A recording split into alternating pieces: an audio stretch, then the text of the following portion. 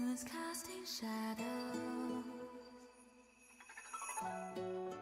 on the blossoms. They bloom as if they will never fade.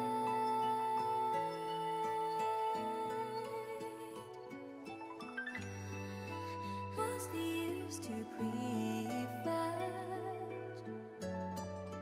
what fate may bring? No road leads back to bygone springs, to distant dreams. The fading memories will scatter like a sigh and go with the wind, leaving no trace behind. One last time, let me sing you the melody.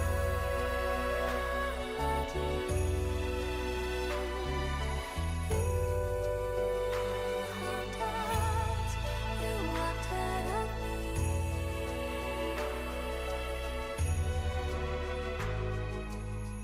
Then I will see you walk into the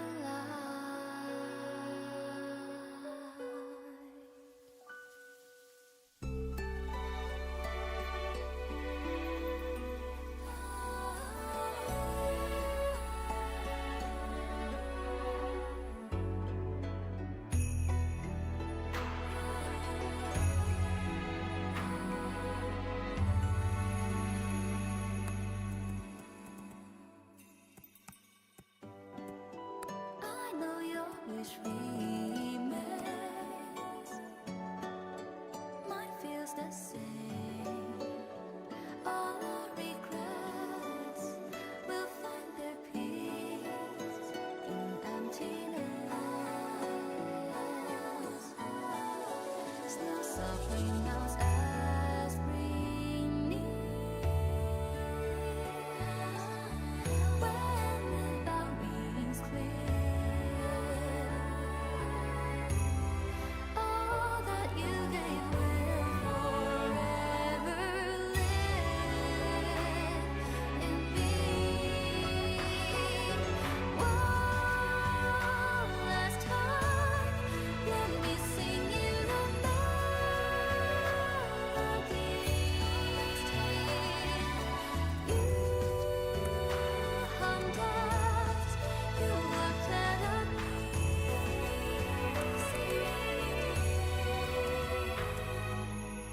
Then I will see you walk into the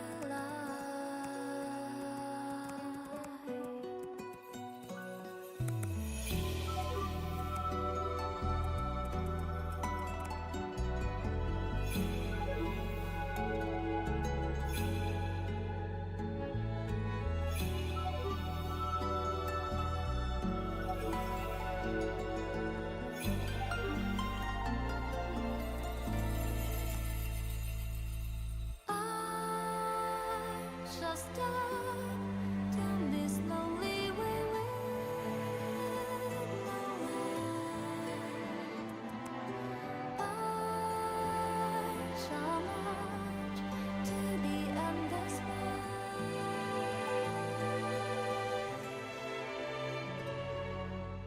When I hear that bell rings again,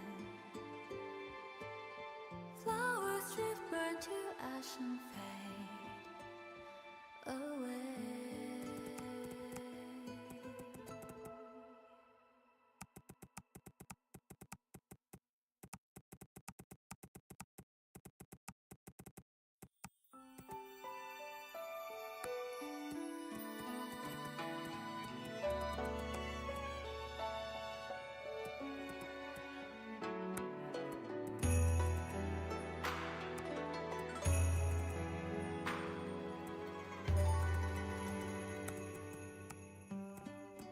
Moon's casting shadows on the blossoms.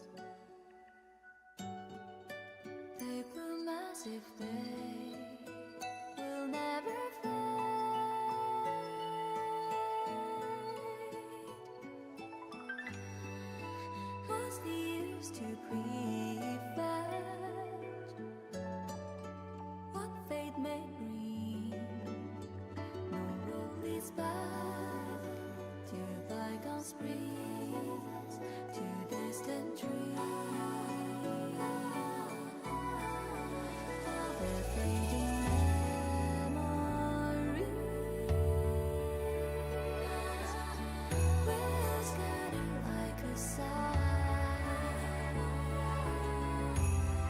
and go with the wind, leaving no trace behind.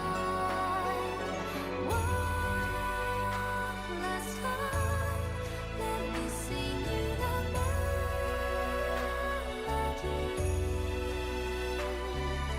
You hugged out, you walked ahead of me.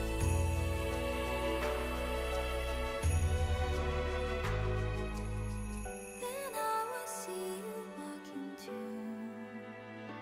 the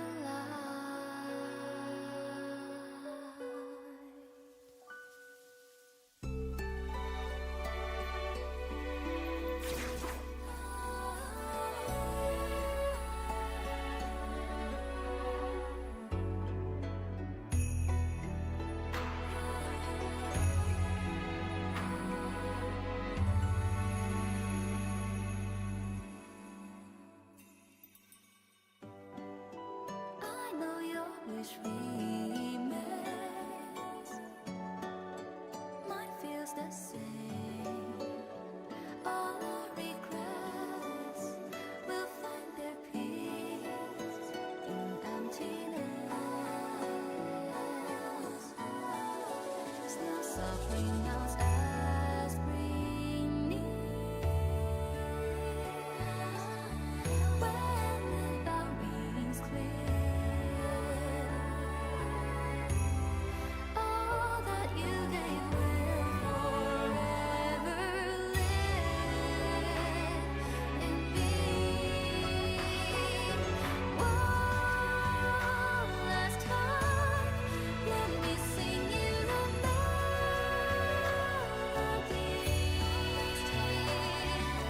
You hummed out, you walked ahead of me.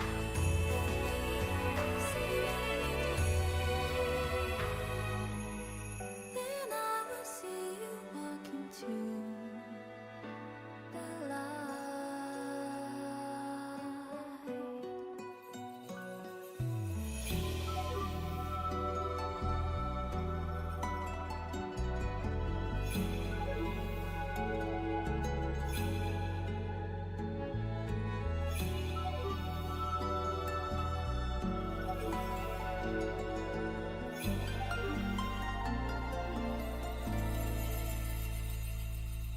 I shall step down this lonely way with no end. I shall march to the endless night.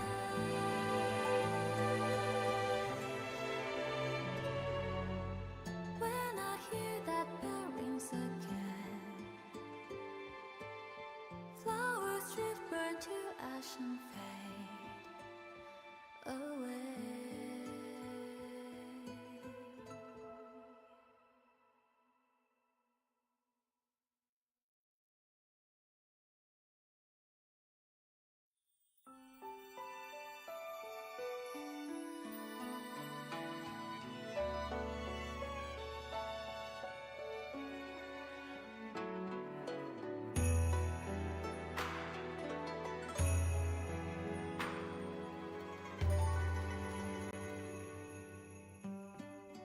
Moon's casting shadows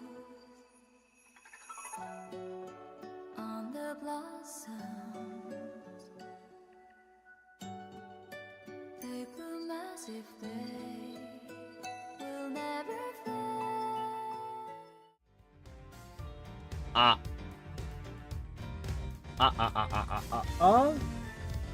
Let me hang on a minute. let me make sure of a couple things because I'm not entirely sure if we ever fully fixed, per se, the double audio issue. So give me a second. I'm going to mute just to make sure that that's not happening.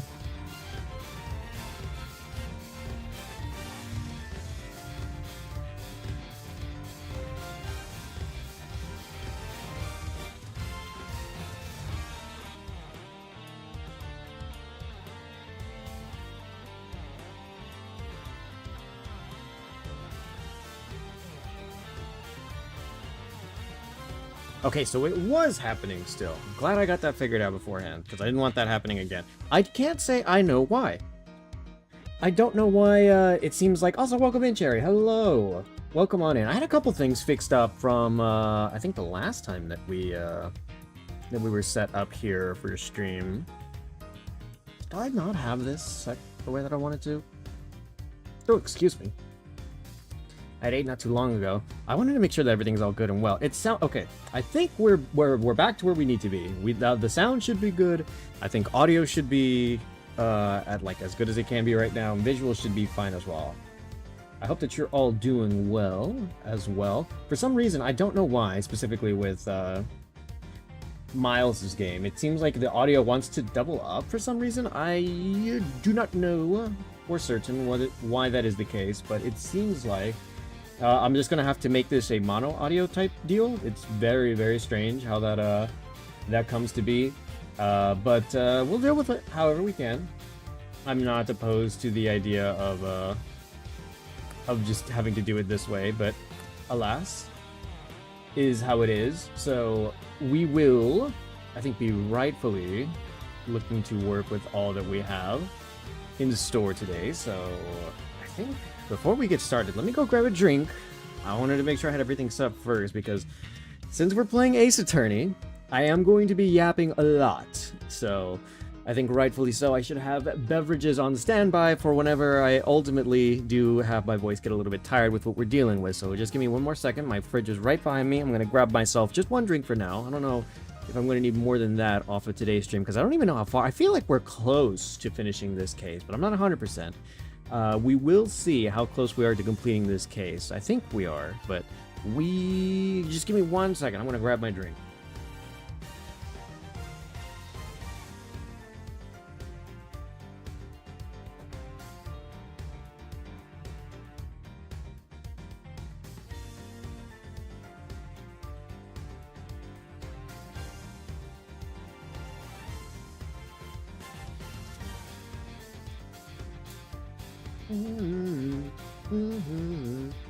Okay, I have my drink. I believe we are just about ready to go forth. Actually, no, I'm lying. I don't even have my controller with me. There we go. I think we should be much better off to go about what we need to today, since today should be mostly a lot of reading and also a lot of thinking. One of those I'm really good at.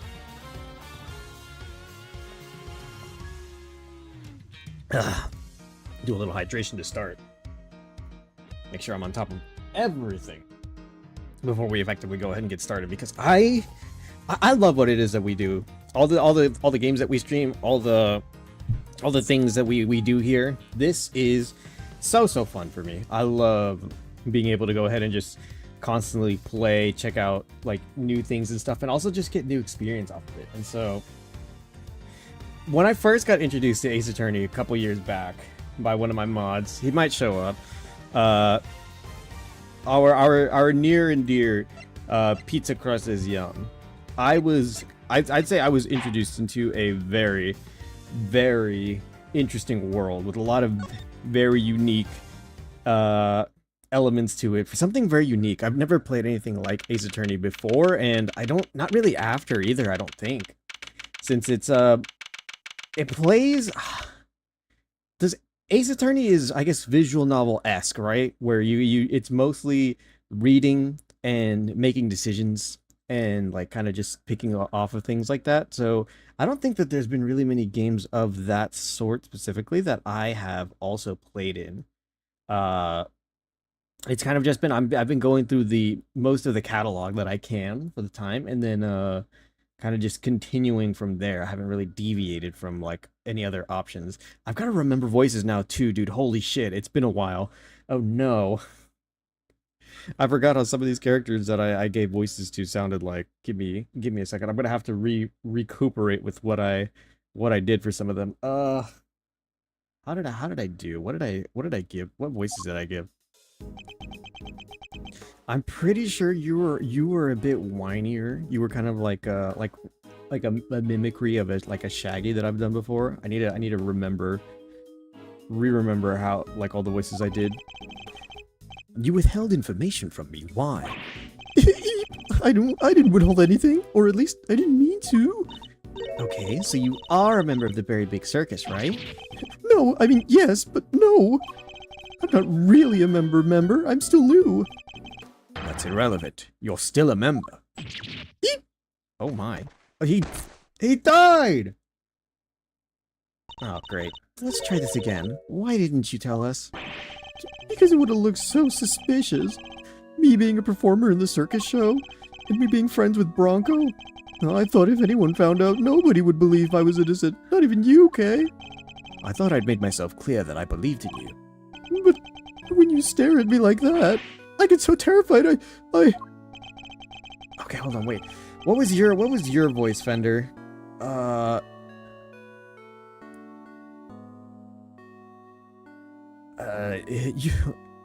You're a real smooth operator, aren't you, Miles?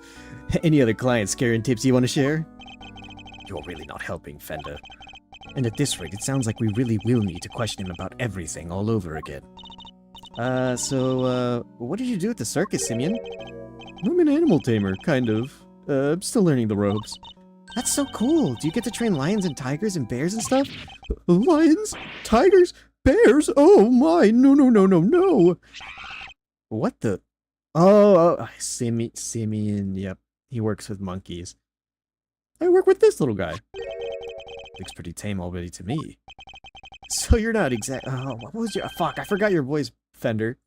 So you're not exactly a tamer, more like one of those old-timey organ grinders.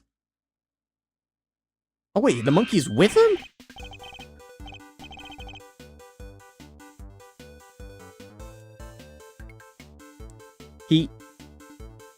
He keeps the monkey with him here in prison? Is that legal? No, not now, money. I'm trying to... Oh, you little scamp. Wait, what the... Is this like a Ratatouille thing? He commands him with his little hair braids? Something tells me it's the organ grinder who's being monkeyed around. When we spoke to you before, you said that you had worked with a company. I was telling the truth. Oh, the monkey said too. Oh my god, they're adding emotes for the monkey and the expressions too. I was telling the truth. The circus really is a company. We have titles and everything. The ringmaster's the CEO, and I guess you'd call me a gopher. I even have a line manager. She's the head of the animal taming department. It's part of the showbiz division. Is it Regina? Regina was she worked with the animals too. Is that her role now? Oh my god. The berry... it's bizarrely nostalgic to hear this theme again. Because I quite like that case. I'm very fond of a lot of cases. I don't think there's one necessarily that I disliked for X, Y, or Z reasons. I was very, very fond of the whole Phoenix Wright Ace Attorney experience. So I liked, I think, all of them. At varying degrees, obviously. Some were better than others. But, like, I don't think I necessarily strongly disliked or felt negatively one way or another to one game or another. I'm gonna take a second to pause as well, just to make sure that everything is sounding the way that it ought.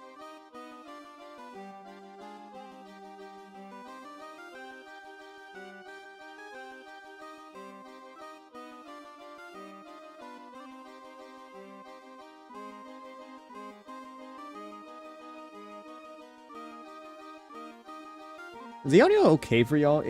I listened to it just now and it sounded a teeny bit quiet. I'm not entirely sure. I think it's fine though.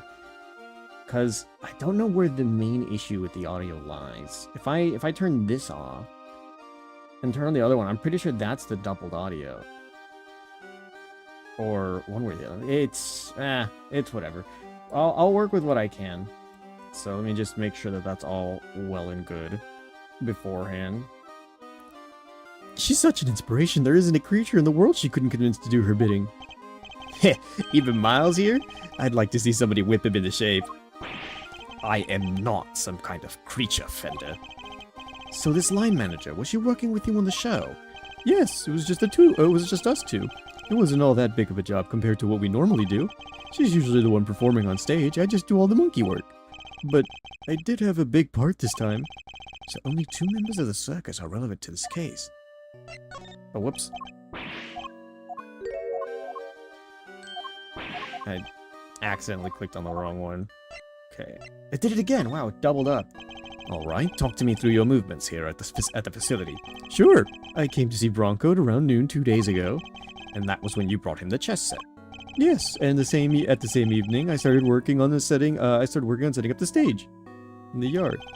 It was so hard. I'd haul everything in by myself over multiple trips. They let us use one of the rooms in the prison for storage, workshop A, I think. Workshop A, when Knight's body was found. You mean your boss didn't help you? I can still hear you? Okay, that's good. I wanted to make sure that my audio was fine, but also the game, because I know it was doubling up earlier, because I have...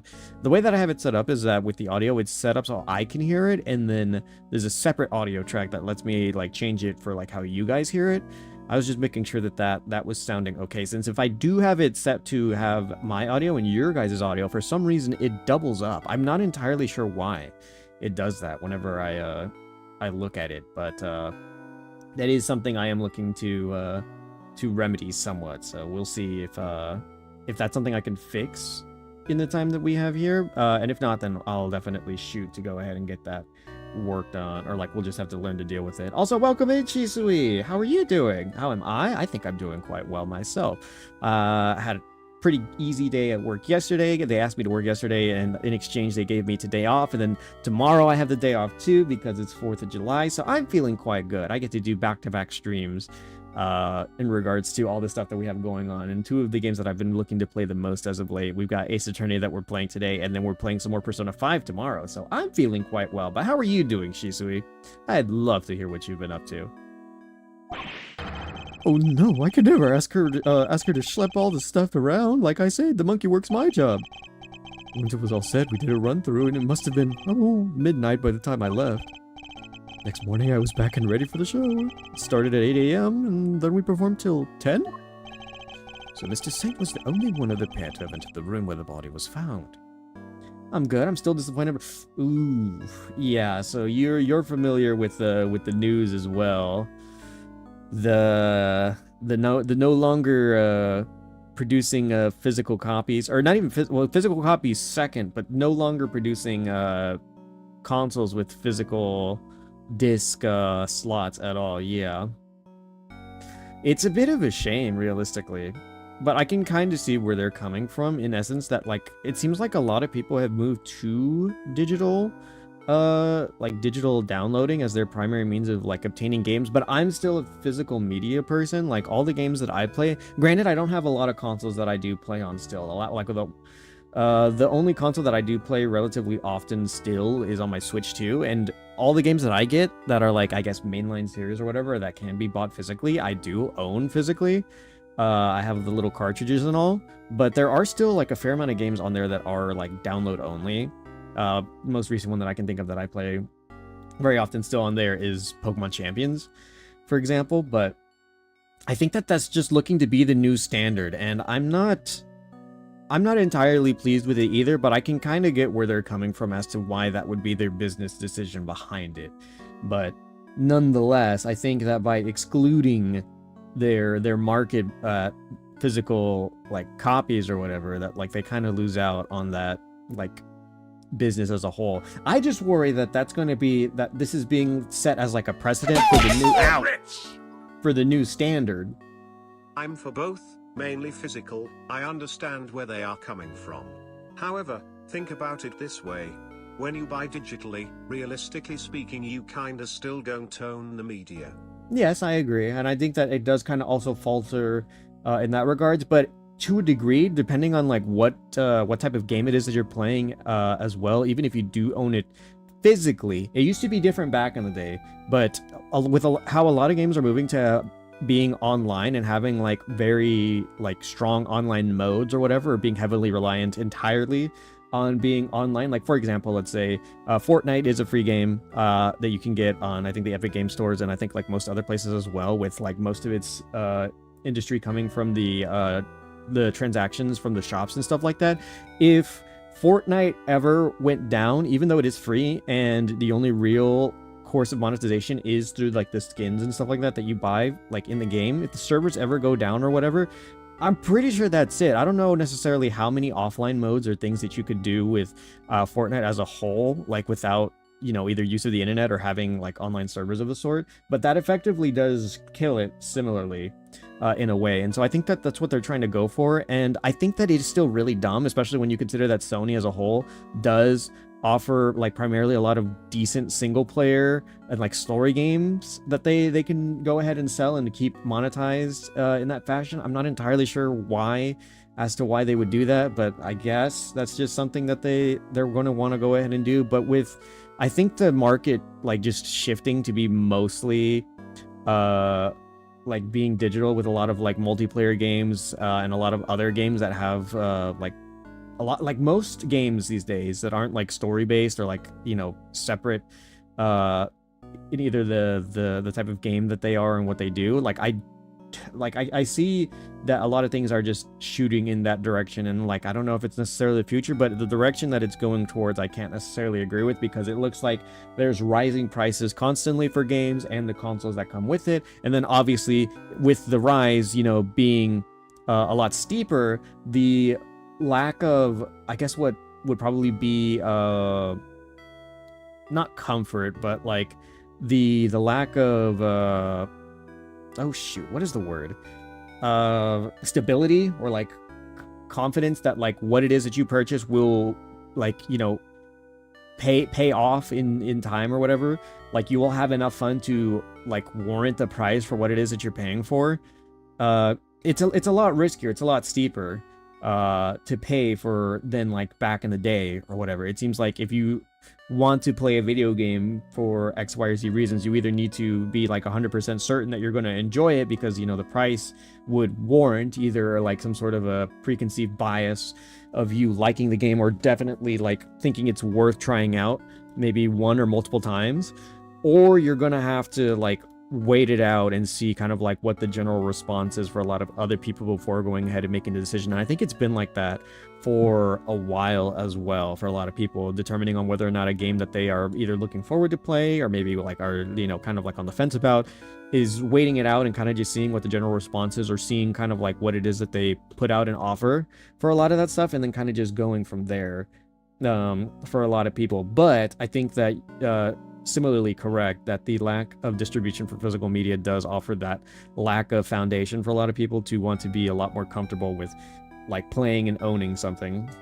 Nonetheless, people are not happy with Sony. Lost $1 million under 12 hours after the announcement. Yeah, I can see why that would be the case. And then on top of that, just kind of like the redistribution of like that kind of stuff outside of scalpers and people, unlike people who are like looking to make a quick buck off of like owning something that's old, because like I have my fair share of like old physical media. I still have a whole bunch of my old Nintendo consoles, my DS's, my Game Boy SP. I think like the oldest thing that I own like console wise I think is a GameCube, unless the Game Boys are earlier. I have the DS Lite still, my DSi, my 2DS. I have my PlayStation 4, my Xbox 360, a couple of games for them as well. But I was mostly on board with like a lot of the physical media stuff. I was never like, especially back in the day, like I didn't really settle for, because I don't think for like most games they had like the digital. Maybe they did. Like I know you could buy some things from the store, like on the Wii and stuff like that. But you know, they shut. Not only that, I think that there was another added thing to that, at least with Sony, with them shutting down, was it the PS3 and the PS Vita's like library or whatever. I don't know why game companies do that. I was always kind of bitter about it when Nintendo did it, because they always did it to like a lot of their really good stuff. The Wii shop had so many games on it, and likewise with like the 3DS and the 2DS shop, and then the I guess by and large the Wii U shop.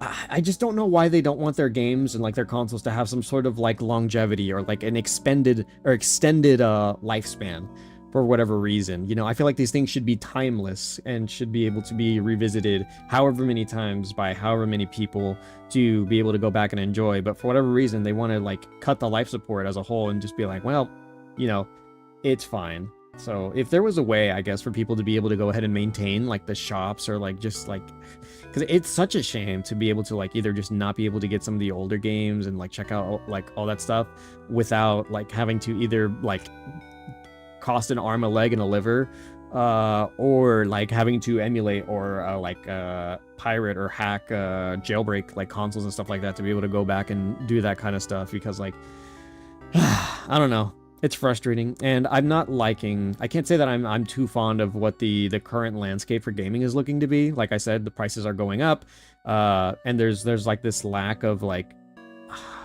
security for like a lot of people in regards to like owning like a game or having or like being able to go ahead and do stuff with it later. And so like it's kind of like a I don't know. I'm not too fond of the direction that we're heading, but yeah, no, it is quite the deal breaker, I think, for a lot of people, and I think that was kind of a bad call for Sony. But even still, I think Xbox is looking to do... Oh, hang on a minute, I just noticed. Sorry, hang on. I'll go ahead and help you out with something real quick, Shisui, so that way those ads don't get in your way. But, like, I think Microsoft and Xbox were thinking, or if not, are moving forward with something similar.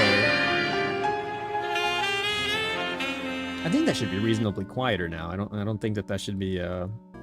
too loud. I turned it down from like the last set of times that I did that, but like I think Xbox was looking to go ahead and do the same thing at some point or another. So I can't say, but like I said, that looks like how things are looking to move forward in the future. And you know, it really is a shame. I'm much more of an advocate for physical media being able to, like, you know, insert cartridge, take it out, put it in with something else. Like, I think that this is kind of just like one of those, like, the times are moving forward, and just, I don't know if we're ready to move forward with them type deal. So that's kind of like where we're at with that, or I am at least. So who's to say? You know, maybe I'm in part of the minority here. Maybe some people are like okay with it, or prefer it. You know, I can't say for certain, but if that's how the market's looking to be, then, you know, I'm not the market, and I'm not anyone strong enough to change it. So like I can't really do much more besides give my own opinion towards it. Thanks for the sub. No worries. I just saw that your gift subscription time had run out, so I give it back so that the ads don't get in the way of conversation. A Knight's body was found immediately after the show had ended. Do you have any idea why you were arrested? Why so quickly? I've never seen a guy get booked so fast. Surely even Lil Winner wouldn't pull somebody in on just a hunch. Never underestimate the power of an underdeveloped intellect. I think I might know why. When I was moving all the stuff, I went to go see how he was doing. Bronco, I mean. You went to the holding cells on your own? Tell me you had permission. No, it wasn't a formal visit or anything. I just sort of snuck over there in hopes no one stopped me. But you just seen him earlier the same day. Why take the risk? I've known him since we were kids. We were both, when both of us were all alone. He doesn't have any family, you see, just like me. I knew he'd be feeling lonely, that he'd want someone to talk to, so I had to go see him. You don't have any family? For a while I had my dad, but he passed away when I was just a little kid. Losing one's father as a child, I know that pain all too well. He's just like you and me, Mr. Edgeworth. There was nobody else nearby when you went to see him. No, the other holding cells were empty, and I didn't see any guards. Heh, well, somebody must have seen you, or you wouldn't be in here. Oh no, I missed a bed, didn't I? So the assumption is that something happened while the two were alone. At least I imagine that would be Winner and Judge Gavel's thinking. In any case, I think we'll need to speak to your boss next. Last I heard, she's supposed to be around today, too. Somewhere in the yard. Tell her I'm sorry, won't you? I'm so sorry. I can't believe I let this happen. Sure thing, Simeon. We're here for you. If there's anything else we can do, just say the word. But I mean, that is... There's nothing I can do for you in return. You don't have to worry about that. We're friends. We know what it's like to be in your shoes. We're all part of the same club after all, right, Mr. Edgeworth? Fortunately so, I'm afraid. Thank you for sharing such personal details with us. By the sound of it, you have had little reason to kill Knight. If anything, you're the most affected by this passing. And what's more, I simply don't believe a person as gentle as you is capable of murder. Rest assured, we believe you, and we will get you out of here. Oh, Fender, you've got such great like little emotes and stuff. Well, what do we have here? A gosh darn defense attorney, that's what. Bravo, big guy. I can't believe I forgot about his theme. I actually love Fender's theme. It's one of my favorites that we've gotten this so far in this second iteration of Ace Attorney Investigations. It's a great one. I'm like warming up to him a lot. He's a pretty cool dude. Today I got a Nezuko plush. Where'd you go and get that? Did you buy it from a store? Did you get it from a Crane Machine game? Because I went with one of my buddies not too long ago, or actually several. We went into a small group to a Japanese arcade place by where we live, and I got me some. Who was it? I got myself a Korra plushie and a couple other things that I won for some of my friends and stuff when we were over there. It's a pretty neat, nifty little place.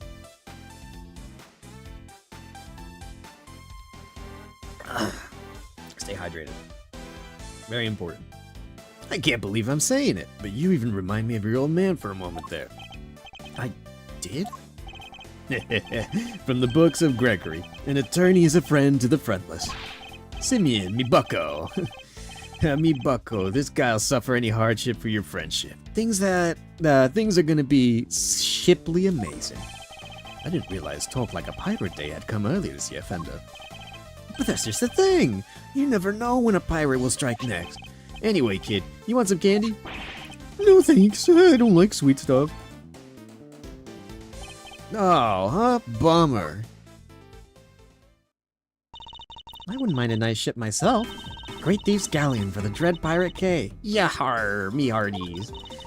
Well, we'll sail the seven seas together and claim the greatest treasure of all, the truth. Shiver me timbers, you two will be the death of me. Come on, let's sail for the prison yard. The no she shanty's on the way. Oh? Look, the shutter's open. That's the way out to the yard, I believe. Let's go take a look. Come on, what are you waiting for? Heh, someone's excited. It's gotta be Regina. Or at least I imagine that'd be the case. Is Regina here? She was the old beast tamer for Very Big in the past. My close friend from Germany gifted it to me. Oh my. How nice. That sounds like a splendid gift to have. Are you one to accept a lot of plushies? She's sweet. I've got my fair share of plushies that sit next to me on my desk just because I have the space, and some on my bed now that I finally have a bigger bed. So this is the famous yard. The circus performance was taking place here just before the body was discovered. Check it out. It's like the backdrop for some epic festival. Oh? Most of the prisoners were assembled here when the body was discovered, which means that anyone who saw the show has an alibi. Okay, interesting. Here's the yard. Alright, time to take a look around. Eek! Okay. Oh, stop hitting me! Help, Mr. Edgeworth! Cease and desist, you beast! She's getting her head beaten by an elephant. Ah, somebody, ouch, help, ow, me! Ooh, stay, Azia? Stay, Azia, stay. Who's that? It is! It's Regina! Oh my god! Oh my god, it's so interesting to see the references to Very Big. Now, unfortunately, I don't think that neither Acro or Bat or her father or a couple other people are probably still in the circus, but it's nice to see that they're still around. High voltage. Oh, you found a new friend to play with. Good for you, girl. Play with? Your elephant nearly ate me. No, no way. She'd never do a thing like that. Regina, it's so nice to see you. Azia doesn't even bite, at least not very often. So she does have a taste for human flesh. How did you like meeting a real live elephant up close? Aren't you glad you did? Oh, she's so happy. Yeah, glad I didn't die. But you did have fun, right? Oh. Hey there, sweetie, don't cry. She had a wonderful time, didn't you, Kay? Don't mislead the poor girl, Fender. She did? Oh, I'm so happy. Here, let me make it up to you. How about a hug? Why does he keep doing this? Why is he the where's my hug guy? Why he always does this? Here, let me make it up to you. How about a hug? Keep your trunk to yourself. Hee hee. Aw, another new friend. Isn't this just the best day ever? I am Associate Defense Attorney Miles Edgeworth. Oh my gosh, I'm so sorry. I haven't even introduced myself. I'm Regina. It's so nice to meet you. I'm Kay, Great Thief Extraordinaire, and Mr. Associate Attorney's Great Associate. This self-introduction brought to you by the word convoluted. And your elephant's newest friend is Mr. Fender, the defense attorney. Oh, she's not just any elephant. That's Asia, the Asian elephant. Asia stopped the second you told her to. You really have a way with animals, Regina. Hee, well, I wouldn't be much of an animal tamer if I didn't. What? You're Simeon's boss? That's right. Regina Berry, head of the animal taming department, Showbiz Division, Berry Big Circus. It's so lovely to meet all of you. The pleasure's all ours, mademoiselle. Name's Eddie Fender. I'm a bit of an ace-ator. He keeps saying the line, too. So much for whipping me into shape. Yes, she's perfect. What are you muttering to yourself about, Kay? That positivity, that charisma, that energy. Regina, you'd make a great partner in crime for the Great Thief Yatagarasu. Great Thief? That sounds like fun! My animals and I have stolen the spotlight quite a bit in our time. That's the one thing we don't want to steal. Gotta keep it on the down low, all stealthy, ninja-like. But where's the fun without a show? The down low sounds like it might get me down. Bummer.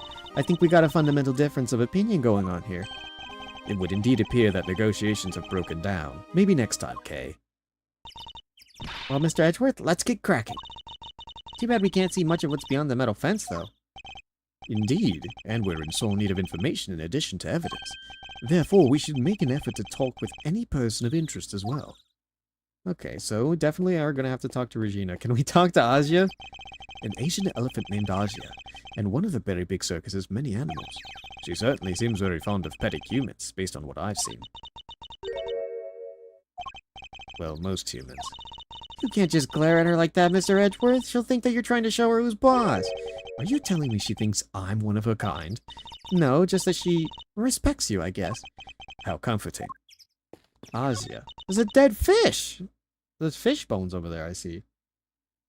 I do plan on getting a gaming chair one day. I might get in a Jujutsu Kaisen one. Oh, really? I didn't really pick. I went over to like a retail, a resale store.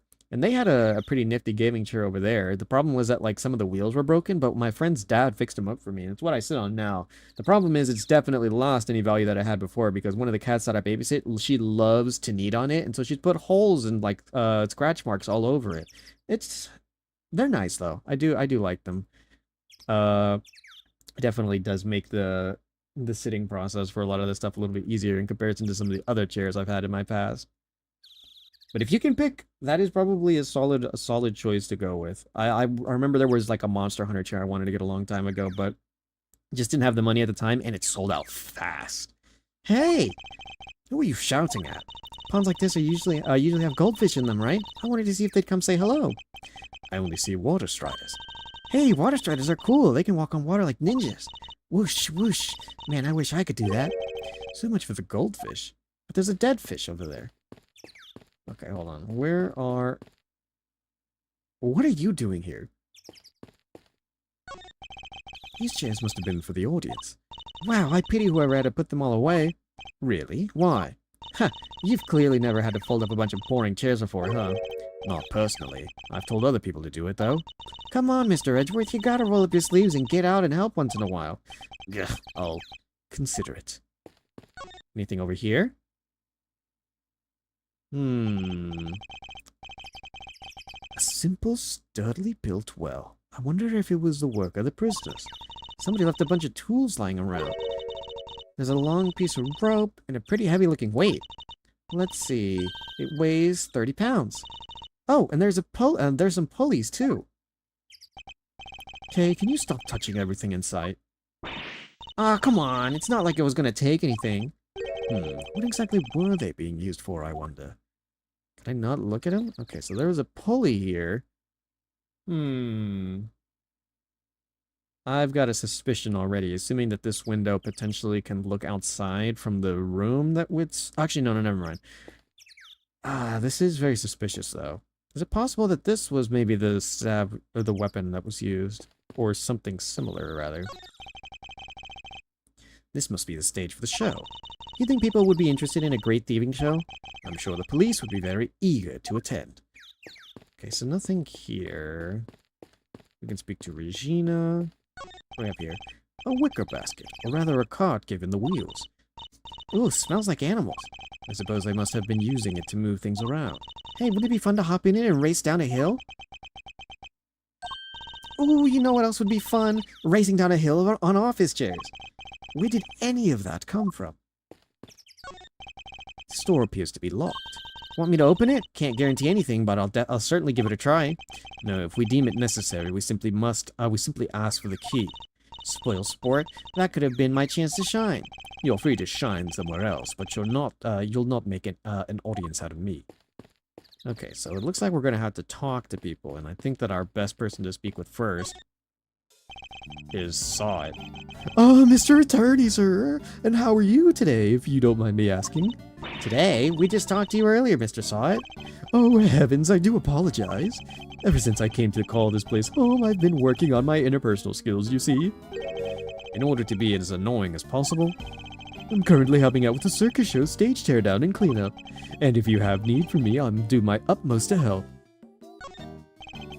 I'm just chipping in and doing what I can, model prisoner that I am. Yes, my stay in this prison has seen me reborn. The Frank Saw It that you see before is a changed man. A changed man who now targets the recently deceased. No, you misunderstand. That was just a moment of madness. A moment of madness? Ugh, you're a disgrace to all thieves everywhere. You're right, of course. I can't deny it. I still have a long way to go. As a thief? Anyway, as you can see, I have a shiny new bracelet now. So it's the straight and narrow for me. Like I say, I'm a model prisoner. Not that a real model prisoner would need to keep telling me that. I'm doing everything I can to prepare for my eventual return to society. Yeah, you even skipped the show to focus on your training, didn't you? That's right. Only 2 inmates were absent. Saw It and Canis. Why didn't you tell us about Mr. Canis sooner? Look, I don't think there's any inmate in this prison who'd talk about him if they didn't have to. Well, you could say he's the real one in charge around here. You didn't hear it from me, but, well, I guess it comes it comes with being the fixer. The fixer? Yes, anything you need, he can get it for you. Really? How does he get away with it? I'm not sure, but he's the only one who does. I hear he has a secret way of getting things into the facility. It's gotta be the dog. I'm pretty sure the dog can be able to move things in and out. I imagine being the fixer affords Canis certain privileges. Not that I concern myself with such things anymore, of course. I am far more interested in performing my mud pack application technique. And what are these mud packs exactly? They're a special type of mud treatment, rich with minerals. It works wonders on their coats. I've been practicing on the animals here in the prison. I hope to treat them all eventually. Speaking of mud, that reminds me of a certain piece of evidence. Wasn't there mud, yeah, there was a muddy glove next to, cut in his scalp where he suffered. There is also a small cut in his scalp when he suffered. Saw it when he was doing animal training, stained with blood and mud. Yeah, okay. That reminds me of a certain piece of evidence. Maybe I should try presenting it to him. So... Oh, whoops. That's the rubber glove I dropped.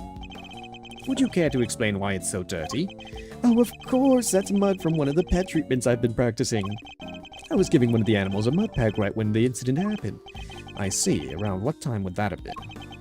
Let's see, the show had already started, so around 9 AM perhaps? The thing is, the more amount I applied, the more in the zone I got, and the darker the animal's fur became. There's no trance like the trance one enters when one slathers an animal with thick black mud. I think the stress of prison might be getting to him. Solid after being warned by Sod when administering a dark mud pack, also bloodstained. Of course, it's all thanks to the ward and that we have access to such wonderful distractions. I'm eternally grateful. Truly, I am. Okay. I don't know if there's anything else. Okay. I was wondering if he could tell me something about the dog.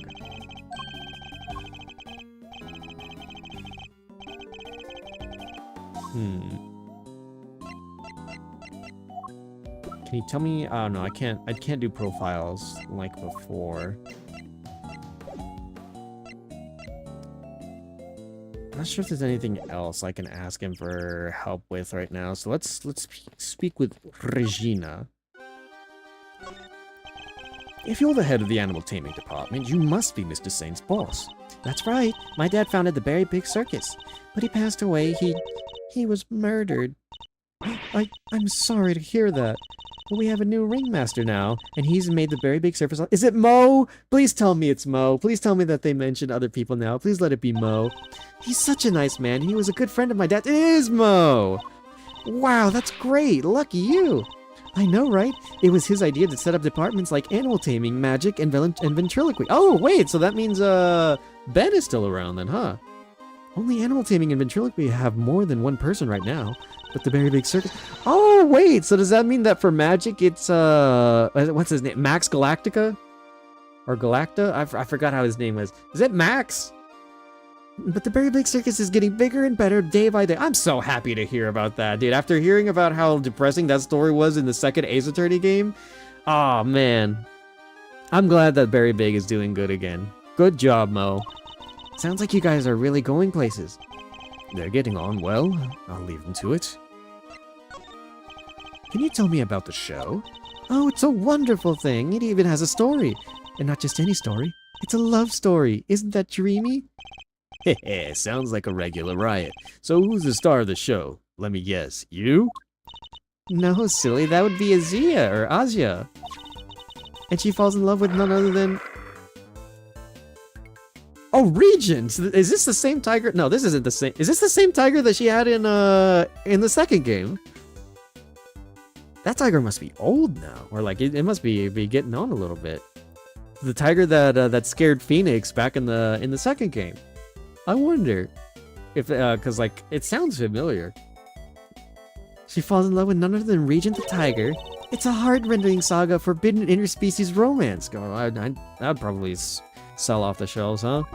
Whoa, Nelly, I've heard of odd couples, but that takes the biscuit. And that's not all. There's a love triangle too. It's so romantic. Between who? Is it the monkey? That sounds pretty incredible, huh, Mr. Edgeworth? So the elephant is the heroine? I suppose it's a first time for everything. And, who's the third wheel? Oh, that would be the big old meanie who tries to tear our star-crossed lovers apart. Is it the monkey? Ooh, what animal do you think it is, Mr. Edgeworth? Given that it's a circus, perhaps a lion?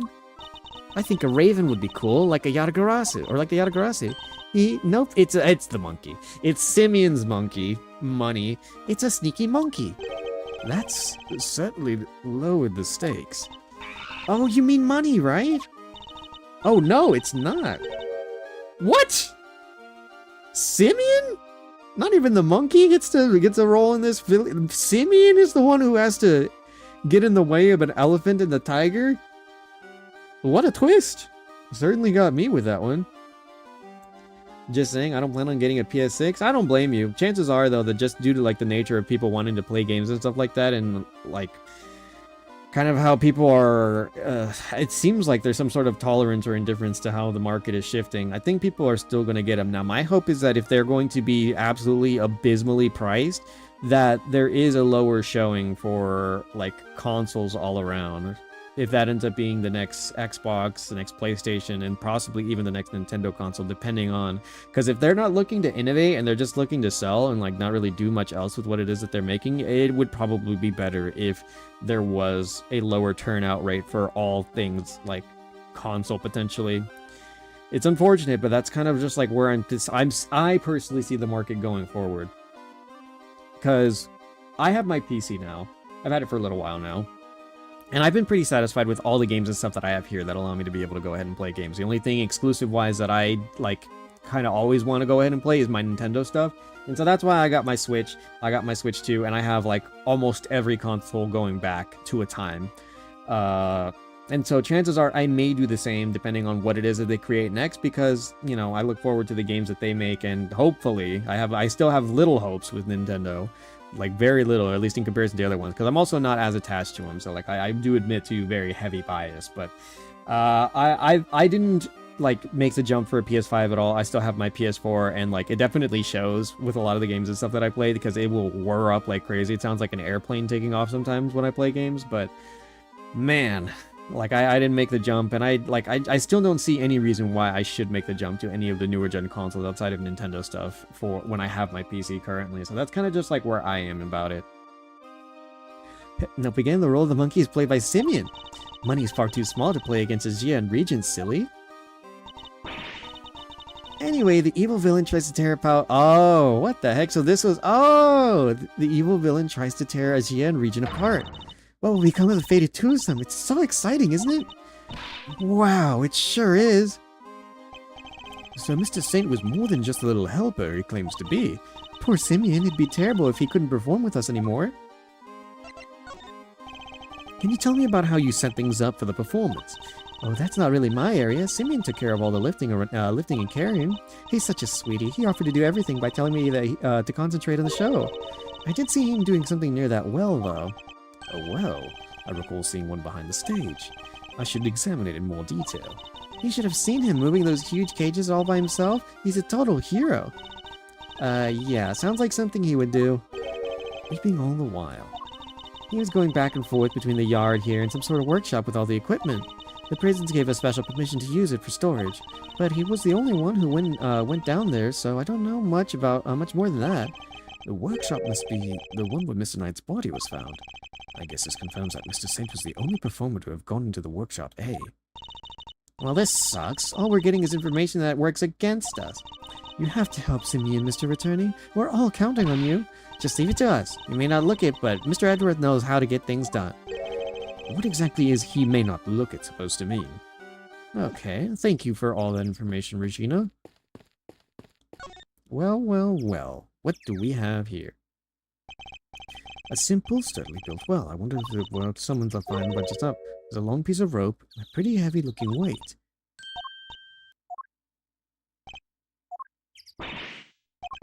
What exactly were they being used for, I wonder? Wait, really?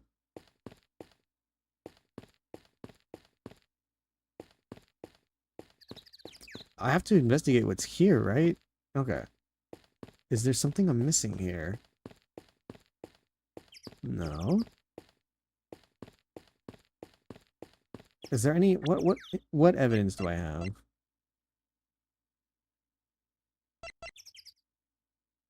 Does this mean the victim was tied up? There was rope on top of Knight's spot. Hang on. Can I look at Knight's... So there was rope. There was... Hang on.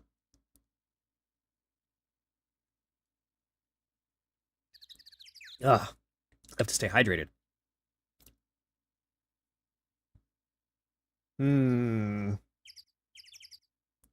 So there was rope. I assumed it was to tie the tarp, though, or like the stuff on the ground. This.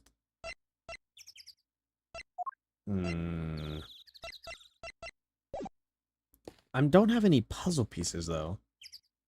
What do you think, Eddie? What's up? Who doesn't love a good circus performance, eh? A foray into the realm of fantasy. If the performance is a good one, it can certainly be entertaining, yes. Man, I'm getting pumped just thinking about it. A chance to escape reality, however brief, can often be a powerful tonic. You got that right. Doesn't it just make you want a hug or something? Like the circus? Holding a show here, right in the shadow of the fence that keeps these guys in. Guess the magic of the big top is enough to make them forget that they're in the same boat as the animals. The fence? I suppose I should examine it too. It is part of the facility after all. Well, we missed the show, but we still have the stage and all the other stuff to check out. He's right. I should look over the show set and the equipment, just in case something useful turns up. Chat over, huh? You don't exactly give a guy a lot to work with, Miles. Kid's really something, huh? Wish I still had a tenth of her starry-eyed outlook. I suppose it's because her head seems to be up in the clouds. Right? She's so above it all, no one dares to go against her. Bet she doesn't even need to crack the whip with the animals. The eyes go from starry to steely, and suddenly it's sit, stay. I can think of somebody who very much enjoys cracking the whip. You can, huh? Sounds like a real piece of work. Come on, Miles Arena. Miles Arena? Come on, Miles Arena, spill the beans. Trust me, Fender, one crack of her whip and you'll be running for the courthouse doors. Interesting. Okay, so yes, I did not check the fence. Danger, high voltage. I never saw one of these in real life. Hey, that must be the fabulous garden outside the warden's office over there. Yes, Warden Lagarde mentioned being able to see it from her window on the detention center side. I wish this dumb barbed metal fence wasn't in the way, though. I thought it was one big yard. Given how protective the warden seems to be, seemed to have a little bit of earth, I imagine it's to keep riffraffs like us out. There you are. Is this Lagarde? Oh, it is Lagarde. Hold on, she had I gave her a French accent. Regina, cupcake. Oh, Warden Lagarde. I've been simply dying to sit down for a chat. An exquisite little thing. Oh, you exquisite little thing. Okay, well that explains at least a little bit. Okay, so I can see what we need to get moving forward now. May I ask, have you watched JJK? I have, not in full. I am severely behind. I watched it originally when it was running. I watched the first season, but I think a movie came out after that.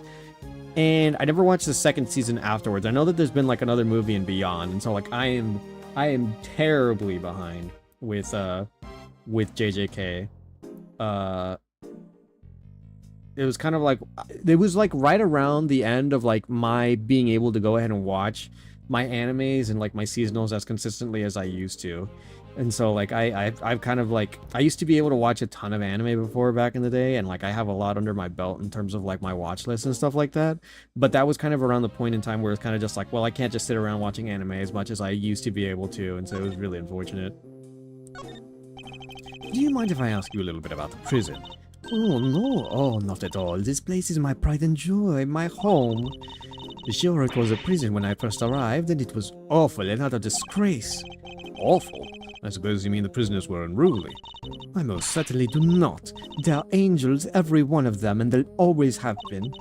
No, if it was the ambience that was awful. I fretted, I brooded, and then it hit me. The animals. If anyone could brighten up this place, it was them. It was nice. It is nice having them around. Isn't it just? Now look at my fabulous little family. Why, my darling Frankie is the very picture of rehabilitation. Except when he's rifling through dead men's pockets. We have so many success stories among the family. But darling Frankie really is a marvel.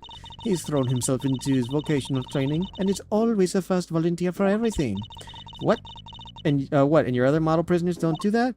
Hmm? Oh, of course they do, my dear, of course. They're all such trials, such doers. It's just that Frankie, let's just say he knows what's good for him. Hmm? What exactly does she mean by that? Anyway, he's a very good boy. Also, do try to be nice to him, won't you? Loud, soaring music, great leaping animals. The Berry Big Circus truly has it all. And everybody who comes here gets to see it once a month. Really? In that case, let me see. She'd better not be thinking of something to confess to. This monthly show, is it always performed by the Berry Big Circus? But of course, sweetie. I'm Regina's biggest fan. That girl's my little princess, my superstar. She's so wonderfully talented. Yes, she is. Yes, she is. And she's so adorable, so sweet. I could just gobble her right up.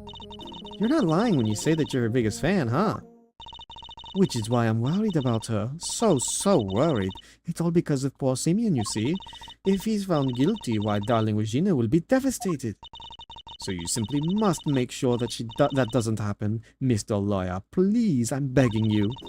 If there's anything I can do to help you clear up these awful misunderstandings, then let me know. Regina, darling, you put on the most splendid show for us yet again. The stage, the stars, and you in particular, my princess. It was simply divine. Hee hee, that's so nice of you. I hope everybody else who watched enjoyed it too. About that, dear, I'm afraid I have something awful to confess. There were some absences, you see. She must mean Candace and saw it. We were 3 members short. Unbelievable, I know. How will you ever forgive me? I'm sorry, but you're saying 3 inmates didn't attend the show? That's right, sweetie. I counted the seats myself. 1, 2, 3 no-shows. And I always make sure there are enough seats for everybody. But Mr. Edgeworth, that's not right, is it? Indeed. As far as we were aware, Mr. Canis and Mr. Sword were the only ones not to be present. This doesn't add up. Who is the third missing prisoner, and what were they doing? It seems we need to investigate further. I was enjoying my chat with dear Regina so much I almost forgot. I must feed the little one. Little one? Little one? Oh. Yikes! What? An alligator? Excuse me? I thought there was a dead fish in there for decoration purposes, maybe. An alligator in the facility here. What purpose does this serve? You're looking as adorable as always, Ali, my sweet. Oh, she's so pretty, and what a cute name. Yes, Ali's the alligator. Isn't she a darling? She's my favorite, aren't you? Yes, you are. I'm so jealous. Can I pet her? Of course, princess, of course. Boy, howdy, these two were made for one another. They look like they'll be busy for a while. Maybe we should go back inside the prison and check the cells. Yes, let's. Perhaps we can find a clue as to who our third missing prisoner might be. An alligator? I guess I should have known. It looked like a little enclosure, not just a little pond. Sir, Mr. Edgeworth, sir. Oh, I finally caught up with you. Oh, it's Gumshoe. I thought it was somebody else. I thought it was just one of the local cops. Detective, you're not needed elsewhere? No, the judge and the kid aren't here yet. Oh, and I got your message. So you searched the victim's cell. Did you manage to turn anything up? We struck gold, sir. Well, blood anyway. It was right there on the floor. Only in tiny specks, though. But at least it's something. Yeah, and it proves the holding cell was the scene of the crime, right?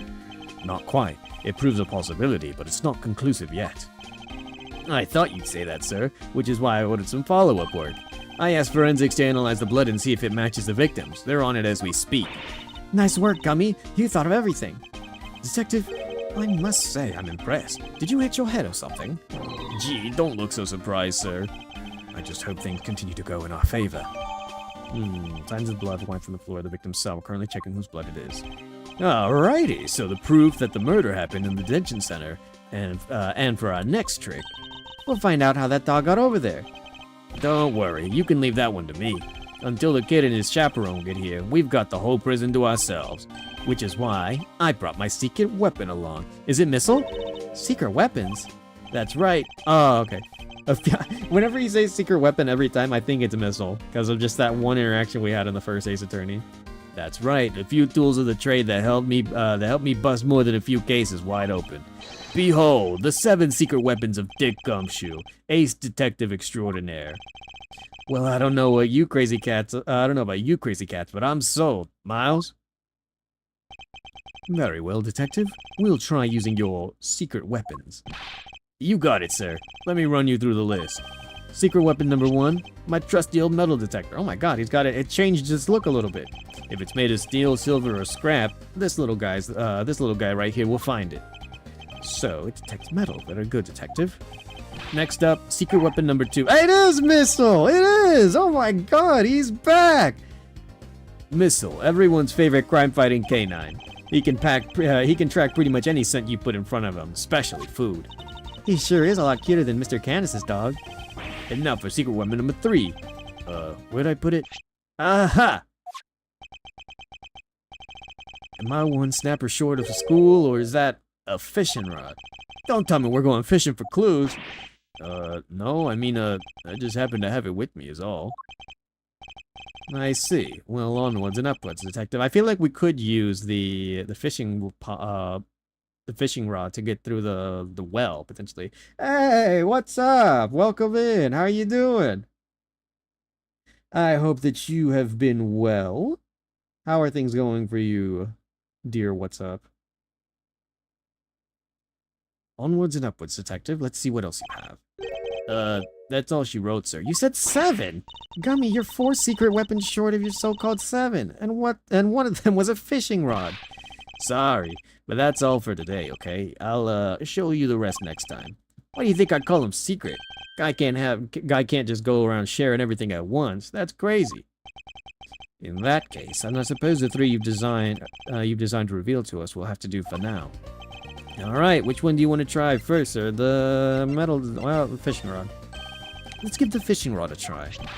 You got it, sir. There's a pond in the prison yard. You may find something helpful lurking in the depths. Yes, sir. Leave it to me. We sent him to the alligator?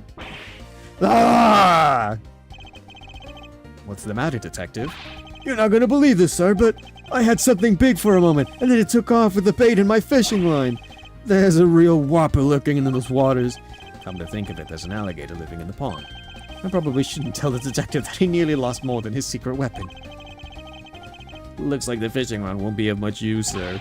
Let's try something else. Oh my god, I made him lose his fishing rod. I'm so sorry, Gumshoe. I thought we could use it to fish, like, through the well, not fish for the alligator. Oh, man. So if I go to the fishing rod again, is he going to whip out another fishing rod to lose to the alligator, or is he just gonna be like, I lost that already, sir?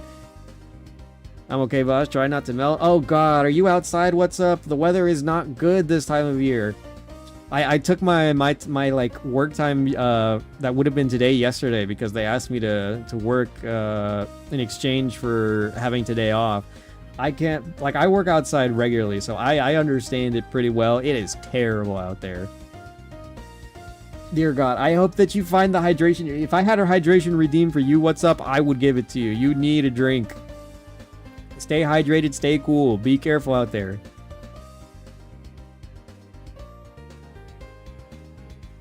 Eat something nice and chilly. An ice cream cone, a popsicle.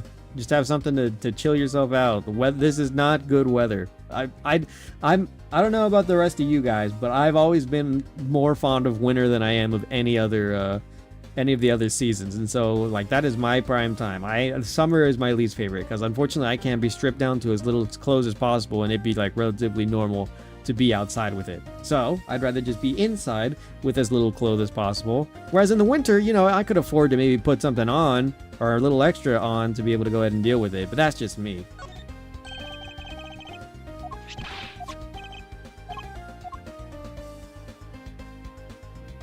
Okay, so yeah, no, it just replays the same thing. So we went through a time loop. All right, Missile, you got it, sir. Hey, Missile, yeah, boy. Missile has an actual. Oh my God, he has a body now. He's not just a picture. Aw, he really came. Missile. So, what are we tracking? We're trying to find out how Mr. Canis' doll got to the holding cells in the first place. I suspect the same route was used to bring Knight's body back to the prison. So we give the pooch a sniff of the body. And he'll find that route for us. What do you think, Missile? What's the plan? Does anyone else smell something sweet? All I smell is the odor of blood. It's faint, sir, but it's there. Almost like cake, maybe? Why would the body smell of cake? Okay, Missile, get a noseful. Here we go. Follow that dog. That's the way to... He's headed for the maximum security. Uh-oh, he's going in. Then we'll just have to follow after him. Uh-oh. Is Canis not here? This is a little bit dangerous, Missile. There's a very big dog here that's, maybe not too fond of outsiders. I'm inside now, but still feel the heat. Oh, no! That's terrible. If you can still feel it whenever, even you're supposed to be in like some sort of sanctuary to help you out, that's terrible. I'm so sorry to hear that. I felt before I got my fan or like my AC unit to help me deal with the heat. My room was the hottest in the house, and so summers were unbearable.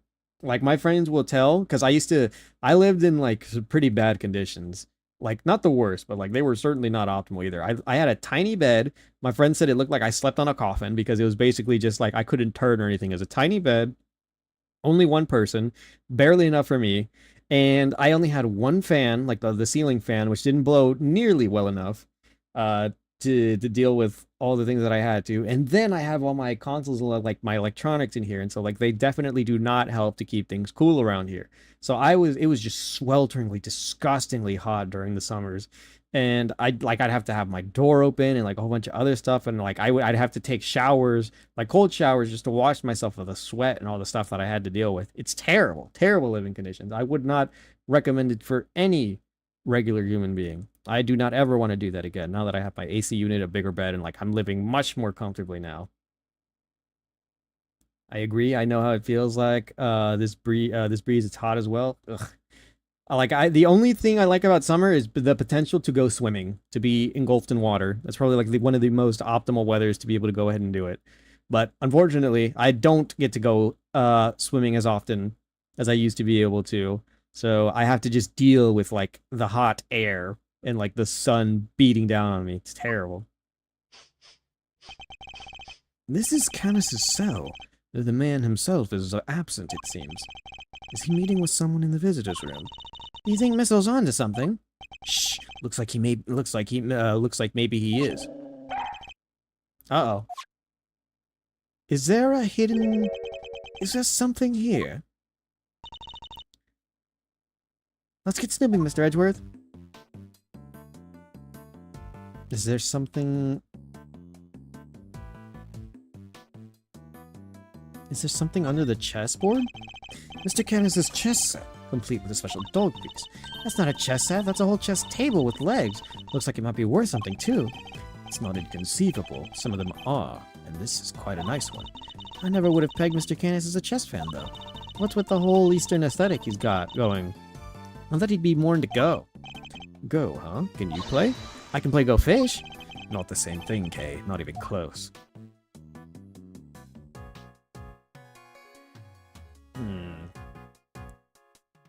Is it the treats? Tea and rice crackers. Mr. Canis clearly doesn't lack for comfort. I can think of worse ways to spend my time in jail than drinking tea and playing chess. I thought this was maximum security, not maximum comfort. How come nobody else gets these special treatments? Complaining to me isn't going to help. Perhaps you could take it up with the man himself. Yikes, no thanks. Is there something hidden here, potentially? Here's the bell. Look, Mr. Edgeworth, the chisel on the floor is a bit smaller than the other ones. I'm no woodworker, but perhaps it's an all-purpose one that can be used in a pinch, regardless of the job. An all-purpose pocket chisel. Makes sense. Always nice when your tools are useful and easy to carry. Is that your opinion as a thief? Nope, it's my opinion as a great thief. I walked into that one. Okay. Mr. Canis's chisels, every one of them, such a murder weapon. That reminds me of something. The furrows in your brow. When you frown, it looks like somebody took a chisel to your forehead. I have no idea what you mean.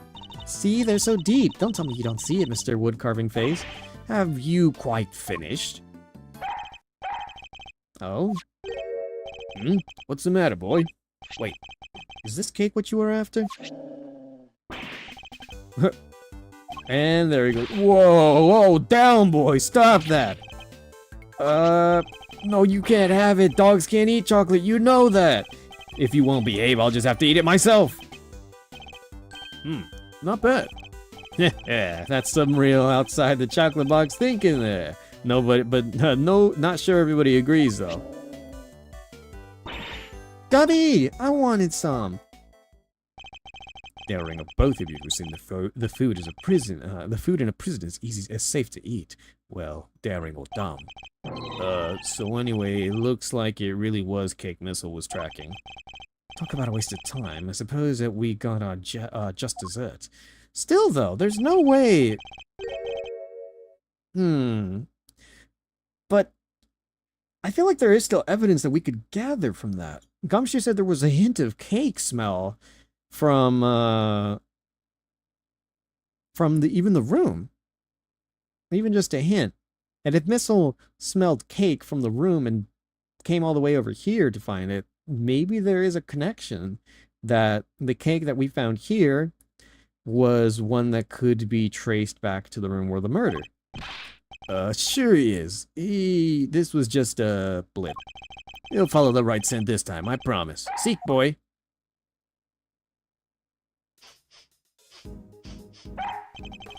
Okay, what is it this time, Missile? Oh, I think he's onto something.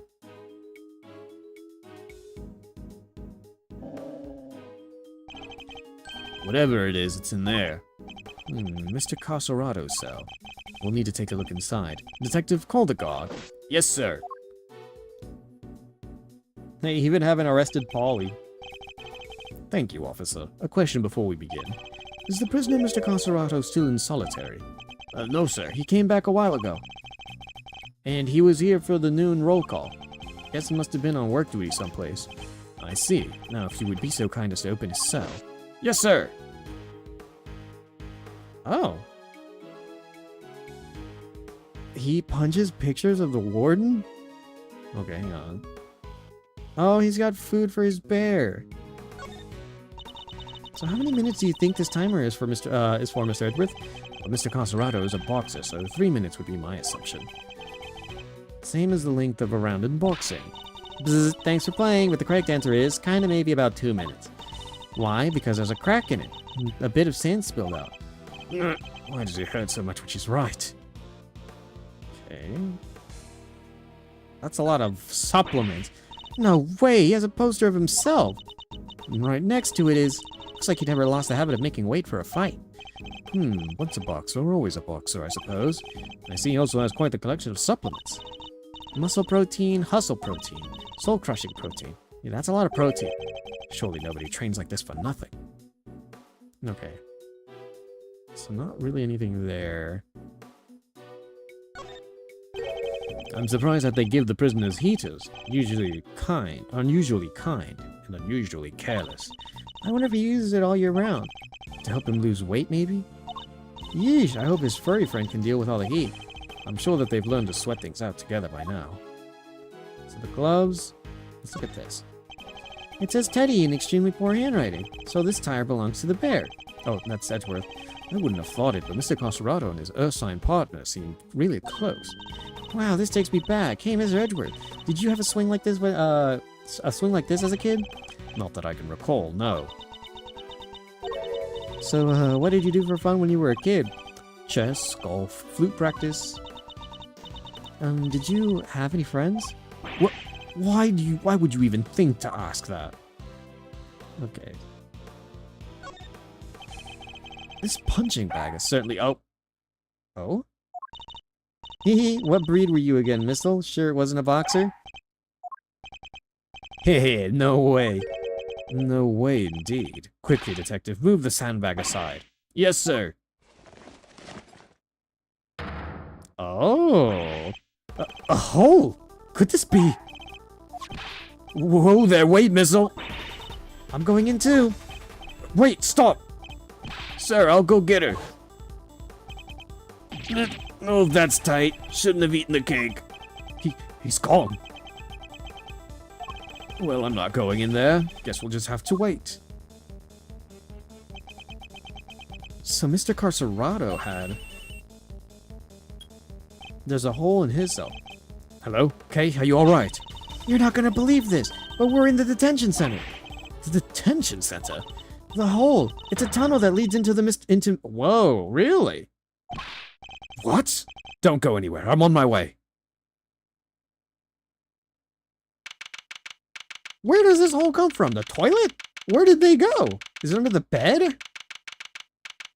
Yeah, well, good job, Missile. Kay. Hey there, Mr. Edgeworth. Guess you could say we made a breakthrough. Quite. At least I came out unscathed, I think. It is! Sir, the floorboards under the bed were torn up. Oh, so that's how they did it. There's no doubt about it. This must be the route that we've been looking for. The corridor connecting the detention center and the prison is locked down by heavy security doors. But with the help of this tunnel, it can be circumvented. It was a sweet scent that started this whole search. Could it be that the scent was in fact coming from Knight's body after all? The cake? Usually by stabbing through the throat, there's also a small cut on his scalp from when he suffered a blow to the head. A sweet scent can be detected. Incidentally, Knight's body was covered in dirt. Dirt that might have come from being dragged through this tunnel. Okay, what was it like down there? Well, it was pitch black, so I couldn't see a whole lot. Luckily, my camera had a flash, so I took some pictures. And let's see what you've captured. Look at that! Okay, well, I think the most important thing to find here is that we can obviously see what looks like paw prints. Paw prints, it looks like food, a fork, or a spork even, a spoon in the back, a fork, a mug, a cup, spoons, a fork. Guess they were digging for the tunnel. That aside, are those footprints? Paw prints, even, paw prints even, from a dog perhaps.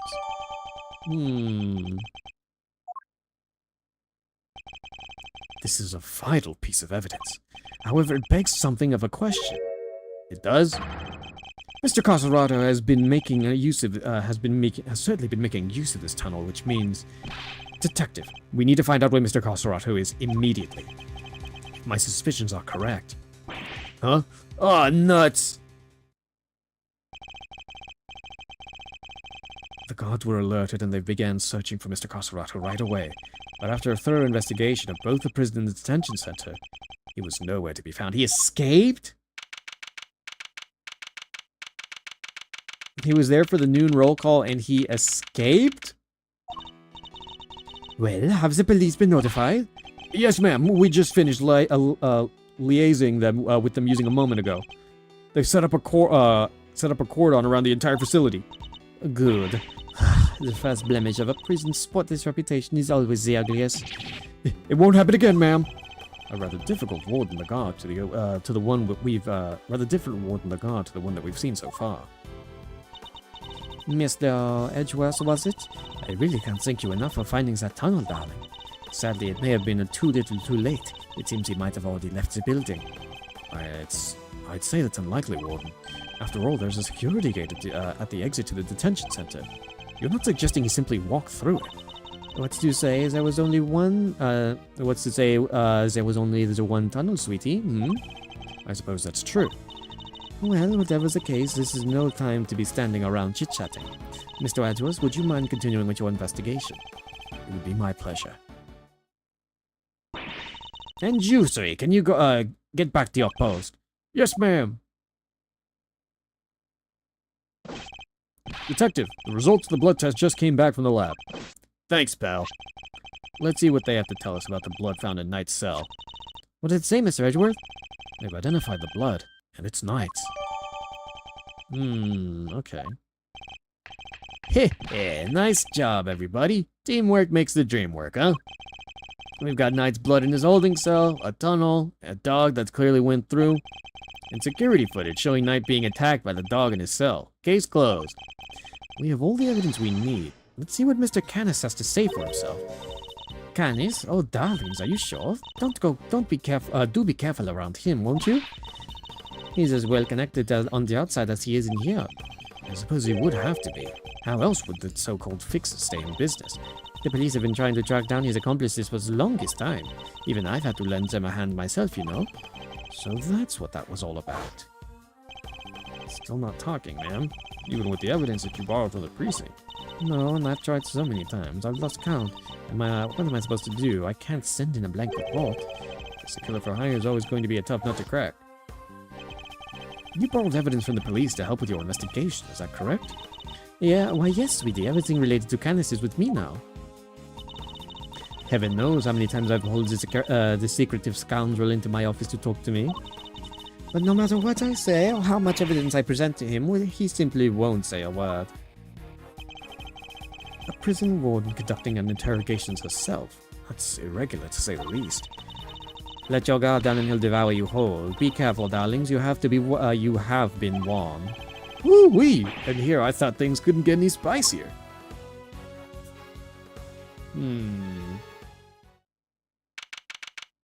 Well then. Oh! No! No, I don't want to hear wieners or winners. I call him Wiener because that's what Kay called him a while ago. I don't want to hear his stupid theme again. I don't mind you, Gavel, but Judge Gavel, I didn't expect to find you here. We've been conducting inquiries, which given that we are in charge of the investigation is hardly strange. What is strange is that you're still here, Mr. Edgeworth. I gave you a warning, did I not? I told you that your badge is at risk, should our paths cross again, and yet here you are. I'm sorry that you thought that I might be so easily discouraged, Your Honor. But I am not about to let a truth slip from my grasp, no matter what you or the committee might say. I'm here to present a certain someone with evidence that you yourself should have uncovered. You have more business with me? I take it, Mr. Edgeworth. I do. I promised I would be back to prove that you were the killer, and here I am. This should be amusing. Very well. Whenever you are ready. Objection! Oh! That's you, Eustace. Not so fast. Oh, wait, hold on. No, it shouldn't be that deep. Not so fast. We have some truth of our own to share. First-rate deductions, in fact. Indeed, we are now more certain than ever that Simeon Saint was the murderer, and that only he could have moved Mr. Knight from this holding cell to the prison proper. We shall prove this to you beyond a shadow of a doubt. But first, a question. Are you quite determined to continue on this course, Mr. Edgeworth? Should you fail to rebuke our decisions, there will be no going back. Your very career hangs in the balance. What? You mean you'll take his badge if you don't like how this goes? That's intimidation. Not at all. If anything, I'm showing him mercy. This is not Mr. Edgeworth's case. It never was, and I am under no obligation to hear him out. If he is prepared to accept the potential ramifications of his actions, I will allow him one last chance. Well, are you truly willing to take the risk, to put your beloved badge on the line? Mr. Edgeworth! Sir! It's not like we have much of a choice now, do we? I accept your terms. I'm confident of my reasoning, and what's more, I'm repressing the firm of Edgeworth & Co., representing, and I do not intend to besmirch its name. My duty will be done, and I will not be intimidated. Very well. Let us see whether you are brave or simply reckless. By the power vested in me by the Almighty Goddess of Justice. Let this judgment commence. Eustace, if you'll allow me. Heh, fine by me. He's all yours, Gavel. Oh, wait, so I'm going to be going after Gavel this time. You are aware of the incident involving Mr. Knight, the day before yesterday, I assume. He assaulted an innocent guard and stole his key. Later, in the middle of moving a large animal cage, Mr. Saint stopped by Mr. Knight's cell for a little visit. That's when Mr. Knight stole out of his cell using the keys he'd stolen. He slipped into the cage, and there he hid as he was wheeled to one of the prison workshops. Hang on, what? I figured she was going to bring up Mr. Saint going to Knight's cell. Yesterday, after you so kindly made us aware of the security camera footage, we decided to take a look at it ourselves. Perhaps you would like to see what we found. This is still from the footage we received. Mr. Saint speaking with Knight at his cell. Correct. You will also note that he has positioned the cage in such a way to obscure the camera's view. It is his blind spot that Mr. Knight exploited in order to enter the cage and detect it. A sound deduction based on what can be observed, wouldn't you say? A blind spot, which means that the camera wouldn't have been able to capture the moment Knight entered the cage if he did at all. So it's still possible that he didn't actually leave his cell at this point. I don't get it. Why would Mr. Knight want to hide in the cage? There's really only one possibility. He intended to escape. A prison break. That's so cool. Mr. Carcerado, Mr. Knight, everybody's doing it. I have to step up my game. Okay, now is really not the time. Mr. Carcerado's escape is no laughing matter. It is my belief that Mr. Saint helped Mr. Knight with his escape attempt. That is to say, he was his accomplice. Wow, wow, go Simeon. That wasn't a compliment. I understand that the cage was briefly taken to one of the workshops. I imagine that had things had gone to plan, Mr. Knight would have remained in the cage until after the show, and then removed from the premises along with the rest of his circus equipment. Unfortunately for Mr. Knight, Mr. Saint had other ideas. He killed his friend in cold blood. Judge Cavell's argument seems reasonable, but there must be a fault in the logic somewhere, and I'm going to find it. Okay.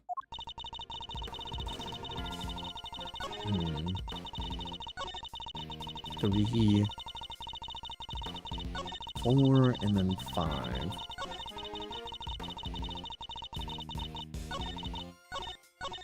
Okay, so press for information on all of them. Your Honor, about this incident. You've heard about it, of course? Surely any attorney worth his salt would have his sources. Yes, I'm aware of it, of course. I simply wish to confirm... Okay! Then you are wasting both our time. Shall we continue? Okay. Hold it! Do you have any proof that Knight stole the keys? I can think of no other reason for him to carry out such a brutal attack. Once the guard he assaulted regains consciousness, I'm sure he will confirm our suspicions. I wouldn't be so sure. Perhaps I should press her further on her reasoning. Sorry, but I believe there is a flaw in the reasoning. If Knight had the keys, there was nothing to stop him from leaving whenever he wanted.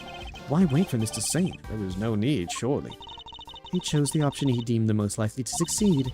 He stole the keys and hid them somewhere, and then waited for an opportune moment to present itself. He hid the keys. I'm afraid that you might have an uncharacteristic oversight, Your Honor. But Knight wasn't hiding any keys. That has been proven already. And this is the piece of evidence that proves Knight didn't have the keys. God, I gotta remember that. Do we have them? Including the one that Knight's cell were stolen, they have yet to be recovered.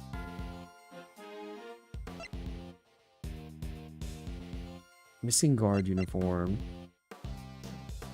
Booty clap rivals is booty clap. Welcome in, Beans. What are you talking about? What? Footage of detentions are holding show victim being attacked by a dark form.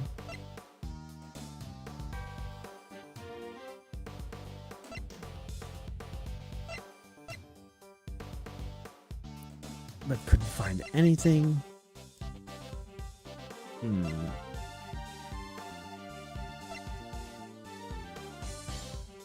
It doesn't seem to like me very much. Held 3 times a day, 7 a.m., noon, and 9 p.m. Not been found at the time of the 7 a.m. roll call. That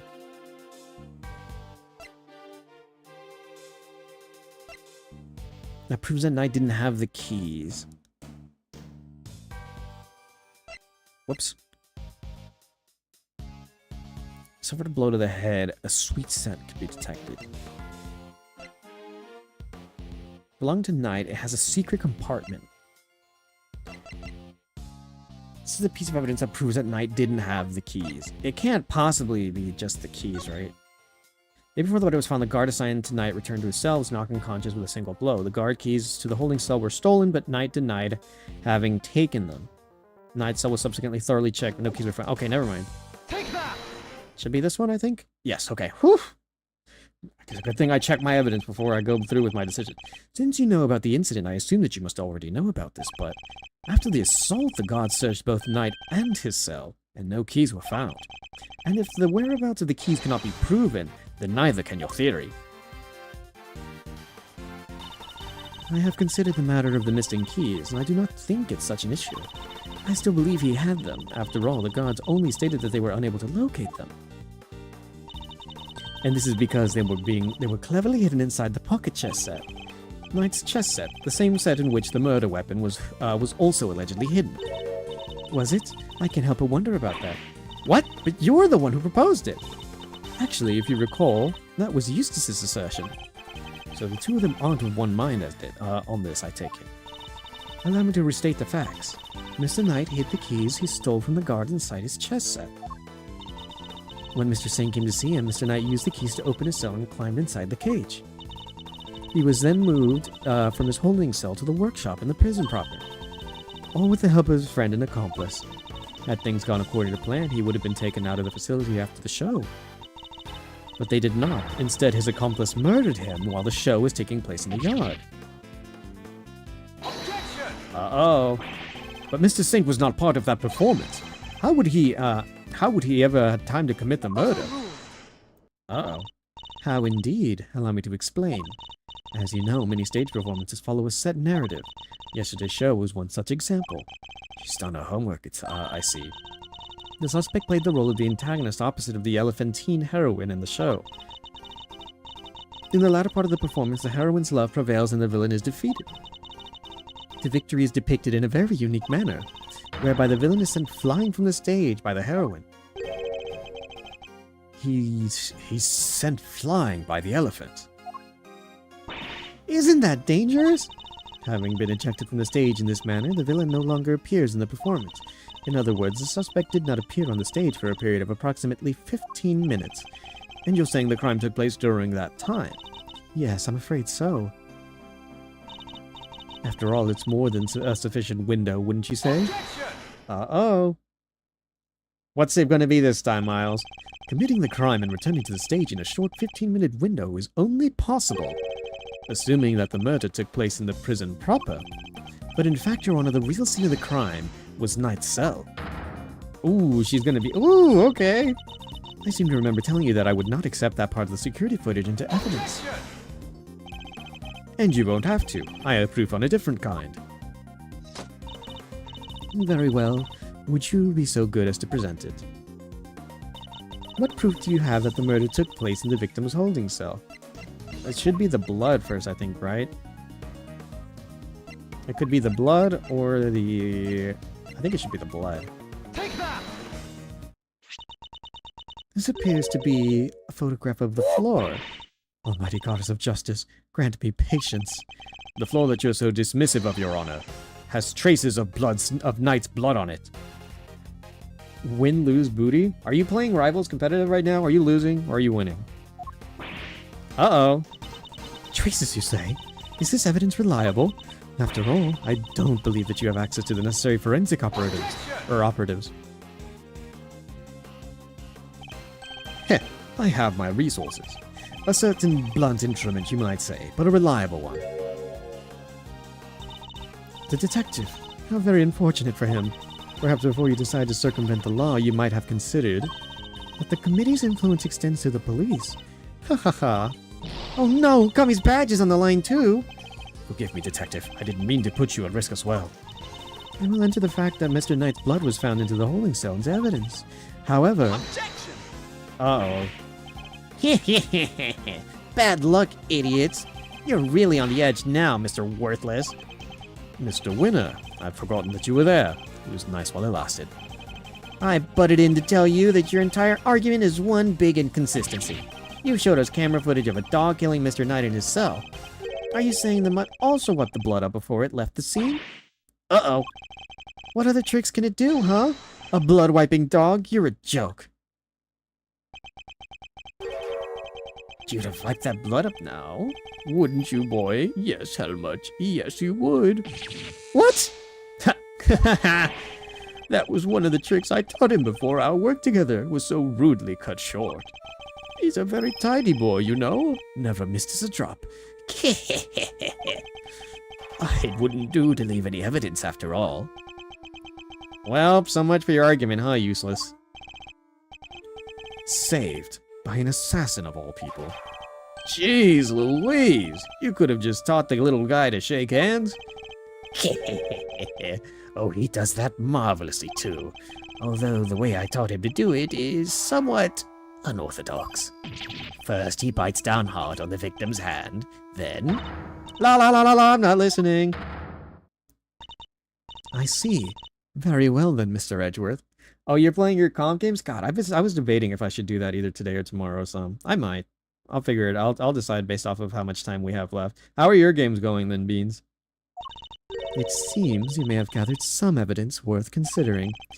Your understanding is much appreciated. Wait, I'm not done yet. I just thought of something else. Overruled. Whoo boy, somebody's taken no prisoners. Eustace, would you be so kind as to allow me? All yours, Gavel. Well, do you accept the truth now? The crime took place in Knight's holding cell, and the assassin's dog was the killer. Okay, no. My position is the same as it was yesterday. Until you can explain how the dog moved between the prison and the detention center, I cannot accept your theory into evidence. I thought you might say that, which is why I'd like to show you something else. This piece of evidence shows us how the dog could freely travel between the prison and the detention center. Take that! Uh-oh. This is...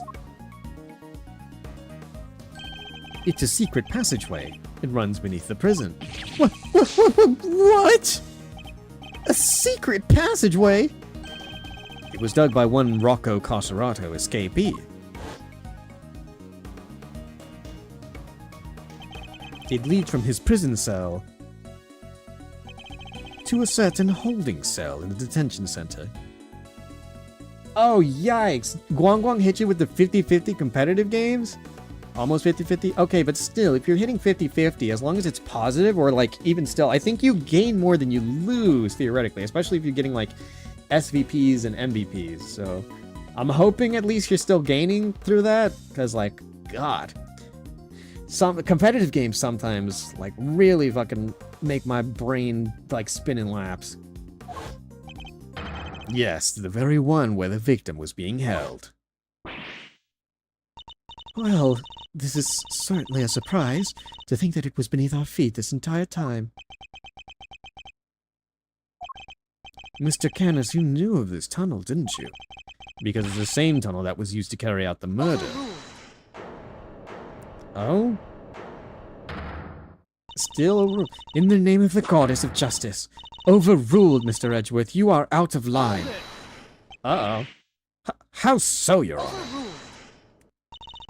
Evidence is everything, whether in a court of law or at the scene of an investigation.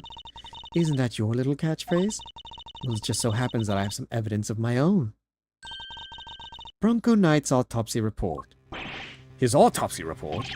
When did we get that? Where did we get that? How do you not know how you had it?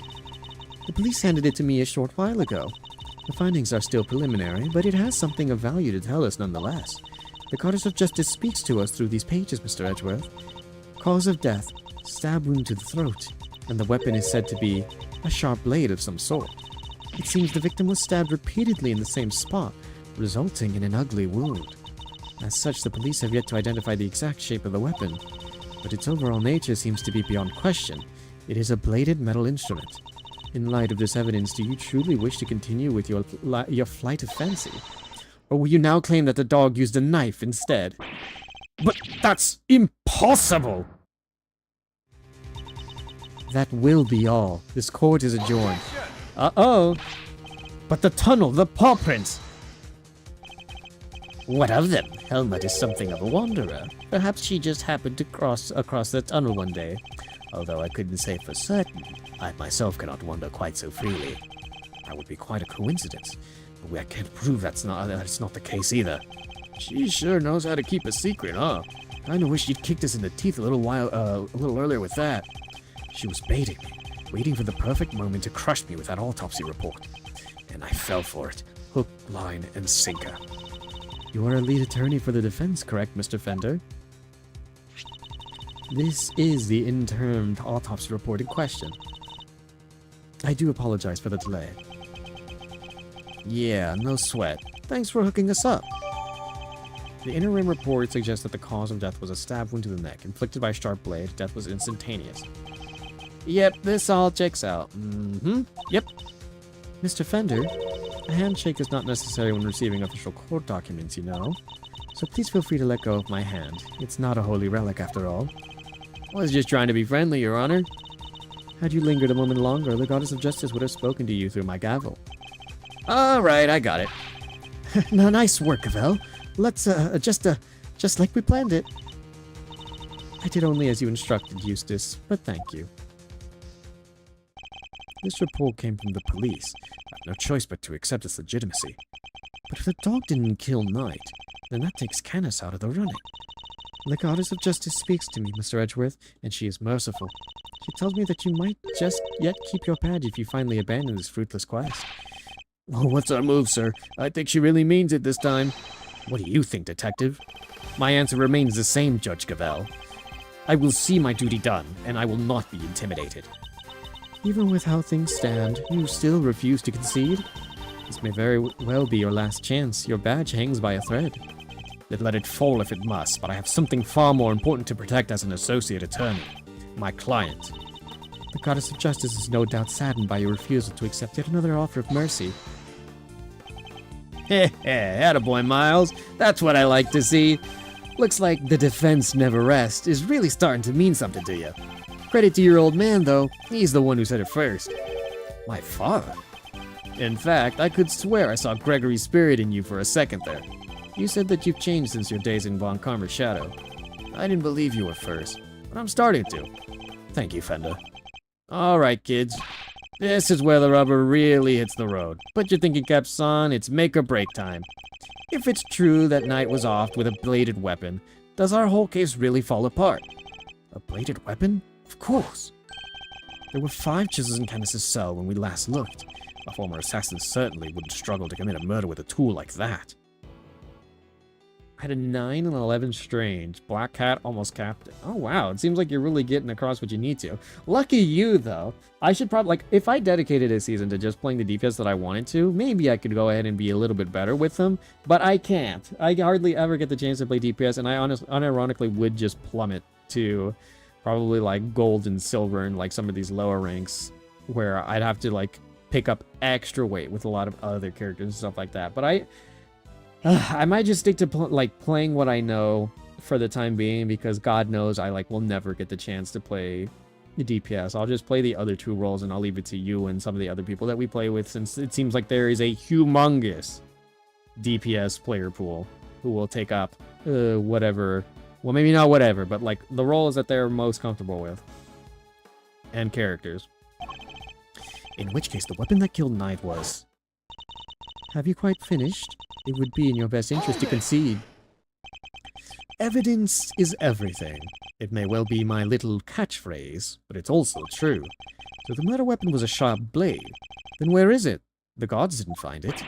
Why can't you let this go? So what if they didn't find it? What are you driving at? What if I were to tell you that I now know that what the real murder weapon was? And it was right under our noses the whole time. Indeed. It was one of Mr. Canis's chisels. What? Overruled. I would advise you to stop bombarding us with your irresponsible half-baked theories, Mr. Edgeworth. You have repeatedly insisted that Mr. Knight was killed in his cell by a dog. I simply go wherever the evidence takes me, both in the courtroom and the scene of the crime. If the murder weapon was in fact a chisel, then yes, the murderer could not have been the dog.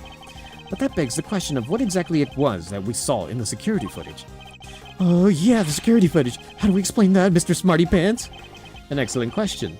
This footage shows the dog killing somebody, the dog jumping on somebody, somebody attacking the dog. Hang on. Can I look at this? I can't look at the security footage, can I? Showing a victim being attacked by a dark form. The dog jumping on somebody. Somebody attacking the dog.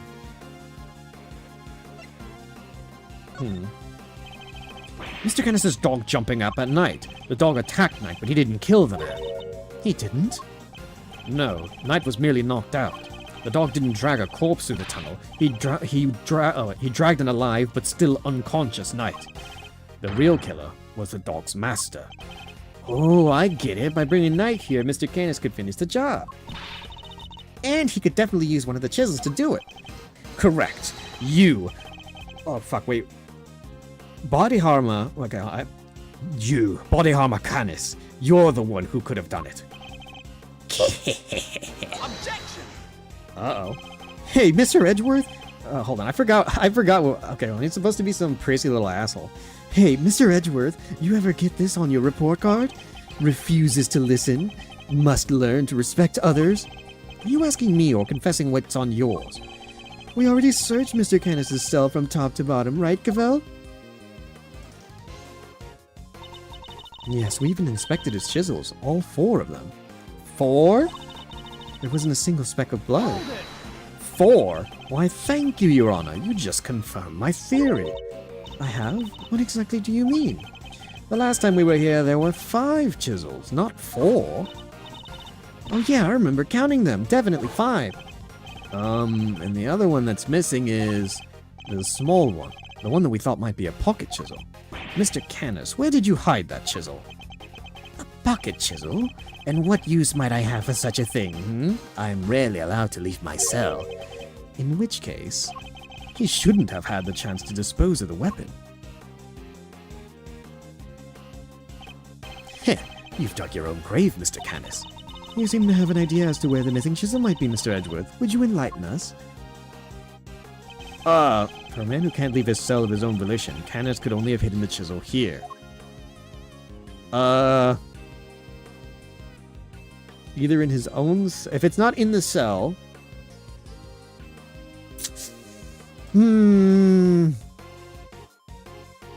Where could he? Where could he have hidden it? Would it not just be still in his own... Is it still here? Because they searched for it. Hang on. Because otherwise, the idea would be that it's in the workshop already. He had it planted in there. It's either planted at the scene of the crime, or it's still in his cell. I imagine would be the case. Because it wouldn't be in any of the cells, I don't think. It wouldn't be in the corridor. It would either, my guess is that it would either be at the scene of the crime? Take that! Here, of course, in the prison. Sure, Oh. Canis didn't have time to take the chisel anywhere, which greatly limits the number of places that he could have stashed it. For a man who can't leave his cell of his own volition, Canis could only have hidden the chisel here, in his own cell? Mr. Canis is still a prisoner. Despite the comfort he enjoys, he's rarely allowed to leave his own cell. He could have given the chisel to his dog to leave somewhere, but that would have been far from ideal. He would have no way of guaranteeing where it might end up. Intriguing. Do go on, Mr. Edgeworth. Furthermore, this room is the one place where a bladed instrument wouldn't raise an eyebrow. 4 chisels, 5 chisels, who's counting? A fact that he took full advantage of. Ah, the old keep the indiscriminating evidence close routine. Classic. But I looked! I searched the whole cell myself, and there was nowhere he could have hidden it. I'm certain that the murder weapon is here, and that the reason why no one has found it yet is because it was hidden in such an ingenious manner. Do enlighten us, Mr. Edgeworth. What was my ingenious plan? Think, Miles. There must be a hiding spot he could have made use of. Think about when you came here previously. What were you missing?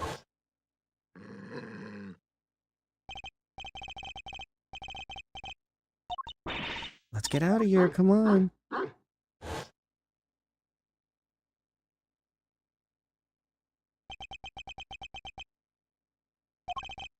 The dog! He hasn't made a sound today. When we were here before, he barked and growled repeatedly. Canis even encouraged him to do so. That must be it. I knew something was off. I can hardly believe it, but I think I know where he hid the murder weapon. Giving up already? I expected more of you, Mr. Edgeworth. Open the dog's mouth. As well you should, if you would have given me a moment. Well, this piece of evidence shows where you hid the murder weapon. Take that! Your dog. He seems unusually quiet today. I'm Moonlight. Are you playing as Moon Knight right now? You've got way more DPS characters, I think, that you play than I do. Oh yeah, unlike last time when... Mr. Canis, if you would be so kind as to open Helmut's mouth. Oh, come on now, or come now. He hasn't barked because he's a well-behaved boy. I had to order him to last time. Then order him again, this instant. It's not like we're asking for the world, Mr. Canis. Or do you have something to hide? If you insist. Come on, Helmut, open up. And there we have it. A chisel. Oh, what? Okay, hold on. I get to read that. And there we have it. A chisel that small was easy enough for a dog of this size to... What? A chisel in the dog's mouth? Or is it in the dog? Why is there a chisel in the dog? I thought he'd been strangely quiet. I guess his brain has finally caught up. Eustace? Why don't you be a good boy and call forensics? Tell them it's urgent. Okay.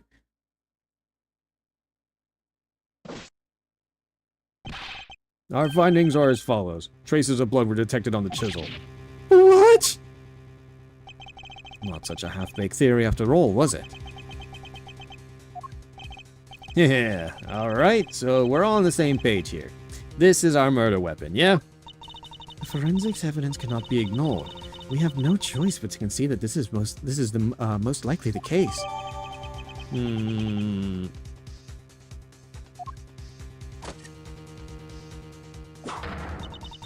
Mr. Canis, in light of the discovery of the murder weapon, the court demands that you explain yourself. Is he just gonna say no? We found the route your dog took to the holding cell, and now we have the chisel. How do you propose to talk your way out of this one? You'd never fail to entertain Mr. Edgeworth. Why does he always laugh like that, even when it's not funny? Poor Helmet. How could they suspect us? You leave me little choice. I shall simply have to share with you the truth. I did not kill anyone. I've grown tired of killing. Something's not right. Why is he so calm? Very well, the court will hear Mr. Canis' testimony. If you would be so kind. Gladly. Oh.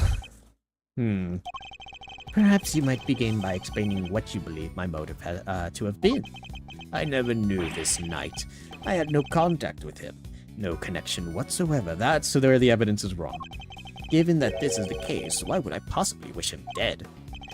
Could it be that you're suggesting that it was my canine companion who had the motive instead? Helmut only bears his fangs when I tell him to. I'm pretty sure I know what the thing is. I'm not so bloodthirsty that I would kill a man I did not know. I mean, when he puts it that way... An assassin who only kills his acquaintances. Not the soundest business model, I agree. My work requires me to deal with strangers, of course, but murder for its own sake, that's not my style. So I need to prove a link between Knight and Canis. I should go over the evidence again to see what I can discover. I think I know what it is. I might just jump the gun here, too. I'll see if I can either get another piece of evidence off of this one, or I'm going to... You didn't know who he was. That's quite unlike you, Mr. Canis. You overestimate me, Mr. Edgeworth. Perhaps you had a harder time putting me in here than I'd realized, but I'm not no master criminal. That said, you are no run-of-the-mill prisoner either. You're the fixer, correct? I find it highly unlikely that a man in your position would not have knowledge of a new detainee at all. Then you have a rather inflated idea of my position. I have my connections, yes, but I am not all-knowing. And I knew nothing of Mr. Knight. Okay, hold on, I'm pretty sure.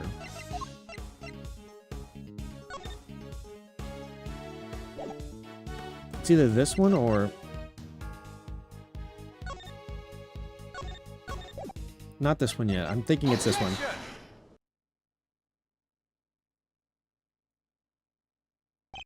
You're getting sloppy, Mr. Canis.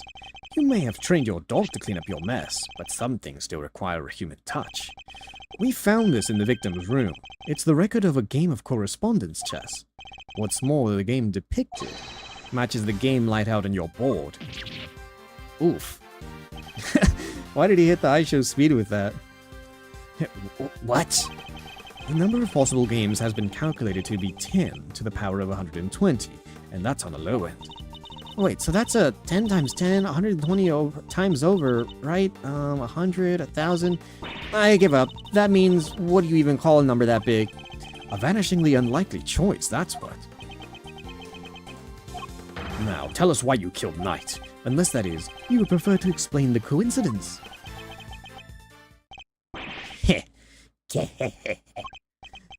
they do say that the truth is stranger than fiction. It is, as you say, a coincidence. But that's totally impossible. We just proved that. A coincidence of a different kind, child. I never imagined my correspondent was the victim, you see. And yet here we are. Helmut is as surprised as I am. Aren't you, Helmut? Yes, yes. I was playing correspondence just against Candace. Did the two of them, wait. Did the two have some sort of connection? I suppose there's nothing for it, but to finally tell the truth. Boy. The other prisoners had all gone to the yard, you see. There was a show of some sort, I believe. Here I was, minding my own business, when in comes Helmut, dragging a corpse of all things. I had quite the shock, not least because the murder weapon was still in the poor fellow's neck. Of course, I was none too keen on becoming a suspect, so I had Helmut take the body to the workshop. Once there, he removed the murder weapon and brought it back to me, just as I had asked. The dog pulled out the murder weapon in the workshop. Indeed he did. Removing it here would have made an awful mess after all. You know something that makes total sense. Remember what Mr. Saw said, Mr. Edgeworth? That huge black dog, or the huge black dog. That sunk its terrible teeth into the victim's throat.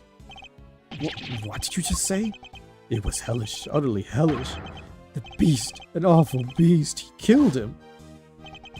I see. So what Mr. Saw actually saw was Helmut removing the murder weapon then. Precisely. I can't say I was a little disappointed that he was spotted, of course. Silly boy, it's not like you to slip up like that, is it now? And there you have it. That is all about there is to tell. I did not kill the man. At most, I am responsible for the removal of the weapon. Now, will that be all? Poor Helmut is growing restless. Objection! Oh, sorry, bud. But if you could entertain us for just a little longer, Mr. Canis. Fender? No offense, Palio, but I don't think that you've quite told us everything. I'm sure we'd all like to know why you thought you needed to pull the chisel out in the first place. He's right. It makes sense that he would move the body to avoid suspicion. Canis has no reason at all to recover the murder weapon. So the mute one isn't as dumb as I thought. Please answer the question, Mr. Canis. It was because of the bell. The one attached to the chisel, and the one around Helmut's neck. Have a very distinctive design, if you will. Of course, they were something of a trademark of yours, were they not? I don't get it. How does that even work? Bodhirama Canis, the blind butcher. His appearance was always announced by the sound of bells. The last sound his victims would ever hear. Wait, No, I just made a connection. Or I think I might have just made the connection. It's not a chisel. It's his knife. He turned it into a chisel. He turned his knife into a chisel. Oh my god, I think I got it. I looked at it. Because I'm pretty sure it has the same belt. It looks the same. He just turned the chisel, or the knife, into a chisel. Or like gave it the design of one. Okay, now you're at 50-50. Oh, well. Wong-Wong's working his magic now, I guess. Spider-Man is now level 24? Jesus. You've certainly had your work cut out to get you that far, huh? You don't know how many hours you even have on Spider-Man, because... Like, I don't... You said that you don't even have any characters close to my hours for, like, how much I play them and how high I have some of them. Okay, I think I've made a connection. You flatter me. Though it's been some years since you last saw one of them, you remember them well. Your knife and its attached bell were one of the pieces of evidence seized in our case against you. Did Lagarde accidentally bring the knife back to Canis and he stole it and then changed it to use it as a weapon to kill again? The thing that we just don't have currently still is a motive. What reason would he have to kill Knight? We still don't have that. I think that's going to be the biggest piece to go to work against for the most part. like 23. I play a lot of different characters. You play more characters than I do, because for me it's like the tank cast, the healing cast, and like a handful of DPS. And so like my time and hours are very much split between that. Your knife and its attached bell were one of the pieces of evidence seized in our case against you. Yes, it was but one of my bells. One of only 2 in existence. Just 2. 2 and only 2. One is for my knife, and the other one for my beloved helmet, exquisitely crafted, utterly unique. My ears are my guide, after all, and I must be able to use my tools precisely. Of course, as you said, the knife has long since been taken from me. One is attached to the helmet, the dollar was Kenneth's knife, which was seized by the police during his arrest. When Helmut brought the body to my cell, I was rather surprised to hear a familiar sound. At first, I was sure that my knife had been used to do the deed. But no, a chisel. An ordinary chisel. It's certainly no assassin's blade. Nonetheless, the bell would have suggested my involvement. Compounding the matter is the fact that I am the only person in the prison permitted to use such tools. It was clear that I would become the prime suspect. And so the chisel had to be removed and hidden. Hold it! You still claim that all you did was have the dog move the body, that you have nothing to do with the killing. How could I? I told you, the chisel is not mine. You need not take my word, Mr. Edgeworth. Why not have it checked for fingerprints? Eustace! Huh? Me? But I don't know how to check for prints. Get forensics. Oh, right, sure thing. We got him. Fingerprints. They're Mr. Knight's. And Mr. Canis's? Nope, just Mr. Knight's. Oh, and forensics said that there's no sign of any prints having been wiped off. Only Knight's fingerprints. This isn't good. Should I get them to check again? Now you see. I've never so much as touched that chisel. Helmut carried it in his mouth, that is all. Therefore, any prints must belong to whoever had it last. Ah, So the murder weapon belonged to the victim. Oh, that's not helpful. As I said, I have not touched the chisel. Therefore, I cannot be the killer. Or do you wish to suggest otherwise? I've got nothing to counter with. But what could this mean? Is he not the killer after all? Is he actually telling the truth? No, he can't be. I'm sure this goes without saying, Mr. Edgeworth. But if you do not find a solution to your current predicament, and quickly, I will have little choice but to relieve you of your badge. Even my patience has a limit, and I will not tolerate you throwing this investigation into chaos. Oh my god, why would you do that? You've done it now, sir. She's serious. I hate to admit it, but fingerprints turn everything on its head. Without more evidence, I'm back to square one. Wait, something doesn't add up. A few things, actually. What would Mr. Knight need a chisel for? You can do a lot with a chisel, kid. Or child. Break out of prison, for one. Alright, then how did he get it in here? There's no way the guards will let him bring a super sharp tool in with him, right, Mr. Edgeworth? Hey, Earth to Mr. Edgeworth! You can't stand there humming and hawing just because of a little setback. The important thing is finding the truth, you know? Doesn't matter how we get there. As long as we save Simeon in the end. He can't give up now, or ever. Yeah, what she said. Is this a new song? No, I don't think so. I think I might have heard it. It does sound familiar now. I'll second that. You won me around with that, Kay. I'm half tempted to offer you a job, for real. It's like I said, defense never rests. Or rather, like your pop said. That's what you think lies at the heart of those words. Wait, what do you think lies at the end of those words, Miles? Any guesses? The heart of those words. It's like this. A defense attorney, our client's fate, rests on our shoulders. We're the only ones who can turn around. Simeon's our client, and we're the only ones who can save him. So we can't rest, not while he's counting on us. I'm not about to turn my back on your old man's legacy. Are you? Damn. I'm an associate with the defense now. No, I'm an associate with my father's term. firm. That's the role I've chosen, and that means that if I fail to save my client, I have failed in my duties. I will hold my father's vision and save Simeon Saint. No matter what setbacks I face, I cannot admit defeat. If one path is blocked, I must simply find another. There we go. That's the Miles Edgeworth I know. Now let's find a new path forward. We can start by trying to figure out how Mr. Knight brought that chisel into the prison. Right. How would Knight have managed to bring a chisel in here? Take that! Usually, it wouldn't be possible to bring a metal object into the facility undetected. Because of the security gates, right? Correct, but we already know that the checks at one of the gates haven't been entirely thorough as of late. Namely, the gate at the entrance to the detention center. That gate is only used to scan people, and the items they bring into the facility are only subjected to a cursory check. Are you telling me that the chess set wasn't put through a metal detector? It should have been. Alas, it seems the guards have grown a little lax in their regard of late. Knight took advantage of this little oversight and had Mr. Saint bring him the chisel, hidden inside his pocket chess set. That does answer one of our questions, and he suggests that the chisel was indeed Mr. Knight's and not Mr. Canis's. However, we still have one rather pressing problem to address. That of the security footage in which Knight is attacked by the dog.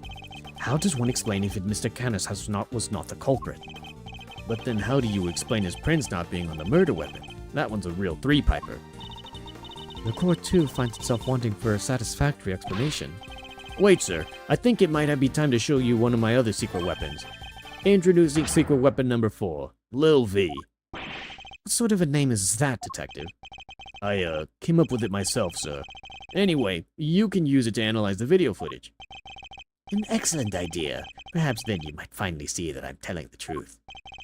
Who knows if there's anything to be found, but it has to be worth a try. Alright, want me to talk you through how to use it, sir?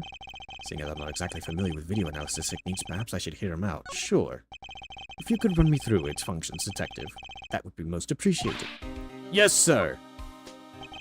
So basically, you just gotta do what you gotta always do. Examine anything that catches your eye. And I can examine things with the Y, I see. Next up, see those controls at the bottom of the screen? The panels on the left and the right let you rewind or fast forward, and you can use the middle one to pause. Get used to those, and you're golden, sir. Seems I can also press RB to fast forward and LB to rewind the footage. And I can press A to pause. When the video is paused, you can go through the previous frame with LB or the next frame with RB. Or you can use the same control panels I showed you earlier. Lastly, I'd better explain how to zoom in. Just line up the old cursors with the area you want to take a closer look at, then use the panel on the bottom right, and little V will do the rest. It's got those two expanding arrows right on it. Can't miss it, sir. It would appear that I can zoom by pressing X, too. By the way, even when you're zoomed in, you can still examine stuff just like the regular view. Also, you can make use of the previous and the next frame to get a good look at what's really happening. Only thing you can't do when you're zoomed in is play the footage, so there's that. I see. So how do I zoom out again? Just use that panel in the lower right again, sir. See how it's gone from expanding to collapsing arrows there? That's because you're zoomed in. That about sums it up. Now let's fire little V up for real. Remember, just examine anything that catches your eye and you'll do fine. That footage from Knight's holding cell. Other than the victim being attacked by the dog, I can't see what else it might show us. But suppose that we're wrong. What could we be looking at instead? Could the person in the footage be someone other than Knight? And if so, could whatever's attacking them be something else too? I should keep both questions in mind when reverting the footage. You never know what you're gonna see once you start looking at things up close. Check every detail, sir. You'll find something, I'm sure. The footage seems odd.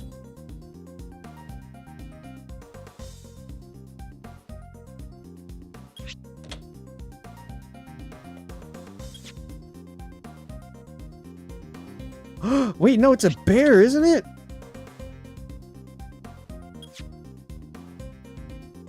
Is this Carcerado?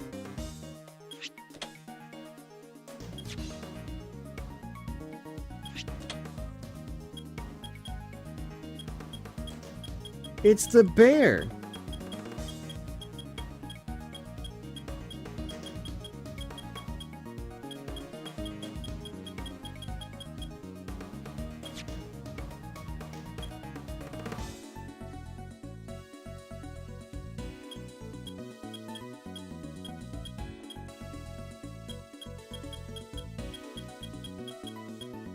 It also doesn't look like...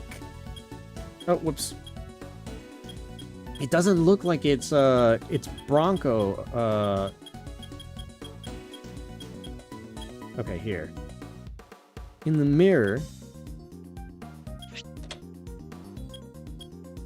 That's a prison! Hold on. Ugh.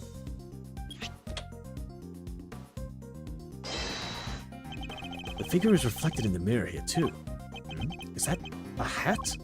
Say, doesn't that look like the hats that the gods wear, sir? Ah, jeez, is that what I think it is? Have there ever been any reports of one of the animals attacking a guard recently? Not that I heard of. So this may not be a guard at all, but somebody dressed as one. Perhaps this might shed light on the matter of the hat. The stolen uniform. So no guards have reported being attacked by an animal as far as we know. We did hear about guards' spare uniform being stolen. Could that person in the security footage perhaps be someone disguised as a guard? Someone attempting to escape without being noticed. A guard disguise. I guess it might work. Wait, weren't we just talking about someone? We were indeed. Someone who seems to have had successfully made this escape. If the person in the footage is a knight, then the creature may not be a dog either. You're right, sir. Let's zoom in and check.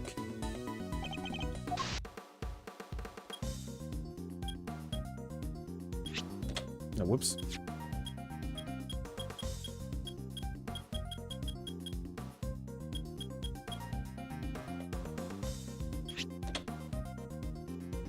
Let's take a look then. Wait, that's... I suspect we may have made a critical error of judgment. What we're looking at here is no dog. That animal is... That's not a dog, it's a bear! What? So the paw prints from the photo I took... were not canine, but ursine. Shows paw prints made by a bear. A bear? So could that mean... Yes, I think it could. After all, who else would we know with such a pet? We had assumed that it was Knight in the security footage.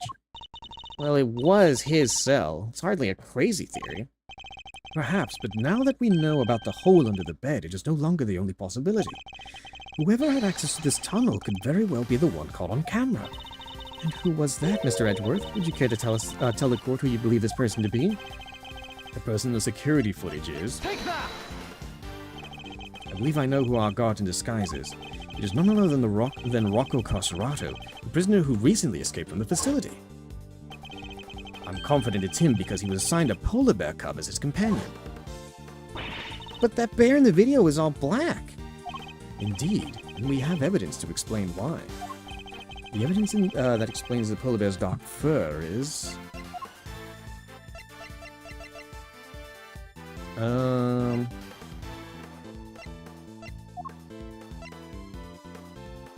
Blood has been confirmed to be Knight.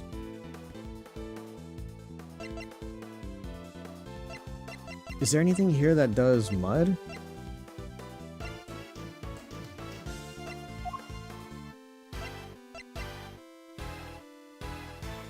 Sweet scent can be detected. Take that! Recall, if you will, Mr. Frank Sod's testimony. That's the rubber glove I dropped. Would you care to explain why it was so dirty? Oh, of course, that mud from one of the pet treatments I've been practicing. I was giving one of the animals a mud pack right when the incident happened. I see. Around what time would that have been?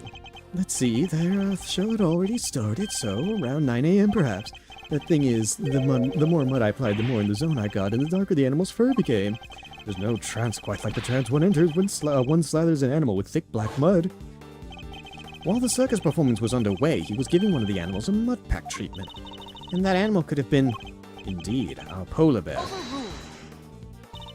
Mr. Edgeworth, your latest assertion simply introduces yet another contradiction. Footage from the security camera.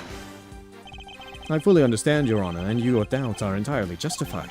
Mr. Sod mentioned applying the mud pack while the circus performance was underway, and this does indeed introduce a new contradiction concerning the security footage. It does? Yes, let's put it this way. When would you expect the footage to have been recorded, Kay? If it was taken right after he applied the mud pack treatment, it should have been around 9 a.m. In which case, something isn't right about the footage. Really? And what's that? No contradiction to security footage introduced relative to when it was recorded.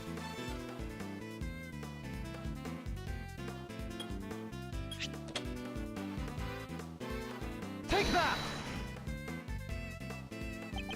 Mr. Sod said he administered the treatment around 9 a.m., in which case the security footage should also show a time of around 9. However, the time says 6:42 a.m. On the day of the murder, the prisoners all went out to the yard to watch the circus. All except 3. Mr. Canis, who remained in his cell in maximum security, Mr. Sod, who was administering a mud pack treatment in the workshop, and Mr. Rocco Carcerato, who had been awaiting that precise moment to put his escape plan into action. I believe he entrusted the bear to Mr. Sod before entering the tunnel. Oh! And the bear then slipped out of Mr. Sod's grasp to run after its human.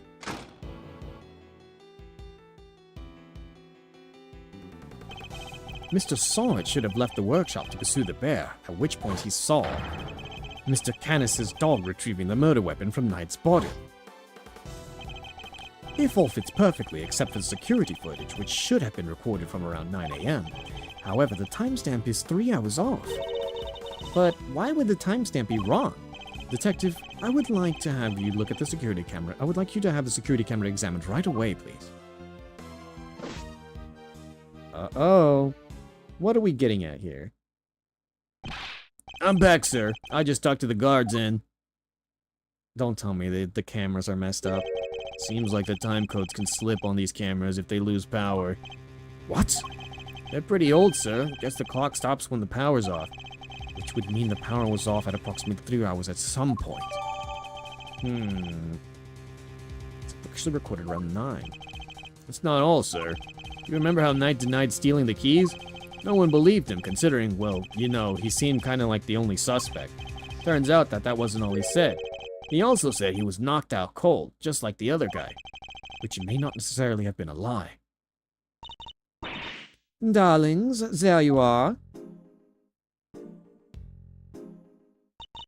How goes the investigation? Is there anything that I can do to help things along? Actually, there might be something we can do for you, Warden Lagarde. The escapee, Mr. Carcerato. I believe he may still be on the premises. He's disguised as a guard. Here's the proof, should you need it. We're reasonably certain that the person captured on this tape is our man. And if I'm correct, he might even be right here in this room with us now.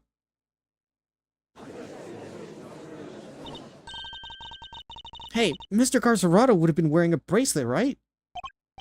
Yes, a bracelet that could easily be hidden under the sleeves of a stolen uniform. Furthermore, the doors out of the prison proper don't have those sensors that detect the bracelets installed. So if he avoided doors with sensors, he could simply wait for an opportunity to finally make his escape. Well, yes, I suppose he could, but he'd just have to avoid the workshops and the cells. And, oh my, he's one of you, isn't he? He's here right now. Look, it's Teddy! Hey, paws off! Get your mitts off of me, you big palooka! Thank you, Teddy. Very kind of you to confirm my suspicions. Get... Dang it, kid! If it wasn't for you, I'd... What a thing it is to be loved, huh, Mr. Carcerato? I'm almost envious. Guards, apprehend this man. A moment, if you will. I have some questions for our would-be escapee. If we are to learn the truth, I will need to speak with him, with your permission, of course. Hey, Crust, welcome in! You have awakened? Well, welcome on in. It seems that we might be reaching a conclusion of ours pretty soon. Not quite stream ending yet. I might even give ourselves a little bit of time into the new one, or the next story after this, but I am ever so curious as to where we are now. I can hardly say no to that now, can I? Well, come on, then. Hit me up with your best shot. Mr. Carcerato's escape plan led directly into Knight's cell, so it is highly possible that he had something to offer. Tell me what you were doing on the day Mr. Knight's body was discovered. Uh-oh, we got a round 2. So it was you guys, huh? You're the ones who found my secret getaway tunnel. You know how long it took me to dig that frickin' thing? I had me a guard's uniform, a hole dug, and a plan in place. So I went for it the day that they found the guy. Then this little guy just had to come right after me. That sack of fur was covered in mud too. I had to go back to our cell. Ugh! I would have gotten away with it if somebody had an off night and brought you bums down here. You claim to have dug that tunnel just now. How exactly did you do it? How? I used everything I could get my hands on, see? Hammers, spoons, you name it. Spent every dime I had on the cockamamie fixer. And what do I get to show for it now, huh? Don't be so disheartened, friend. Tomorrow is another day. There's an outside chance Mr. Conservato and Mr. Knight met face to face just before Knight's death. I should see what the other details I could extract from him. Looks like we got a lot running in on this one, huh? He's got a lot to say. But let's see if we can't figure something out then, huh?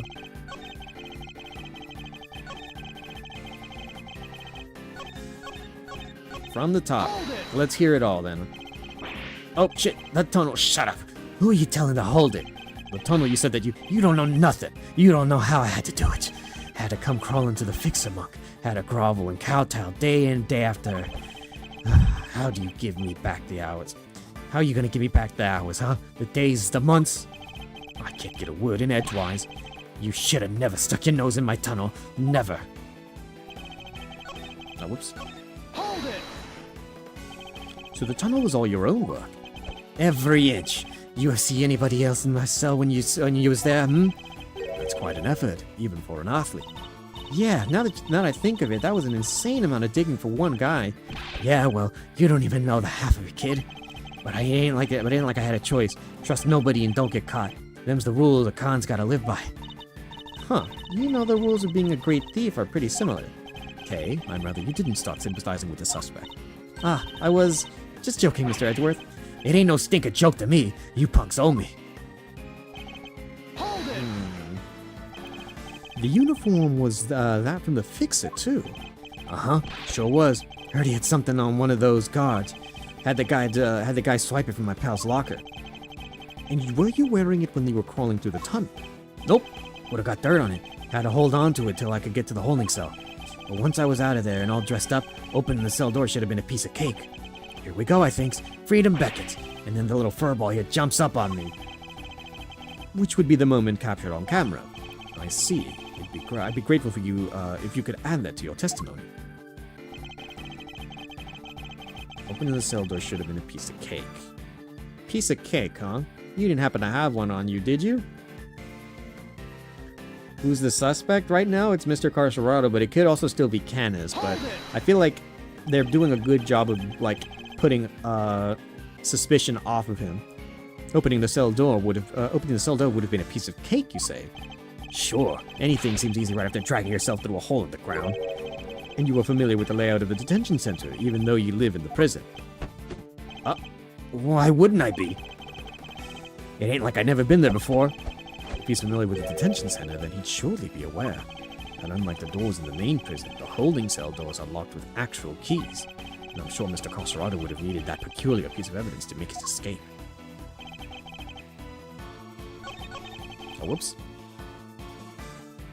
Let me make sure I have everything first. When was it that you realized that you were being pursued? Right when I'd gotten out of the tunnel. Right when I thought I was home free. Ugh! You didn't notice anything before that? When you were in the tunnel, perhaps? Nah, he wasn't around. I made sure of it. Knew the little guy would have been all over me, just like a rash if he had been. I was so close. I could smell it, and then there he was, the little bum. Hey, don't you think you're being a little mean to your friend? Poor Teddy. Mean nothing. He rumbled me last time. Right? And now he's rumbled me again. Kids all over me. What am I supposed to do? Coming after me yesterday was bad enough. Hold it! You'd consider trying to escape with Teddy? What if I coulda? But all that mud would have given us away. Chances to break out of the slammer don't exactly grow on trees, pal. When one comes along, you gotta do it right. Actually, now that I think about it, it doesn't seem like Mr. Carcerado was the one that killed Bronco, or Knight still. It seemed like it was just a matter of circumstance.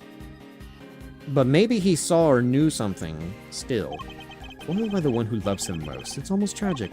There's an outside chance Mr. Conservator and Knight met face to face just before his murder. So listen carefully to each of the statements and look over the evidence that we have. So from what we know, it should have been a piece of cake.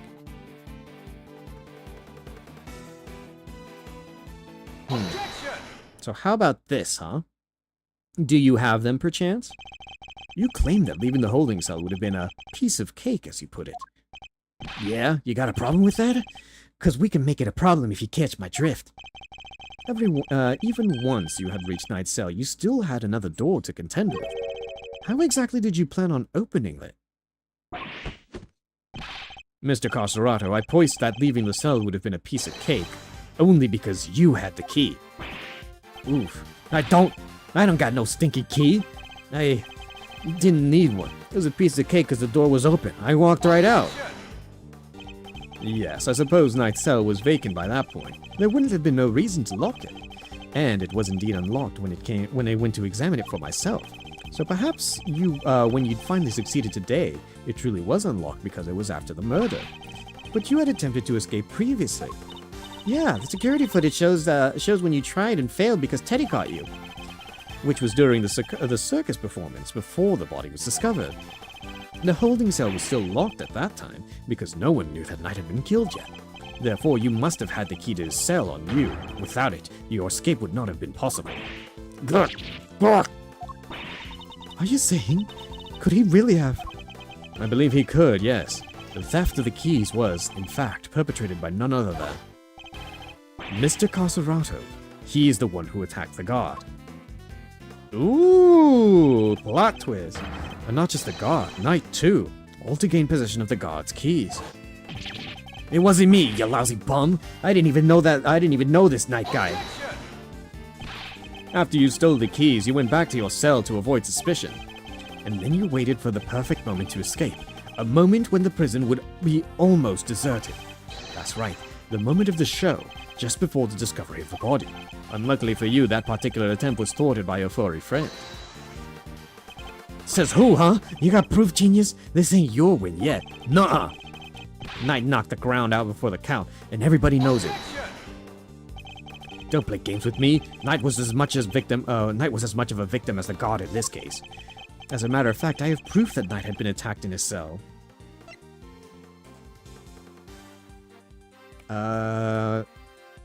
Probably this one, I think. I'm gonna make sure I go through everything first, though.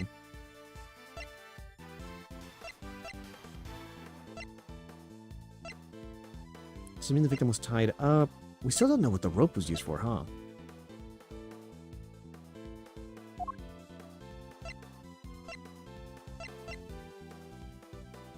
True, some sort of connection. I think just the body.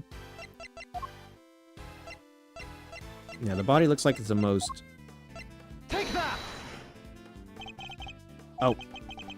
Damn it, never mind.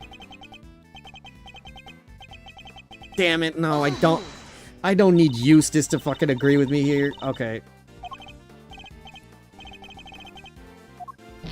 Fuck, okay, no, never mind. I saw that it said that he got hit in the head. There's something in there that suggests what must have really happened between the two of them. Knight had been attacked in his cell. Is it the blood in his cell then? Oh, right, and the dog couldn't have wiped it.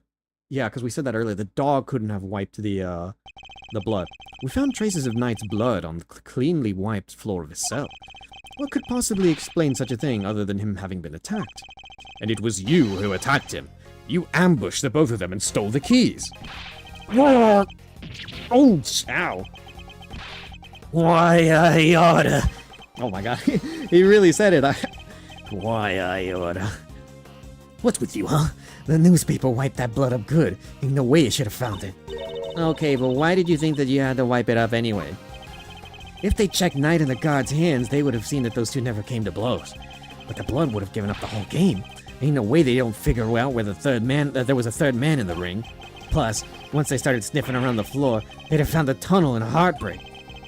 Or a heartbeat, he said, I think.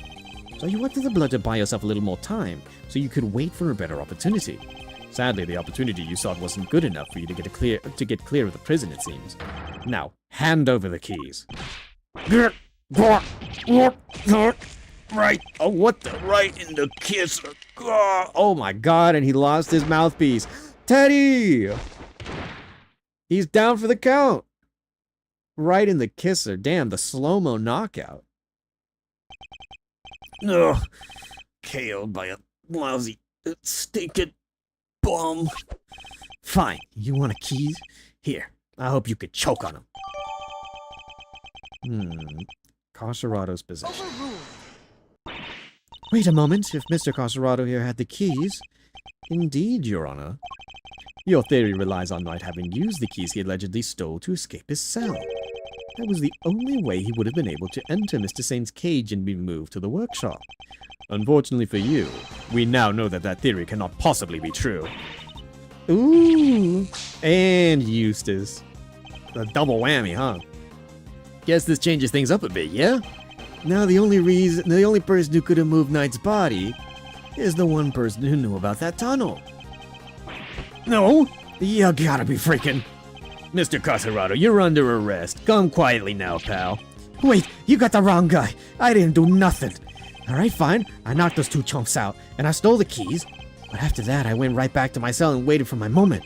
Next time I went to Knight's cell, there was nobody around. I mean, nobody. Plus, his body was found in the workshop. You think I just magicked my way up there or something? I couldn't have even gotten out of my cell.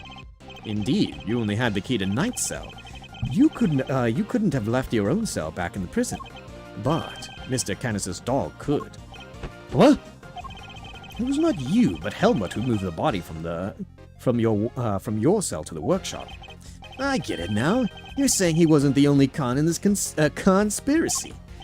Indeed, one can easily imagine that Mr. Coserado and Mr. Canis might have worked together. Mr. Coserado could have killed Knight and dragged him back to his cell. And then Mr. Canis's dog took him from there to the workshop.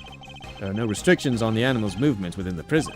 Movement between the detention center and the prison proper, however, is tightly controlled. There was only one possible route, and only you could have taken advantage of it, Mr. Coserado. How can you be so sure, huh? Maybe there's more of them than you just don't know about. Something tells me that digging even a single tunnel was arduous enough. You got that right. You try scraping more than one hole in the dirt with a spoon? Lucky for me, I didn't have to dig the whole way. Somebody already did a bunch of the work for me. What? You didn't dig the entire tunnel yourself? Nope. Found it when they put me in that cell. Ran all the way from here to the well in the yard. Ah, so the well is important. Ran all the way from here to the well in the yard already. Even looked down the well, checked from here. It was the same tunnel, all right. I just made good on what somebody else had already started. Then what was the original tunnel for? Who knows? You're the one with all the answers, pal. Maybe somebody else tried to break out. Ooh, or maybe the animals dug it. Like, to get water from the well or something. I've heard of more plausible scenarios than that in B-grade movies, okay? Well's dry, kid. Ain't no water to be had down there. Though, come to think of it, a smell. Yeah, always kind of smelled nice down there. Nice? Gee, I don't know. Smelled sort of like dessert, I guess. A sweet scent. That sounds familiar. Where did we come across a sweet scent before?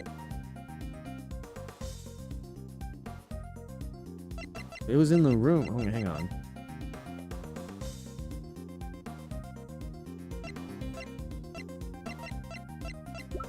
Whoops.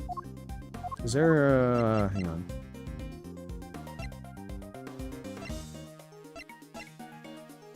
Death was instantaneous. So we've got all these answered now.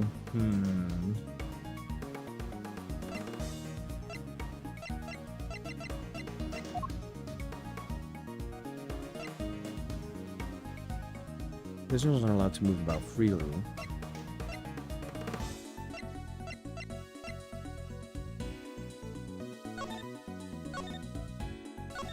In the workshops, I'm sure. Oh, okay, here. It says that the sweet scent could be detected. Okay, I wasn't sure if it said here or if I had to present, like, the actual place. Detective Gumshoe noticed a sweet smell when we were examining Knight's body. With the help of a police dog, we followed the scent and found the body and traced its route back to the prison. And that, Mr. Carcerato, was how we found your tunnel. Could that same sweet scent be what you noticed coming from the well?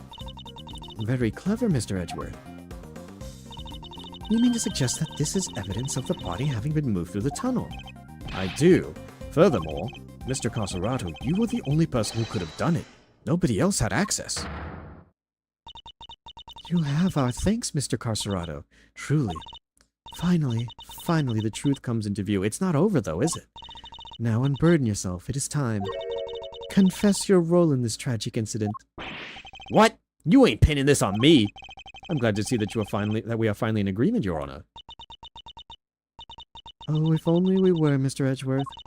Mr. Carcerato may have been an accomplice, but not of Mr. Canis. No, he was working with Mr. Knight. They really... Wow.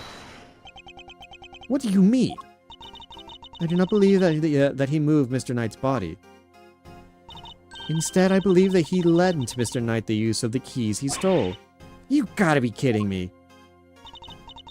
Granted, it seems likely that he attacked Mr. Knight, but that doesn't necessarily mean that Mr. Knight was knocked unconscious as a result.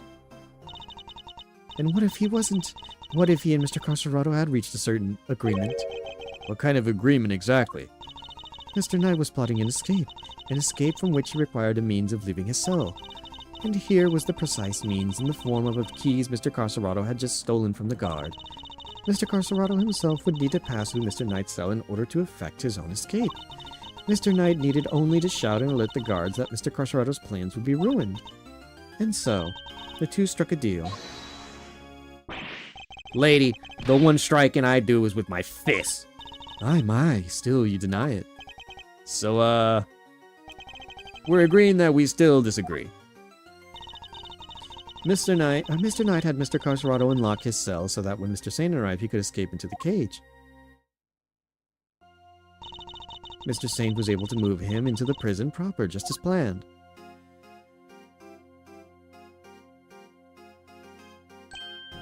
Aha!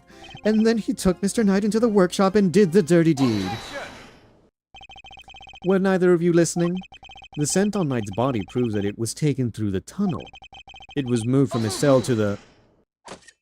Uh-oh. Perhaps if you would let me finish, Mr. Edgeworth. I'm not denying that Mr. Knight's body was moved through the tunnel. Then what are you driving at? Is this a trick question? As you say, Mr. Edgeworth, the sweet scent shows the route the body took. However, it did not enter the tunnel from Mr. Knight's cell. Huh? Then how did it get down there? There's another possibility, one that you seem to have overlooked. The well in the yard. Could a body not have entered the tunnel from there? No. The well in the yard? Oh yeah, that thing. No, wasn't it... Mr. Saint did not take the cage to the workshop, he took it outside. There he killed Mr. Knight and threw his body down the well.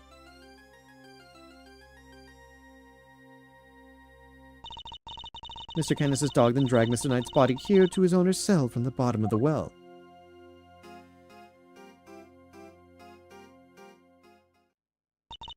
On that note, I would ask you to recall something. What was happening in the yard at the approximate time of the body's discovery? The circus show, right? Regina and Simeon were performing for everyone. Wait, Simeon? Ah! Ah, indeed, and so you see how it must have also been him who disposed of the body. Judge Cavell is a truly formidable opponent. She so evidently adjusted her theory to fit the facts.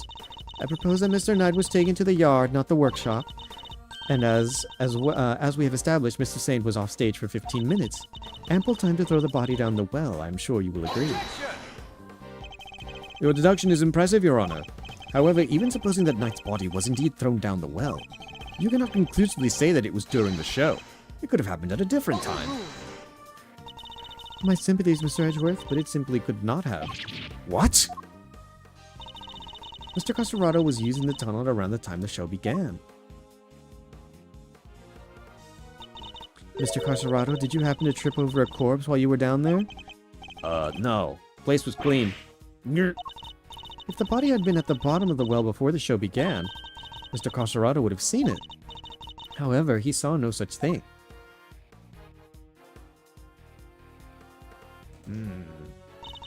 Which makes it somewhat difficult to support your theory. Furthermore, Mr. Knight's body was discovered in the workshop after the show.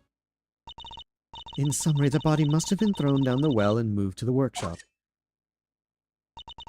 At some point during the show. Tell me, who else could have done that but Mr. Saint? No! What do we do, Mr. Edgeworth? If the body did indeed enter the tunnel from the well, things do not look good for Mr. Saint. Still. Your Honor, your theory is still just that, a theory. And I posit that you lack the evidence to back it up. Oh, is she gonna hit us with the... Oh, okay. I thought she was gonna do the thing again earlier where she was just like, oh, is that what you think? And then brings out another piece of evidence that she had been holding the entire time. I concede that. For the moment, I do not. May I suggest that we investigate the yard again? Very well. May the Goddess of Justice go with you. Now then, to the yard. Perhaps we can finally put this case to rest. What's that sound? Yikes, is there a fire? Did somebody else escape? Should have made a skip for town, too. Huh? Darlings, please. There's nothing to be alarmed about. By which I mean that's not an alarm. It's the dinner bell. Although I suppose it is a rather alarming if you aren't used to it. Certainly scared the heck out of me. I'm so sorry, sweet pea. I hoped you can forgive us. Alright, you two. Back to your post. Chop chop. And that's for you, Rocco Carcerato. It's time that you went back to your room. Here! Fine, I get the picture. Come on, Teddy. We're out of here. Man, poor Teddy. On Lagarde, we'd like you to take one more look around. We'd like to take one more look around the yard now. Oh, darlings, don't you have homes to go to, of your own to go to? Visiting hours are over, I'm afraid. Tomorrow, No, it's imperative that we start investigating it right away. I think we've had quite enough excitement for one day, don't you? Murderers, escapees, so eventful. It's time our guest went home to Betty Bye's, isn't it? Yes, it is. Oh, come on now, darling. Don't make me bore you with all that I am the warden. This is an older nonsense. Warden Lagarde is right. Her word is law here, and we must respect her wishes. Mr. Edgeworth, your investigation of the yard will have to wait until tomorrow. You may keep your badge for now. The matter of your standing can wait. I bid you all good day. God damn, it's going for another day?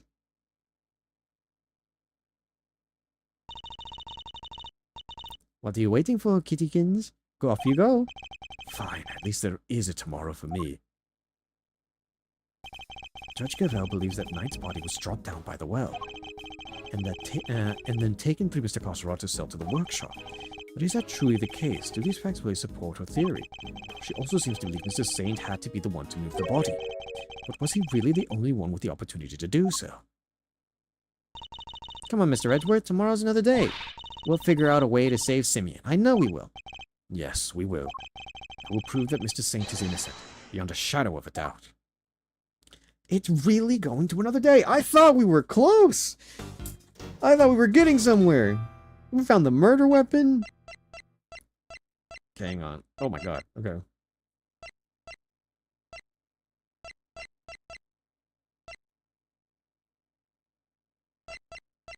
Oh my god. Okay.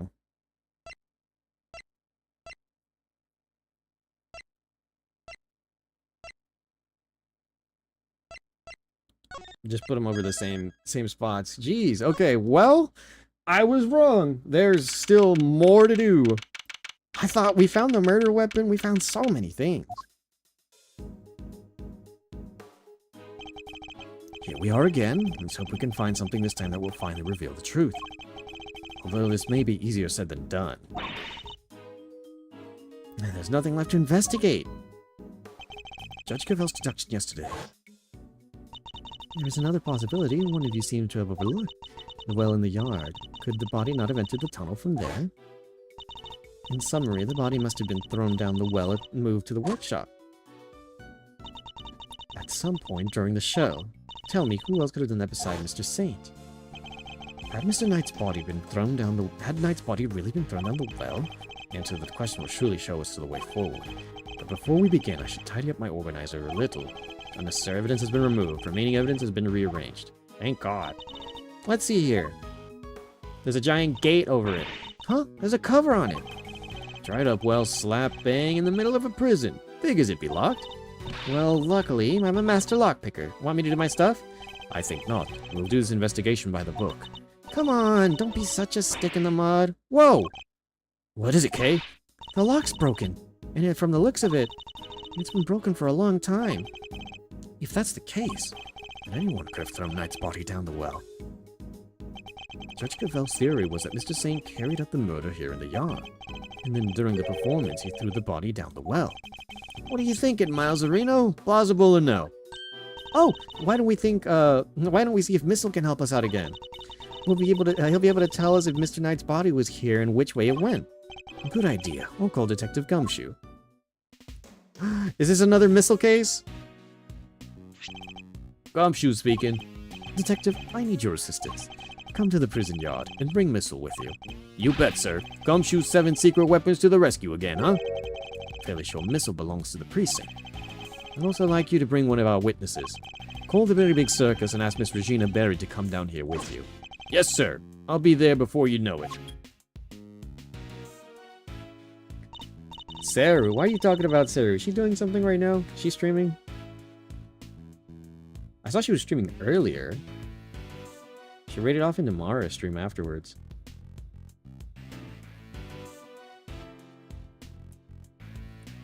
Or are you just saying that because of the accent that I give to Lagaude? So, what shall we do while we're waiting for Gummy? How about a quick game of hide and go seek? Fun idea, kiddo, but where exactly would we hide? I'm not seriously considering it. Your game can wait, Kay. We need to call on one of your more practical skills. I think you know the one. Oh, you bet I do. Yeah, the crime. I was gonna like mention what happened to her little gadget. What was it? I think it was like Little D or something like that. She called it something. Say what now? Let me show you. Introducing a great thief's great secret weapon. Little thief, not Little D. We hadn't used it at all so far, and so I was like, are we ever gonna use this again? Whoa, screens appearing from thin air? This gotta be some next level tech, little sis. Wanna talk me through the deets? What are you doing now? I'm inputting everything we need for the simulation. Allow me to explain. This is Mr. Thief. It's a device that can recreate crime scenes at specific moments in time based on the data that you feed it. How about I start us off with a recreation of what the yard looked like yesterday? Good idea. That was when they were in the middle of tearing down the stage. We didn't pay much attention to the well then. Who knows? We may have overlooked something. Leave it to me. I'll use this photo I took. Beepity boop, beepity beep boop beep. That's all the data. Just gotta pump the projection power to the max, and dark skies and evening, even when no bird dares to take wing, one alone remains all-seeing. Now witness the true power of a real modern-day Robin Hood. Yipes! What is this? It's a recreation of how things were yesterday, modeled on the data I gave Little Thief. This gadget was a tool used by the original Yatagarasu, but they used it to plan robberies. Well, there's no harm in using it for something on the right side of the law now. No, but keep in mind that it can only recreate what you tell it to. It can't simulate things it doesn't have data for, and if the data itself contains mistakes, then you'll wind up with those same mistakes in the recreation too. And this particular recreation is based on Kay's photo, so we shouldn't run into any problems. That's enough preamble. Shall we get started? Okay. Investigation begin. Saru's twin? Maybe. Maybe where she's French instead, or like she's got a French twin, and instead of a police like a police officer, she's a prison warden. Wow, nice call. And also present evidence to try to clear up any inconsistencies you find. Of course, thank you for the reminder. Now let's take a look at that well. Hey, we can still look at Asia. What was the name of our trunk happy friend again? Asia the elephant. Oh, wait, she's actually a piece of evidence? I just wanted to look at it because it was an I wanted to see the elephant again. That's a piece of evidence? Of course, how could I forget? Not exactly inspired, though, is it? Was Miss Barry having a day off when she came up with it? Oh my gosh, Mr. Edgeworth, not in front of the poor elephant herself. A wicker basket, or rather a cart, given the wheels. Hey, wouldn't it be fun to hop around and... Okay, no, she said this last time as well. Where did any of that come from? Store appears to be locked. Yeah, no, so it looks like some of this dialogue stays the same. I just wanted to see if there was any reason to change some of this stuff, or like if any of this stuff changed. Not only that, we know this is where the alligator was. Allie wanders home to the warden, the god's beloved alligator. And look, those bones must be from her latest meal. I somewhat doubt an alligator could pick a carcass clean like that. You think? I got the feeling that she was a rather ladylike in her own way, actually. If you say so. Well, I do. I kind of have a sixth sense for these things. An interesting talent, though not one I'm particularly envious of. Please don't. It's electrified. Warden's office. That's where her little garden is, or the little thing. Does she... Okay. So the chairs, I don't think there was anything to do. I pity whoever had to put them all away. Really? Why? Okay, so this is all the same, yeah.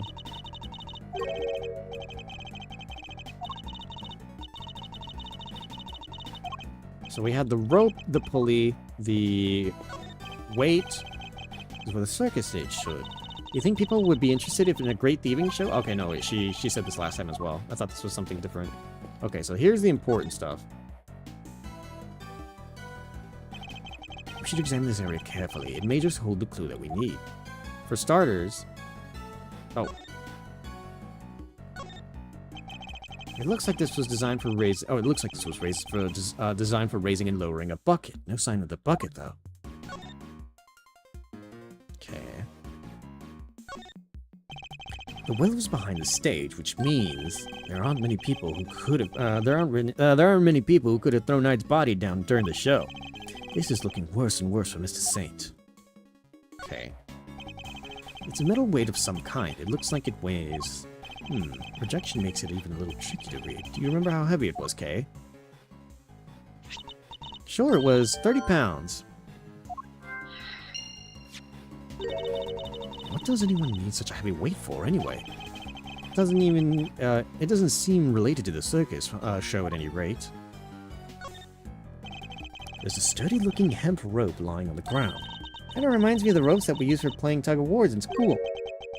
The answer is no, Kay. What? I didn't even say anything yet. I see it also has a metal stake attached to one end. Oh yeah, it looks like something you'd use to put up a tent. But there was no tent, was there? In which case, what was it used for? Oh, okay. The pulleys in? What are there a bunch of pulleys doing here? They seem to be well pulleys for lifting buckets. So what do you think of all the stuff around the well? All the stuff around the well was used. Can't see any animals needing them for their part in the performance. Indeed, nothing immediately strikes me as a likely purpose. We'll have to ask Miss Barry later.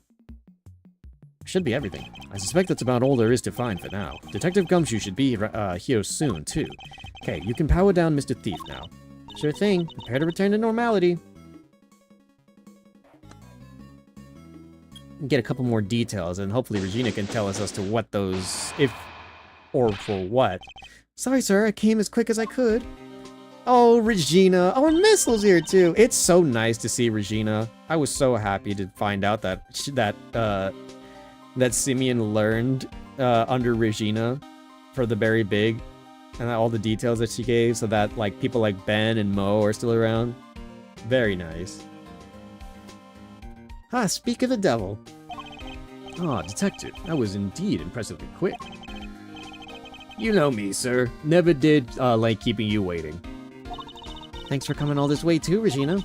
No problem. It seemed like way more fun than rehearsal, so I ditched them for the day. It's very much appreciated. All right, detective, let's get started with Missile. Yes, sir. Hey, Missile, over here, boy. Huh? What's the matter? Come on, boy, come on. Meow. What's wrong with him? Looks like he's scared of something, sir. Is it the... Oh, the alligator. Eek! Alligator! Guess he's not a fan, sir. Well, I doubt he'll be of much help to us like this. Any other bright ideas, Miles Areno? Yes, actually, Mr. Barry. Miss Barry, would you mind lending us a hand? Oh, I'd love to, and the very big music, too.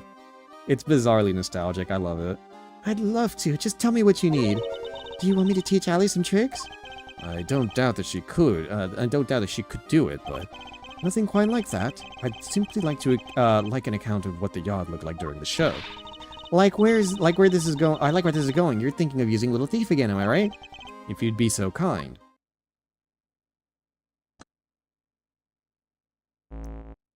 Oh, missile.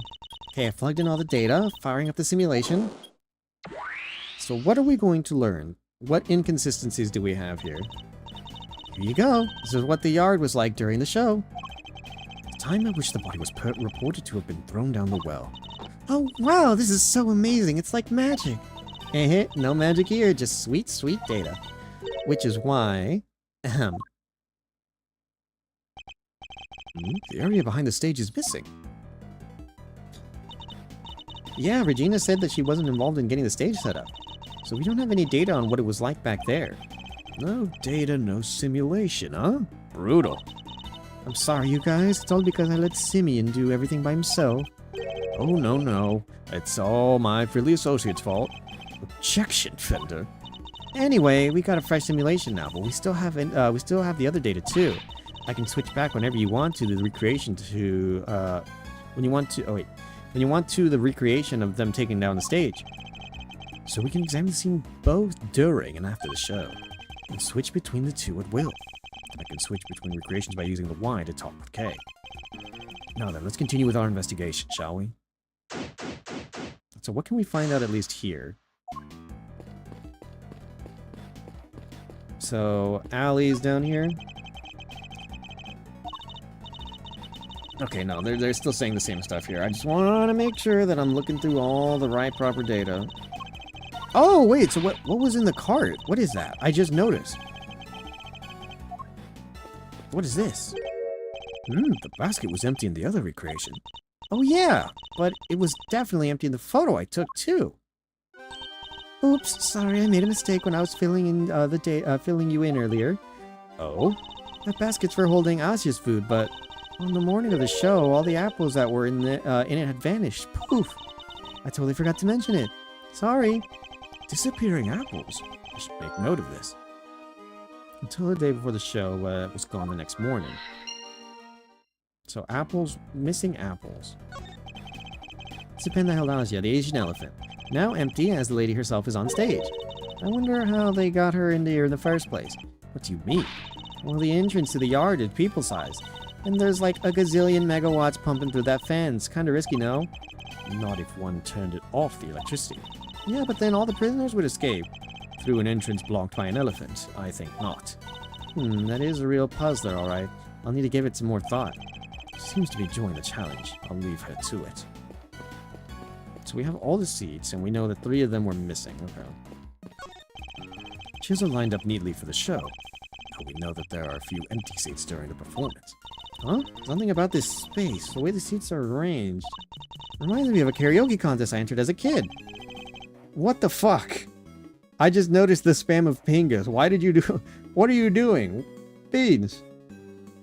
Why are you just getting that emote just flying across the screen? I didn't even notice. I'm so caught up with like what's happening in the game.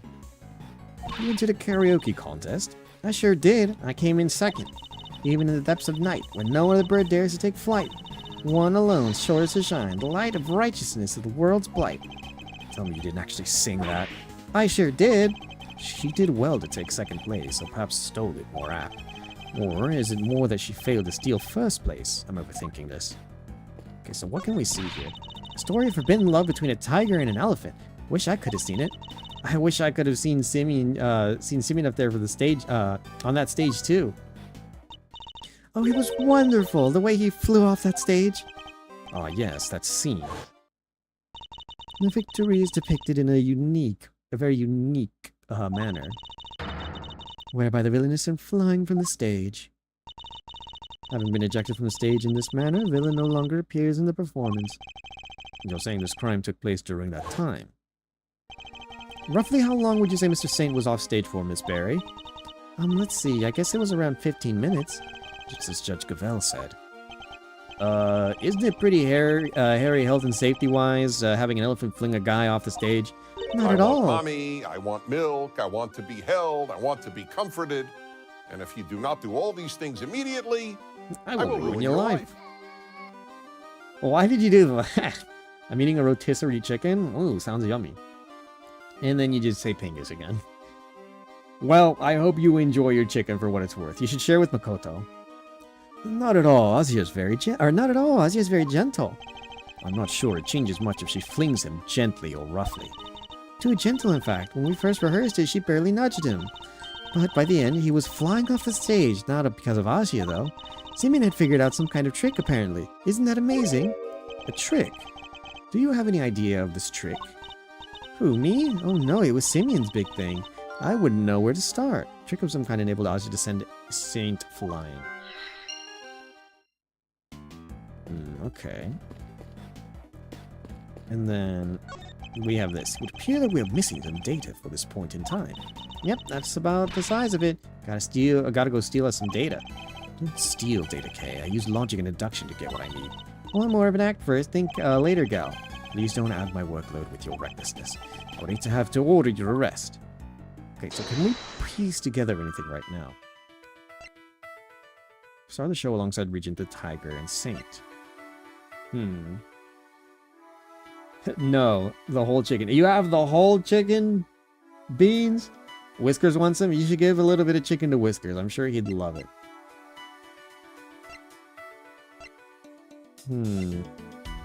Is there something I'm missing? I want to make sure of it first. I sure do. I have so many little friends here. That's wonderful. And they're all such sweeties. The old faces and the new. I made a new friend only yesterday. Allie is just the cutest. Cute? A full-grown alligator lurking in the depths of the pond. Are you sure about that? Can't help worrying about how you could just walk up and then chomp, you know? Oh, don't be silly. She'd never do anything like that. Especially since she's not doing great. I heard that she hasn't been herself since yesterday. I'm so worried about her. You guys are worried too, right? Right? Yeah, totally. Super worried. Right, Mr. Edgeworth? Yes, super. Don't rope me into this. Okay. Don't say a word, sir. I know just what you're looking for. It's written all over your face. It is? Missile may be temporarily out of action, but my fishing rod is as good to go whenever you need it. Oh, and if you want to give the metal detector a shot, I have that too. Oh, I've never seen him so excited. I'll be sure to let you know if I need either of them, Detective. No, Missile. It's as bad as it looks, sir. Poor little guy's scared out of his skin. I'd hoped to have him track that scent again, but that clearly isn't in the cards now. Oh, Missile. Okay. The Great Thief's great secret weapon. Color me intrigued, Mauserino. Not exactly by the book stuff, though, yeah? Using Great Thief doodads in an official investigation. Whoa, enough with the death stares, Chief. I'm cool, okay? I can keep a secret. Anything for the truth, am I right? It's possible the vital evidence has already been destroyed. Without case reproduction of the scene, we have no hope of finding it. Hey, relax. Like I said, I'll just zip it and nod politely while you cats do your thing. Thank you. That would be very helpful. So, could I use the metal detector? A pulley, a rope, and a weight. What were they being used for? Can I piece these together now? Yes, I can, okay. The trick Mr. Saint performed for his big scene, could it have something to do with all the items we found by the well? Okay, I'd like you to have another look at the equipment around the well from yesterday. Can you have Mr. Thief bring up the recreation from when they were tearing down the stage? You got it.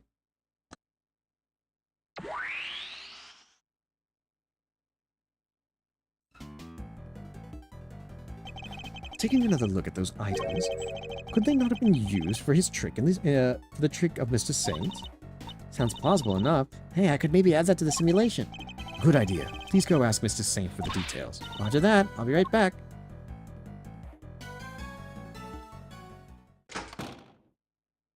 In and out. I'm back, and he told me exactly how he did it. Excellent. Well, how does it work? He said he used the pulley at the top of the well to suspend a heavy weight from a rope, and lowered that down into the well. The other end of the rope went through 2 more pulleys, and was tied around his body. I see. So he used the downward pull of the weight to help him launch himself into the air. But how did he make sure the weight only dropped when he wanted to? He used a stake to stop it, that's how. Mrs. Berry didn't seem to know anything about the trick or the contraption he built for it. In which case, I suppose it might have been Mr. Saint himself who pulled out the stake. That's right, and to do it, he used a second length of rope. He tied it to the stake, and then when he gave it a sharp tug. Ah, what a neat trick, or a neat way to go about that, huh? The stake was released and the weight dropped down the well. It's a great trick. I have to steal it. This one has to go in the Great Thief's repertoire. May not be quite that easy. These kinds of circus tricks can require years of practice to master. Simply stealing the idea won't be enough. Alright, practice it is then. Well, before you run away to do so, would you mind updating the simulation? Oh, right. Then we can see how it all works for ourselves. Okay, I'm switching back to the recreation of the performance.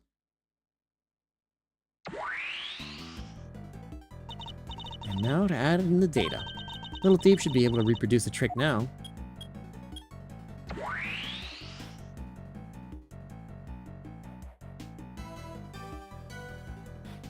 Look at that, huh?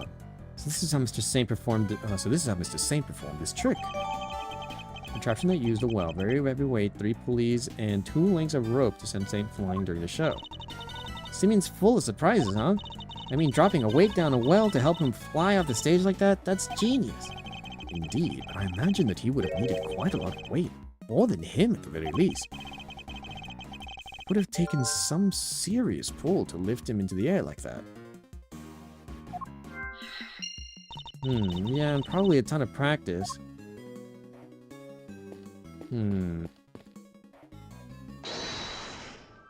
All that we have right now.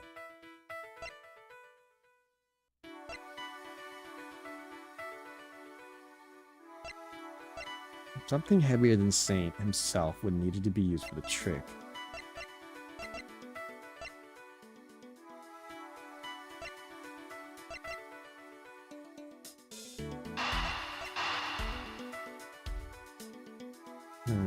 Is it possible? No, not quite. Okay. Logical connection between these 2 things. Eek. I'm sorry. Okay. Food for Ozzy that was used in the cart until the day before the show, but gone by the next morning.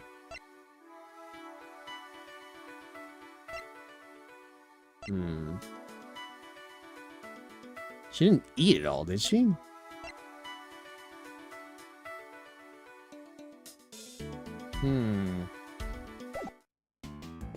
There's no way for me to... Let me see.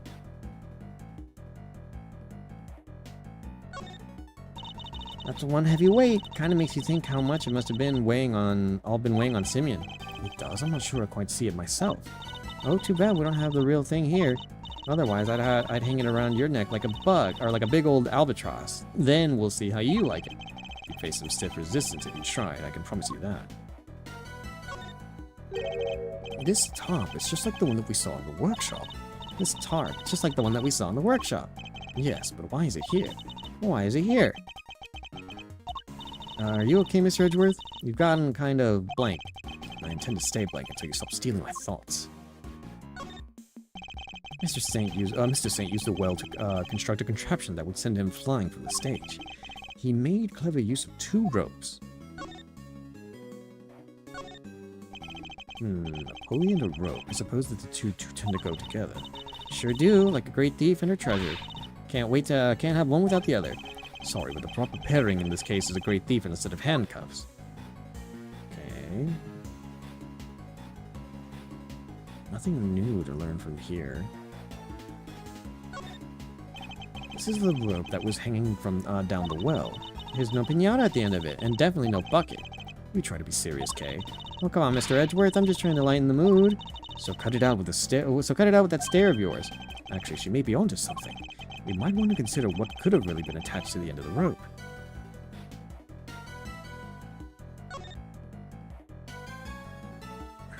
If it wasn't the weight... Hold on, I might have had a suspicion garnered.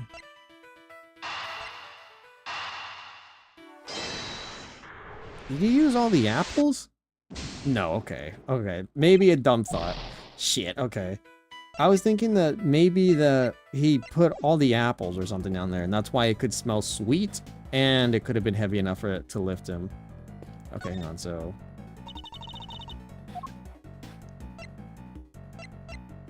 Switch the recreations.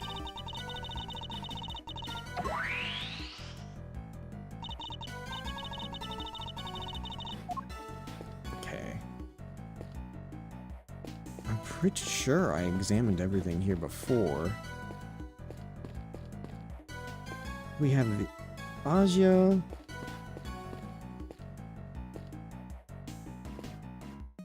I feel like there's a connection that I'm not quite making.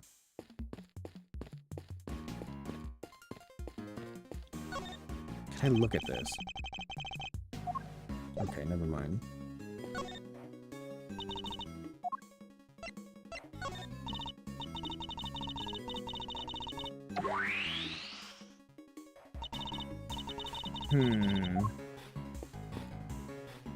Pretty sure we got what we needed here then. Pretty sure... I don't think there's anyone I can talk to either. I have to make a connection to where I can. I'm pretty sure I have all the details too. Used to find metal.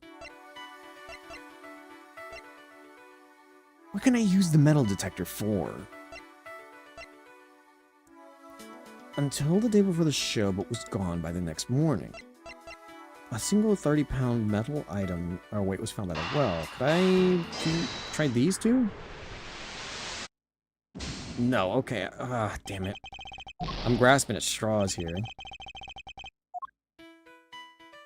So, what could the weight be for? Is it as simple? Oh, whoops. Is it as simple as the pulling? Is it as simple as these two? Not really, could it? I guess it is. Never mind. Wait, doesn't this seem odd to you? No. You haven't noticed, Detective. There's something strange about the weight that we found.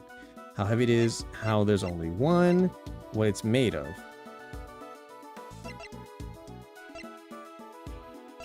What it's made of? The material it's made of is odd. And what's so odd about it? If you don't see it. No. Me neither. Actually, me neither. Oh my god. Okay, I'm really fumbling this one up. How heavy it is? How there's only one?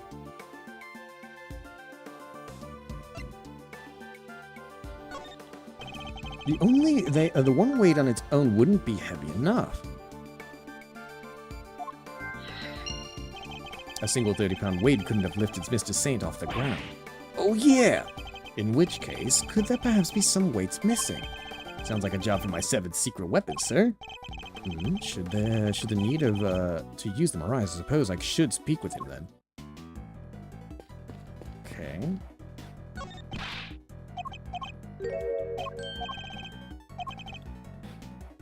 Okay. So we gained at least a little bit of information then. Could we do this then? Will this work now? Okay, now it'll work. Detective, I have need of one of your secret weapons. Roger that. The metal detector, if you would be so kind. Ah, jeez, I'm never gonna get to use my fishing rod. So before we get started, let me run you through how the metal... Is this actually a minigame? It's simple enough. It uses this sound. And this gauge to tell you how close you are to something made of metal. The closer you get, the more strongly it'll react. Then it starts going wild like this.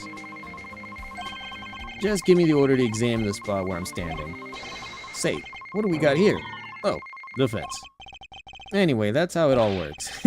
You tell me where you want me to look, sir, and I'll be right on it. Oh my god, we're playing as Gumshoe!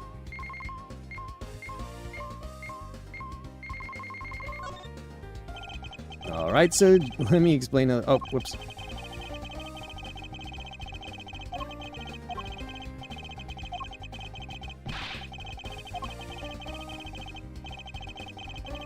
Just stand there. Sir, I'm picking up something over here. Let's take a little look-see. Huh? Oh! There was a weight here. I found one of these. Found these little guys here in the grass. They're the same weight as we found by the well. They must be from Mr. Saint's trick. Did someone hide these here on purpose? I count 4 altogether, sir. Did I find it first try? No! I wanted to look for every other little mistake. No way I found the weights first try. I thought that he would be like, oh my god, I found something, sir. And then it was like something for the alligator or like his fishing rod or something. Dang it. They'd be more heavy. They'd be more than heavy enough to send them flying. So somebody had several of the same weights as the one by the well. But why? And why over here? Yes, nice work, me.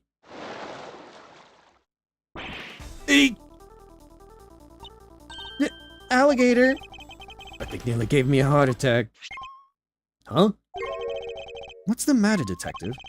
It's the metal detector, sir. It's, reacting to the alligator. What? How? You're sure it's not responding to the weights that we just found? No, sir, I'm sure... Oh, the alligator must have ate one!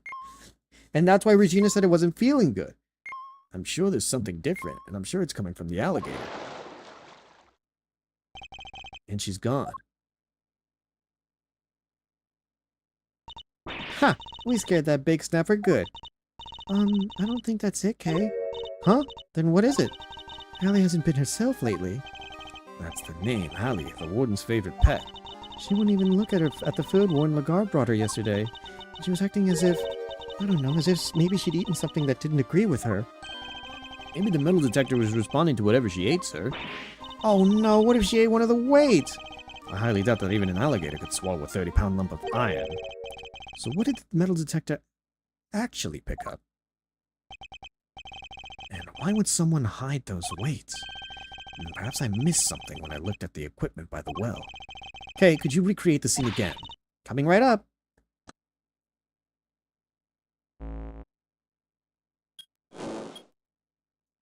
Okay, we're getting somewhere now. There's something worth looking at over here then. Or is there... No, okay, so I have to re-examine this area then, maybe. Must scour the scene and inspect anything that catches my attention. Not the tarp. Not this.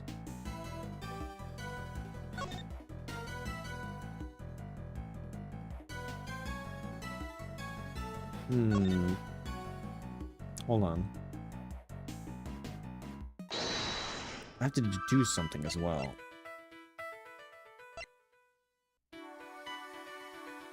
But it was gone by the next morning. Is there something I can deduce here? 3 pulleys, 2 lengths of ropes, and Saint flying during the show.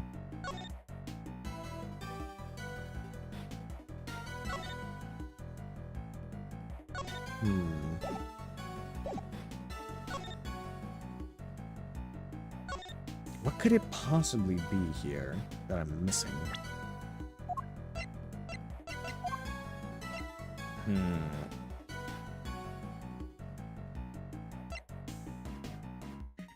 Three-hour gap in the footage was actually recorded around 9.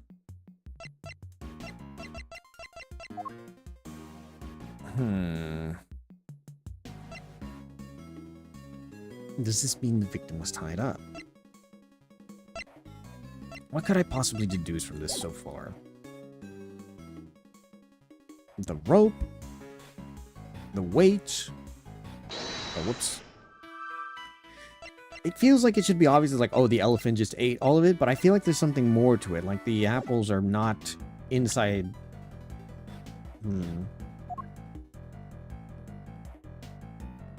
3 pulleys, Use the well, a very heavy weight, 3 pulleys, and 2 lengths of rope to send Saint flying during the show. Could I do...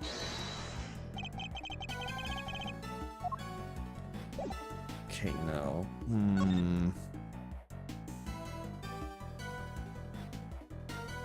What is it that I'm missing? For the well.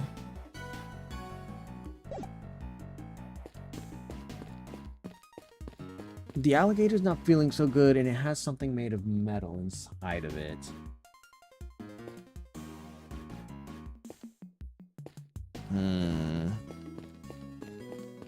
Maybe not a weight. What piece of evidence could I... Does this mean the victim was tied up?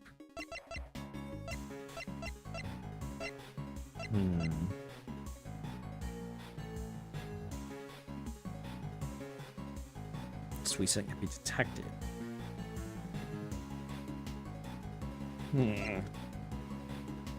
Solid after being swarmed. I saw it. Also stored in Workshop A.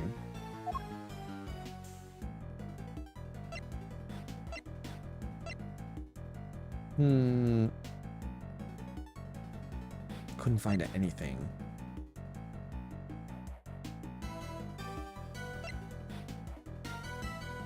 Action recorded 9. Deployed in the entrance of both the detention center and the prison proper, capable of detecting items made of metal. So his paw prints made of a bear. Stab wound to the throat, instant death, a sharp blade of some sort. And this is it.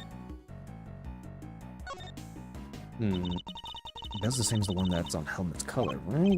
Collar, right? Bell is somewhat of a trademark for Mr. Camus. An assassin with a trademark. I think you wanted to stay anonymous. Isn't that true of great thieves too? No, Mr. Edgeworth, you don't know anything about great thieving, do you? Great thieves are only great because they stand out from the crowd. It isn't the thieves that stand out like that other than to attract the police's attention. Okay, nothing here. Kind of has his chisel in his dog's mouth. You think it's a murder weapon, Mr. Edgeworth? It's too early to tell. The fact that the blood was found on it is certainly incriminating.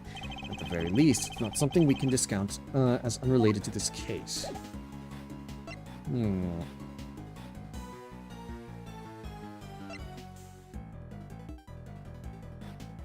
2 lengths of contraption used by the well, very heavy weight. 3 pulleys. And 2 lengths of rope to send Saint flying during the show. This is the only piece of evidence I think that we could use, but what does it necessarily tell us?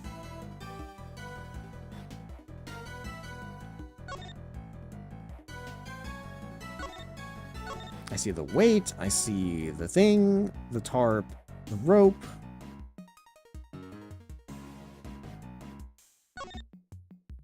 And the pulleys. I'm supposed to look into this, I'm assuming from this point, no? I'm supposed to deduce something about this. I'm just not sure what yet.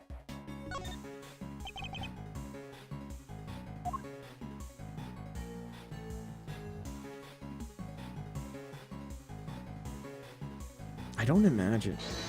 Am I supposed to deduce 2 lengths of rope is sometimes flying during the show?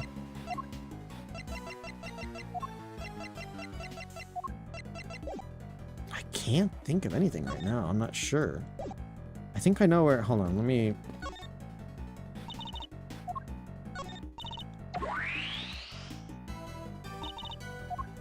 Okay. We have our apples. We have the show here.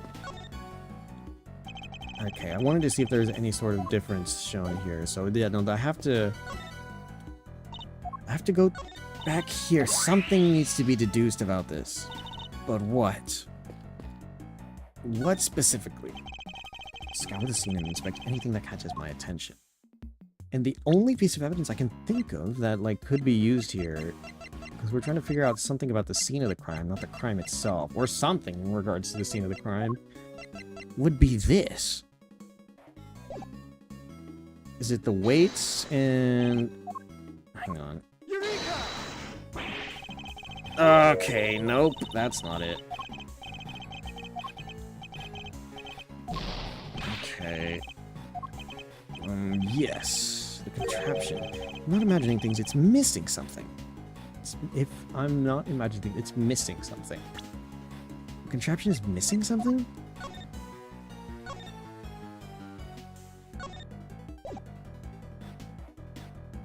Is it the second piece of rope?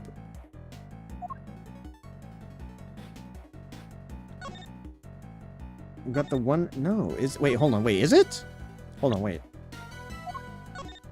Is it the second piece of rope? Is it? No. No, wait. Is it? Hang on. So we have the one rope that's attached to that. It's not all just one long piece of rope, is it? Is this also part of it?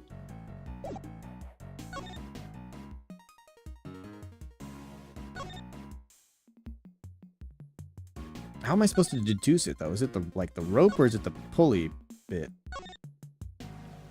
Hang on, let me look at it again. So we have that. I wish we could see where the other pulleys were. But I think based off of what we know... Where did they say that they were? Those were the two pulleys we needed.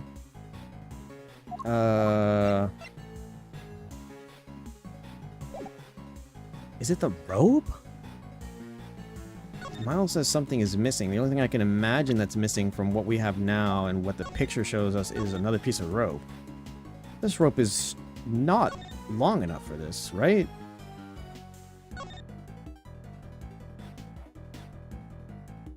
I'd almost gather that it should be the rope since we still have nothing for that. So could I do this and do the rope? God damn it, no, it's not. Oh my god, I'm fumbling so bad. If I'm not imagining this, something's missing. What? What am I missing here? We have our two pulleys. Unless... The tarp? No, the tarp is there. The tarp, the rope, the weight. What's missing here?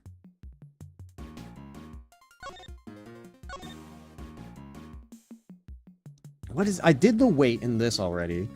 And it's not the rope. The tarp is there. And we know the pulleys are somewhere behind. What are we missing?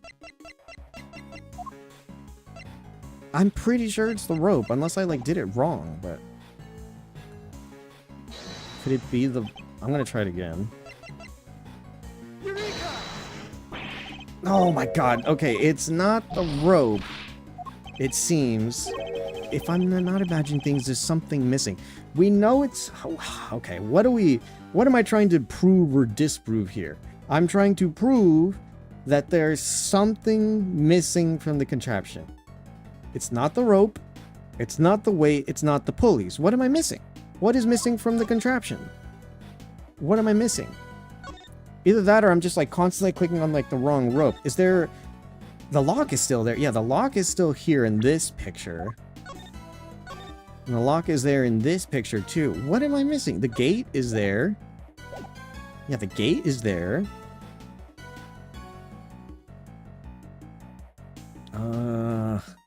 Maybe the rope is long enough. Maybe I'm overthinking it. But, where's the pulleys? It's the only thing that we don't have a clear visual of, but... I'm pretty sure they're just behind the thing, are they not? What is so different here that I don't have in the first picture, at least right now? Because I'm still... I could try it, but I'm fairly certain that it's not the... it's not the pulleys. So what am I missing here? There's the weight. The rope was in between the weight and the pulleys. And then there's the tarp. What is so different that I'm just not seeing between here and before, besides the obvious, the where the thing was? There is something missing. What is missing? I want to say the rope, but I don't see anything here. The tarp, the pulleys. Is it the pulleys? Or is there something else? There's nothing else for me to deduce. Unless I'm supposed to deduce that Asia ate all of her food in the cart until the day before the show, but was gone by the next morning. I mean, I'll try it. Did she eat her food? I don't think that's the case. Because what does that give us? If, assuming that the elephant ate all of her food before the show, which I don't think is the case. I feel like the food either was used in, is like either maybe an apple or something was put in the well, which gave it its sweet scent, potentially. But what good does it do me if she ate her food? If the elephant ate all the food, or like if I, like... It could... What would this do for me? The elephant eats his food and then what does it do? What does it tell me? The elephant's, like, hungry? What would this do for us in terms of, connecting something? And how could it potentially lead me to understanding what's going on with the well right now?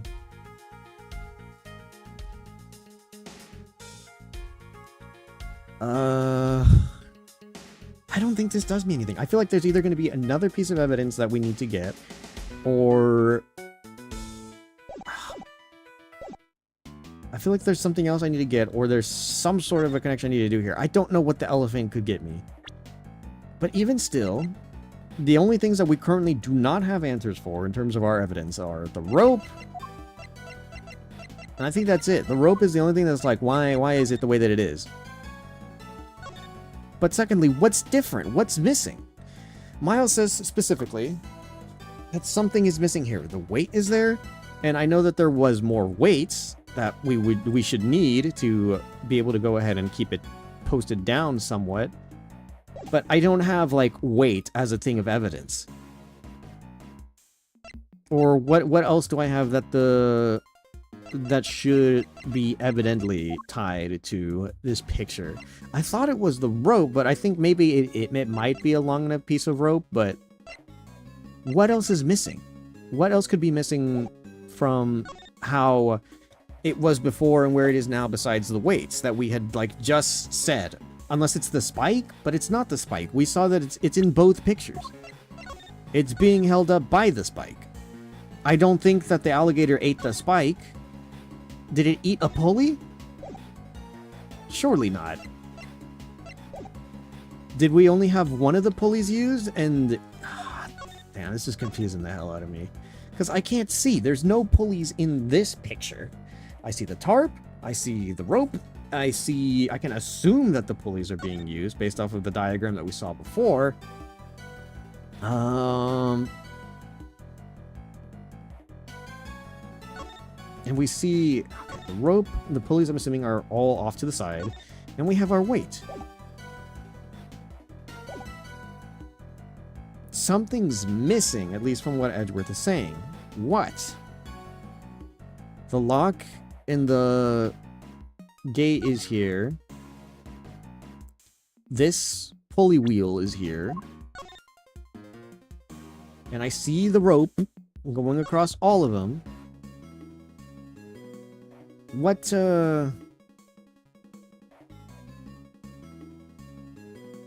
is missing? There's something here to do with the well, but what? I can't see behind.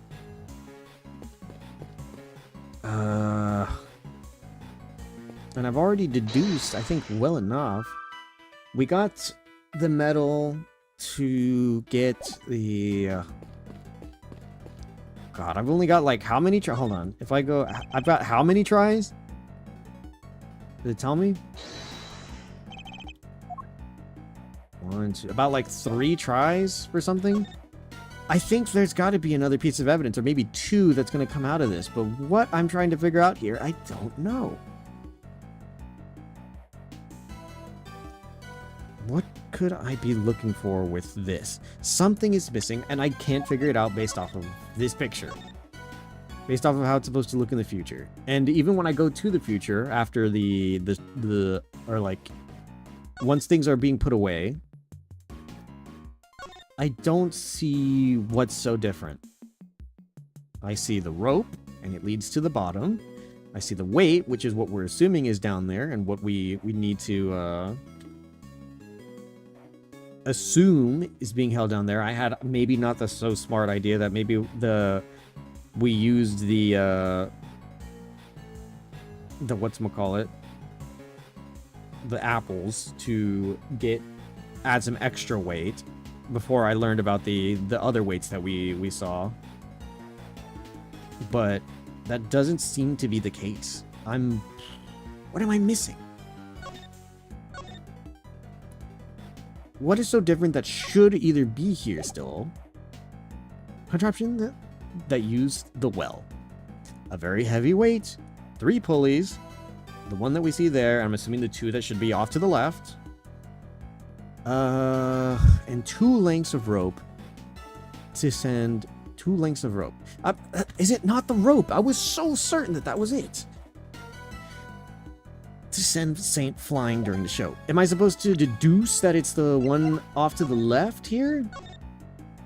No, because that's the one that's connecting the spike. Is it not the one that's supposed to be aimed down?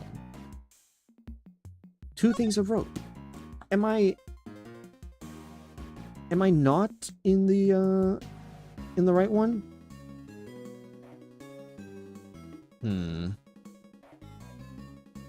What on earth am I missing here?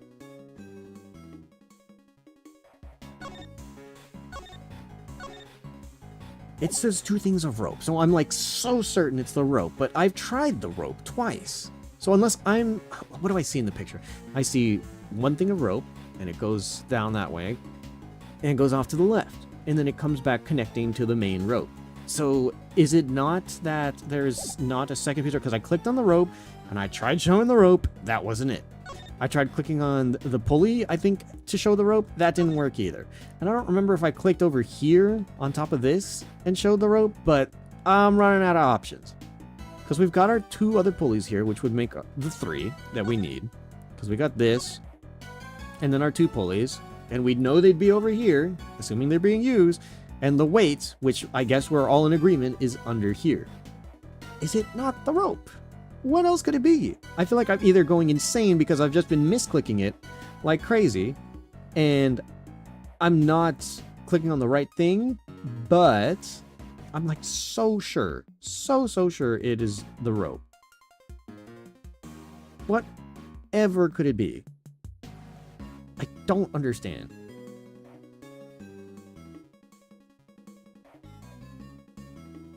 And then I could also make the deduction that the elephant might have did something, but what does that help me with? That doesn't help me with anything. I guess I'm gonna have to just start trying things again, but what? Okay, so what do I have? What can I use? There's the rope. I know that there's 2 things of rope, because that's what it says here.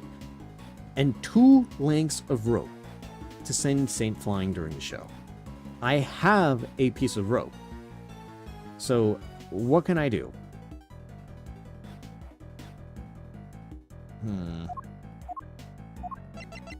Discovered on top of Knight's body. Does this mean the victim was tied up?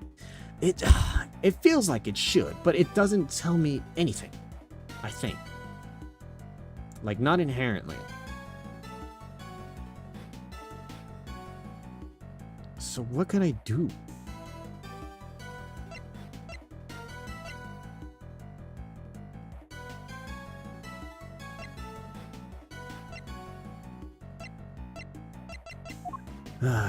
Whatever could it be?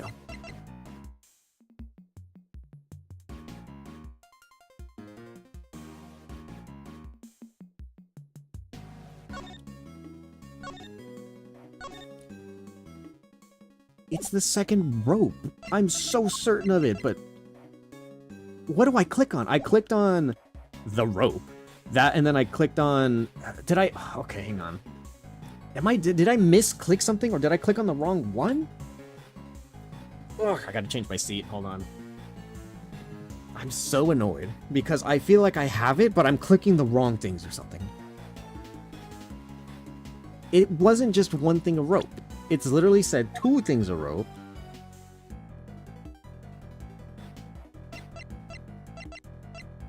But which one is it? Is it this? Did I misclick on which one it would be?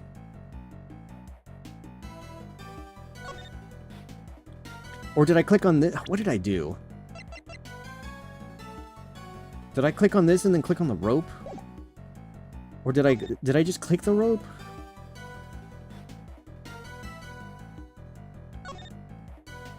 Or should I click this and it be the rope, maybe? I know the rope is missing. It's the only thing I can think of. We don't have 2 things of rope. We have 1.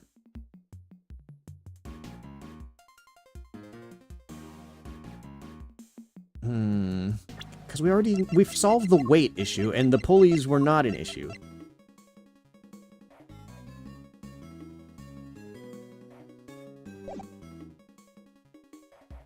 And then I don't think these 2 are connected. I need something else.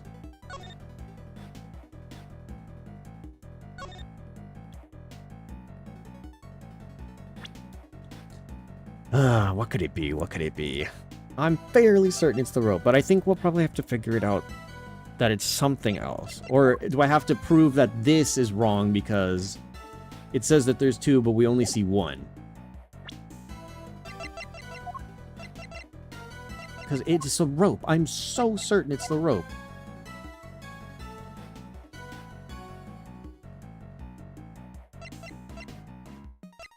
I feel like most of this is just useless, because like it's either this or this.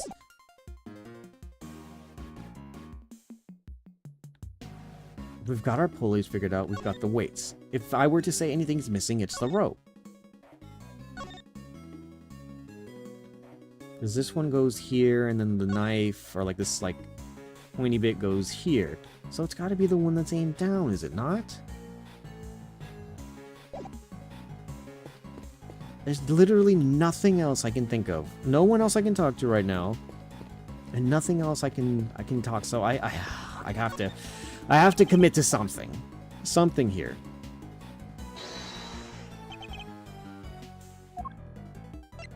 I'm pretty sure I did this last time. I tried to say that the rope proves that there's... Unless, am I supposed to prove that this is wrong and say that this is wrong because there's not 2 ropes in this? Or because it says there's 2 ropes in it? Because I can't do anything with these yet. I know it's the rope.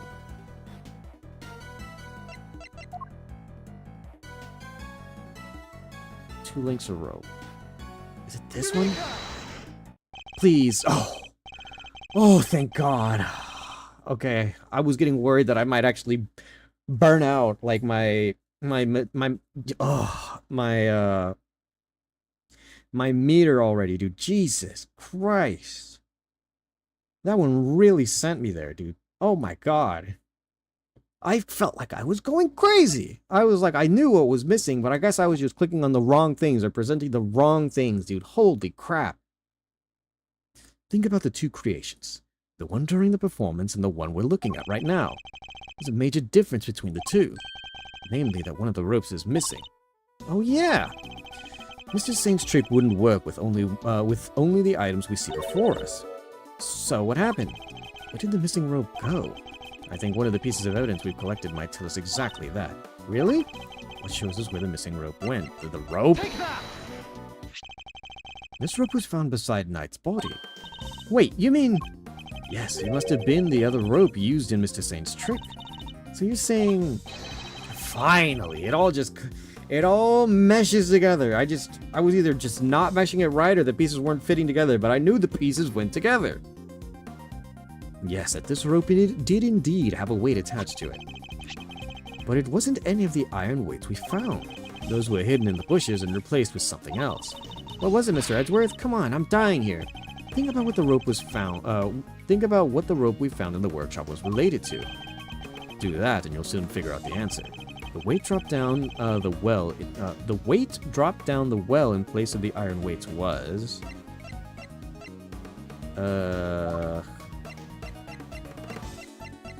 Whoops. What did we see in here? The rope, the tarp?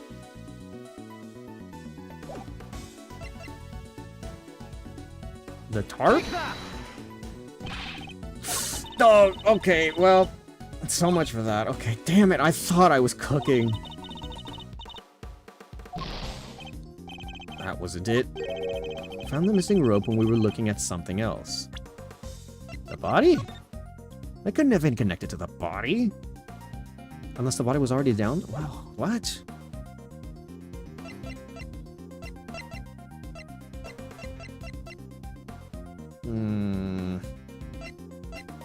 Fuck. We found the missing rope when we were looking at something else. I mean, it was on his body, but it was also on the tarp. That's why I thought maybe the tarp was. Maybe the tarp wouldn't be heavier than a weight, I guess, but it wouldn't be attached to the body, would it? Is there something else? What else would the rope be attached to? I need to remember what that was. What were Mr. Saint's weights switched out for? The weight dropped down the well in place of the iron weights.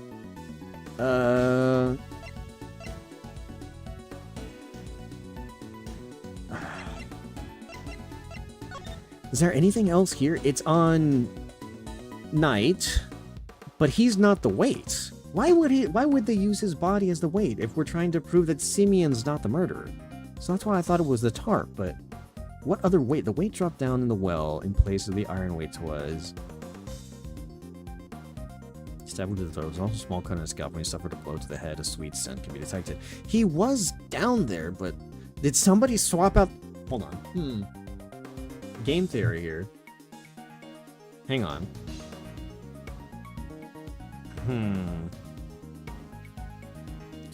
What if somebody, either one of the prisoners, or who have we seen? Maybe one of the other prisoners, or maybe like Canis himself, or the dog. Maybe not the dog. The dog would know how to tie it up. But what if somebody swapped the weights? Maybe Simeon didn't know, since it seems like he's not the one who moved the weights. He assumed the weights were down there. I also made my other dumb game theory that it was the apples that were down there, which is why it smells kind of sweet, since they're missing as well. But, because it's the only other thing here. Maybe someone tied his body with the tarp, and then they kind of just assumed. People would look down and they saw a tarp covering something, and we think it's his body. And it's tied up, which is why in the inventory thing it says that he was tied up with the rope. But what if somebody instead, since we know that the lock was broken as well, either during the show or at some other point, swapped out the weights with Knight's body? Since we know that allegedly Simeon was the one who tied this all together, which is why he's being blamed for it. And they probably weigh around each other's sizes, yeah? Does it say? We don't know his weight, do we?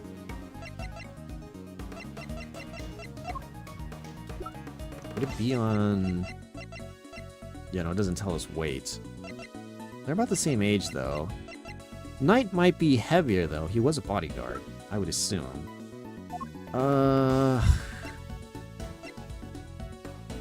Inflicted a sharp blade. Death was instantaneous.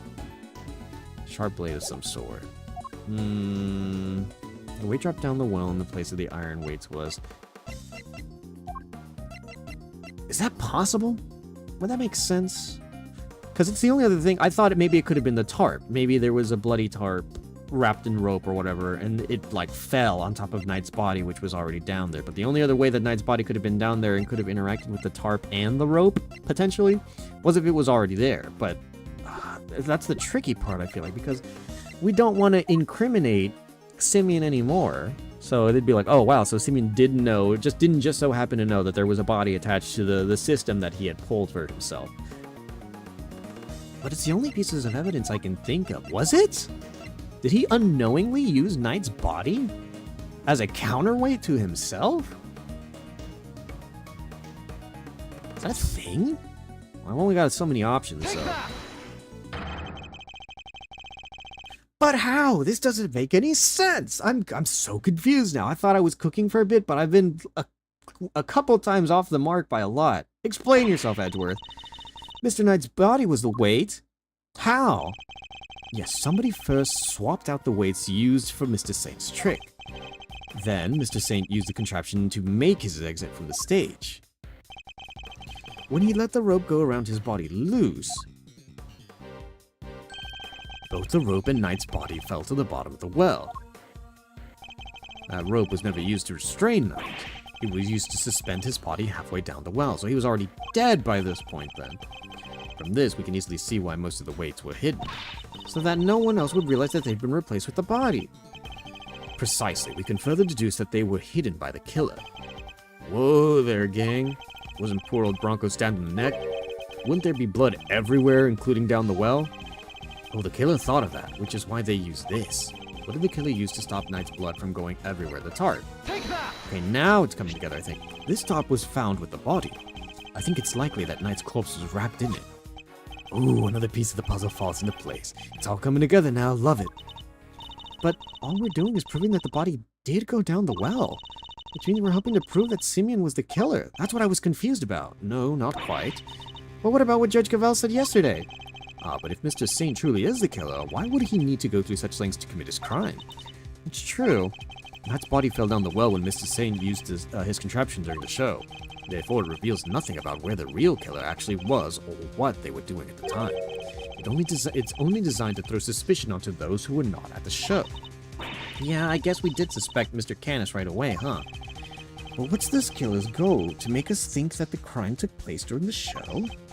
In other words, they used the well contraption to construct an alibi. Miss Barry, when exactly did Mr. Saint put his contraption together?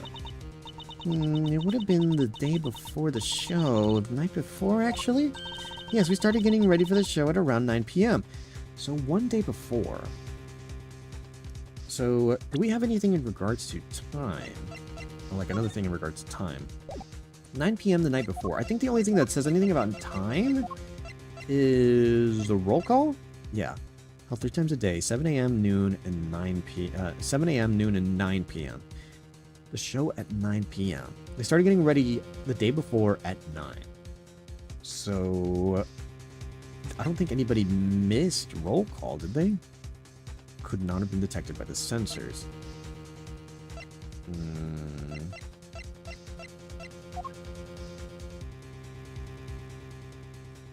Death was instantaneous. Okay. I'm gonna keep that in mind.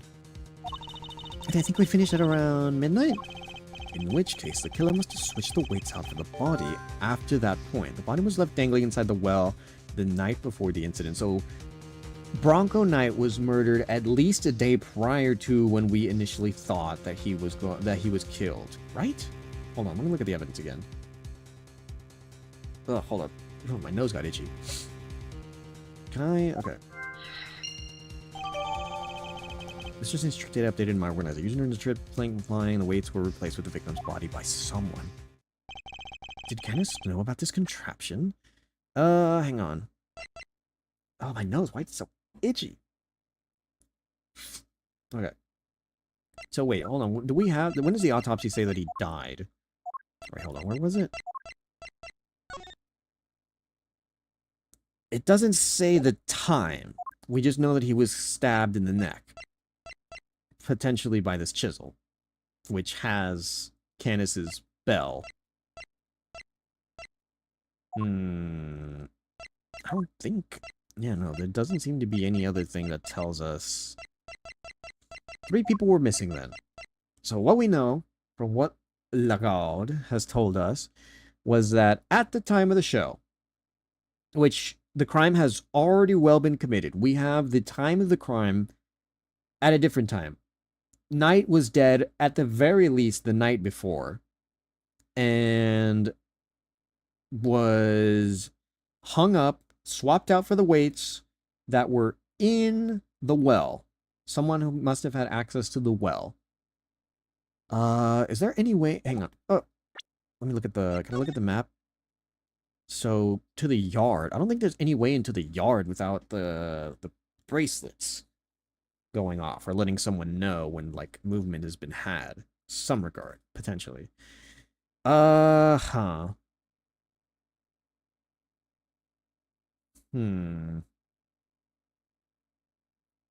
So, what does this tell me exactly? From the cells to the yard to the workshop, someone had put it in. Knight had died at the very least the day before, so sometime between at least the next roll call at 9 and or 12, somewhere before that, someone killed Knight, and he was then put into the well, either through the means of the what is it, the underground passageway that connects from his cell, or the well. Someone took him through the well area and just swapped him out for the weights and stuff for the trick, or I don't think anyone could have dragged his body and then put it in. Maybe they could have put it in from below. I don't know. But he was there, and they tied him up, put him in a tarp, and waited for everything else to go. Then, while everything was happening, it had to have happened during the show. So we have, what, like a 15-minute window? That's what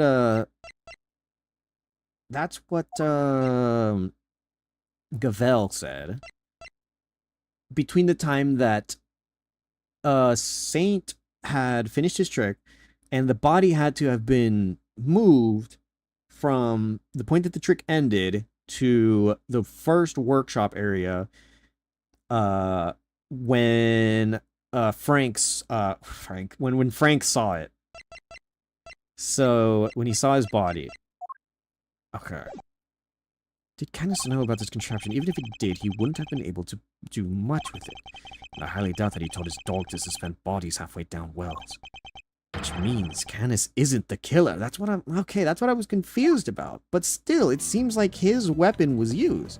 But this doesn't... Okay, wait, hold on. What does this do for us now, then? Do we have...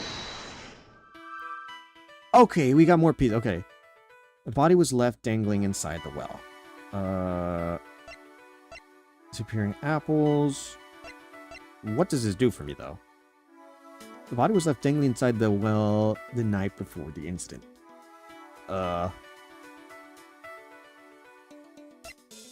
What?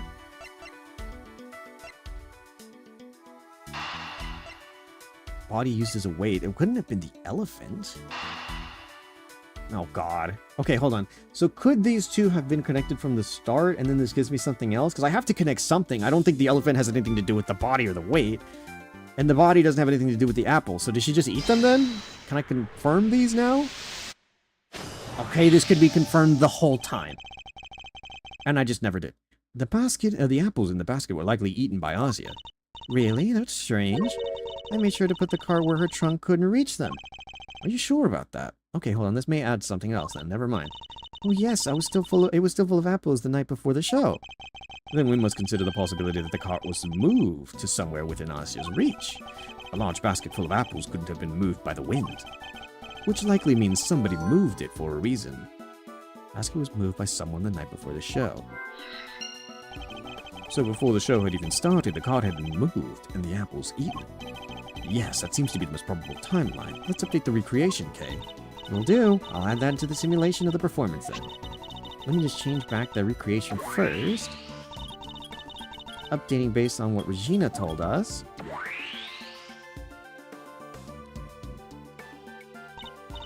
There, all done. So what can we learn about this? Little wonder it smelled of animals. It was literally being used by the for the elephant. Old Asia's apples, right? Yep, it was full of them the day before the show. So they vanished overnight. Oh, did you figure out something, Mr. Edgeworth? Quite possibly.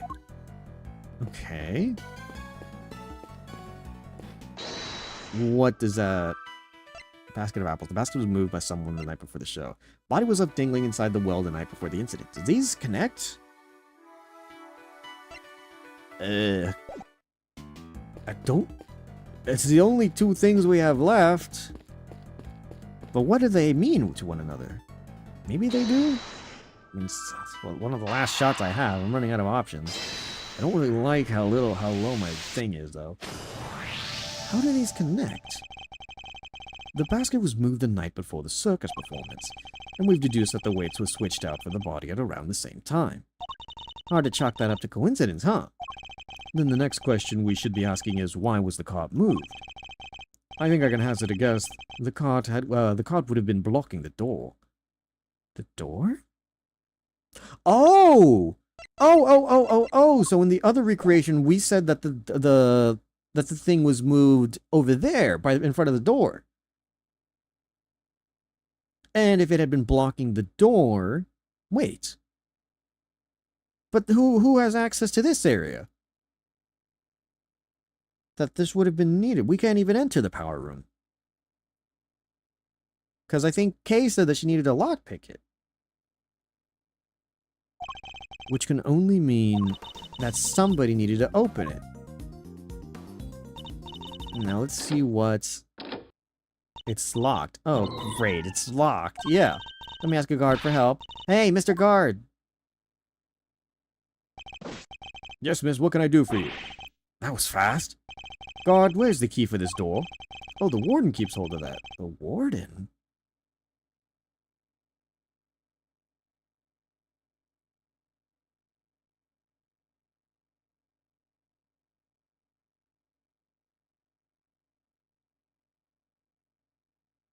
It wouldn't be the guard, would it?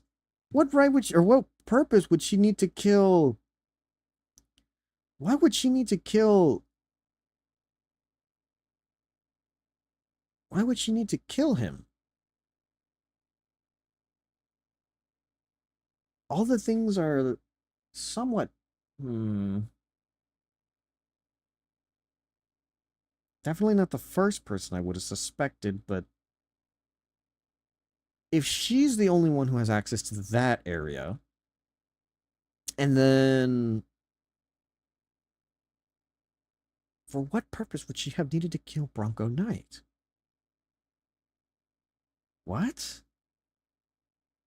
She's the only person left I can think of that could have possibly done anything now, since we know it wasn't Canis. But if it wasn't Canis, it wasn't Carcerado, and we definitely know it wasn't Saint, who else does that leave? The warden keeps a hold of that. I'll go ask her for it. The warden of God is the only one with a key.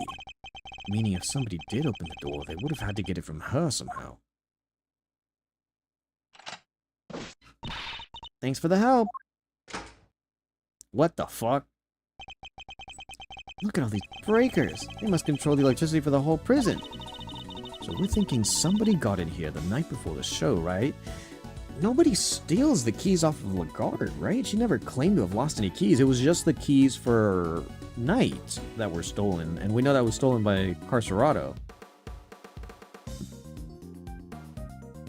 A lot of interest. Is there anything off right now? Sensor... hold on. A sensor A? Hold on. I can barely see. We're thinking somebody got in here the night before the show, right? But why? What were they trying to do? Well, I doubt they came here by mistake thinking it was a break room. They must have come to tamper with the switches. Did they turn off the power to something?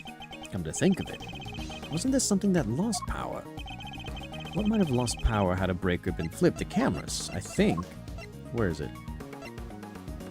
It was actually recorded around... The timestamp is off due to a 3-hour gap. It was actually recorded... Security cameras? Take that! There was a 3-hour gap in the security camera footage. Oh yeah, there was! Well, somebody flipped the breaker it was connected to. It seems very likely. Do you think it was the killer? It's true that the shutting off the camera would have made things easier for them. It would! Which means the killer would have to be someone with access to the breakers. And it seems only one person has the key. Couldn't be, could it?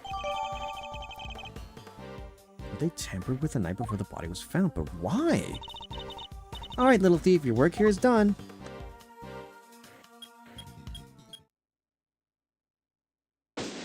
Oh, okay. Not quite as healthy as I'd like to be, but, God. Hmm? Oh, great. Oh. No, I thought I was so happy to have been spared of hearing this stupid song. I have to hear this again? It's so dumb. First on the scene, the early bird wins the worm.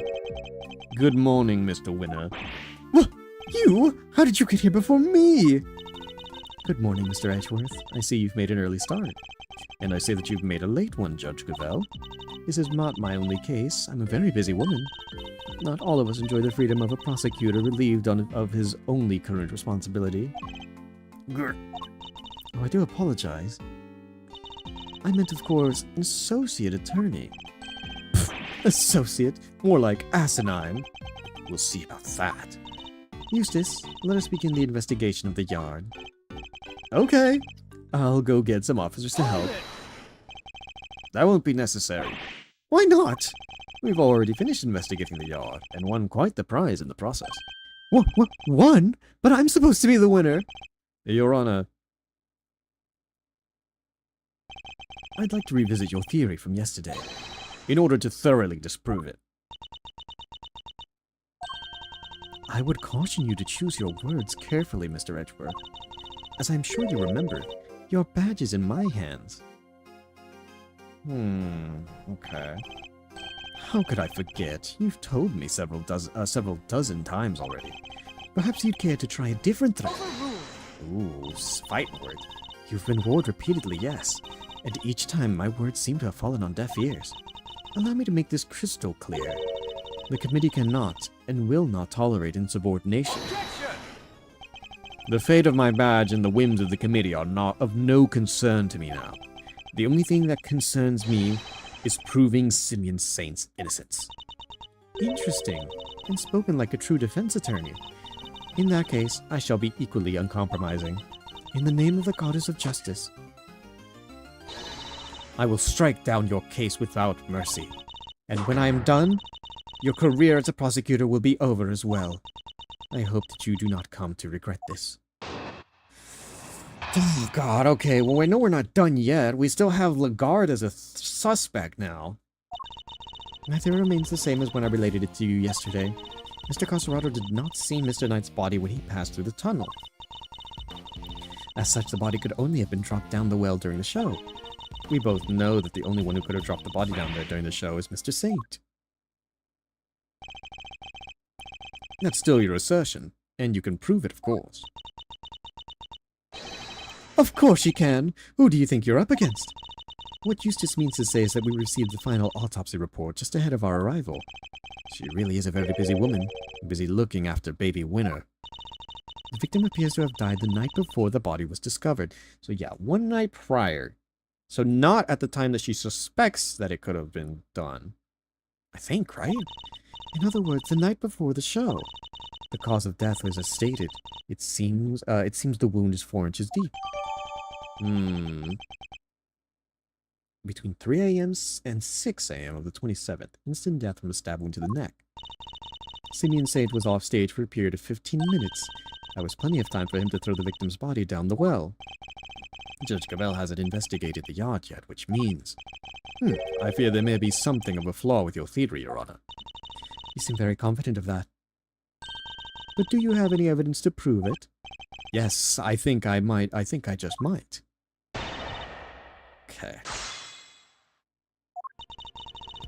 Okay, hang on. 2, 3, 4. Hold it! Okay. That theory being that Mr. Saint was the killer, you're certainly clinging to it rather stubbornly. And you are certainly clinging rather stubbornly to the idea that Mr. Saint was the killer. Do you have any conclusive evidence that he wasn't? Any idea who the real killer might be? I'd like to see what evidence you have yourself first. I am an emissary of the goddess of justice. My words are her words. But her words are wasted on you, I see. You would challenge me. I say the sky was blue. If this is a court... is this a court or a cult? If you truly mean to refute the words of the divine, then come, show me your evidence. Hold it!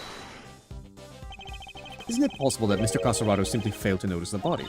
Assistant to the associate attorney, you have been through the secret passage, have you not? Whoa, how'd you know?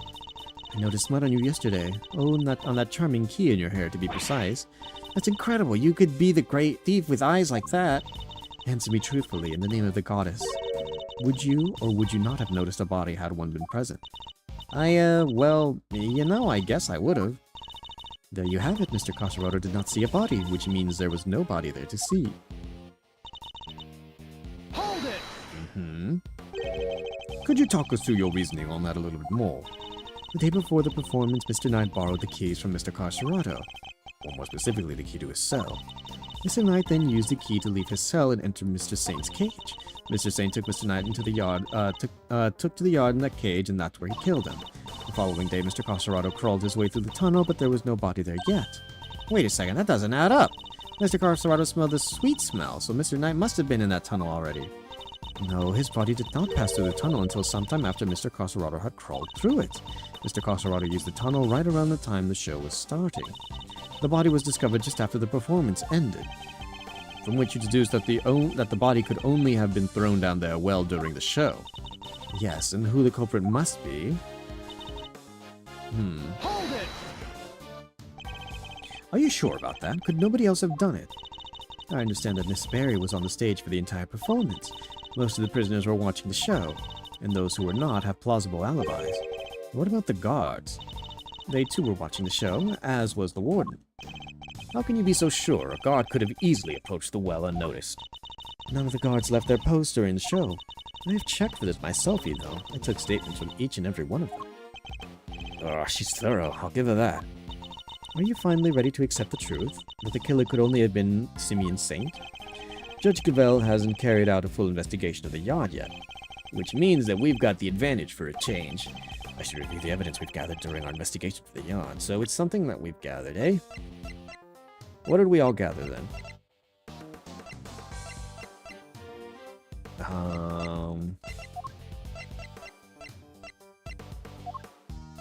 The breakers was one. Just off the prison yard, they were tampered with the night. Were they tampered with the night before the body was found? Yard. Sensors, A, cameras. All of them are on. Actually, wait.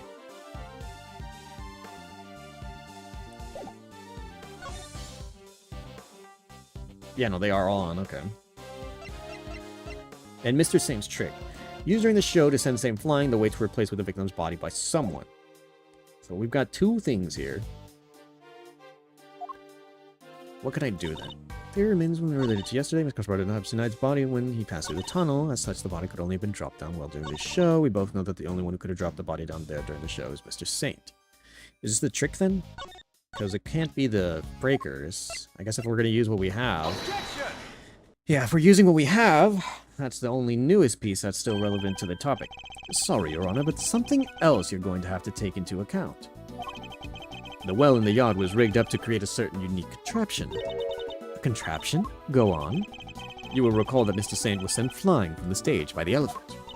I do, just before he was to be absent for some time. He was only able to fly through the air thanks to the weighted rope he tied around himself. Dropping the weighted end down the well allowed him to complete the trick. Objection! Wait, wouldn't that send him flying as soon as he set foot on stage? It's simple, really. He kept the weight from falling by using a stake to keep the rope in place. With a second rope, he was able to pull the stake free, thereby controlling when the weight was dropped. We have found evidence to suggest that the original weight was replaced with Knight's body. This was done by the real killer in order to create an alibi. That's... Ooh, okay. How are we going to prove that, Edgeworth? The estimated time of death tells us that the murder took place early in the morning. The killer could have tampered with, the killer could have tampered with the contraption in the time between the murder and the show. Objection! You're saying that Mr. Saint himself set up the contraption, right? Well, then who do you think the number one most likely person to have used it to dispose of a... Wait. Most likely person to have used to dispose of a body, hmm? Even you must see that, how this looks. If Mr. Saint was the killer, he could have simply done as Judge Gavel theorized, without the extra steps. Miss Barry? Yes? Does anyone else know how Mr. Saint's trick works? Well, let's see. We had to get the prison's approval on what we were going to perform. So I don't think Simeon's the only one who knows. And there you have it. Overruled. Uh-oh.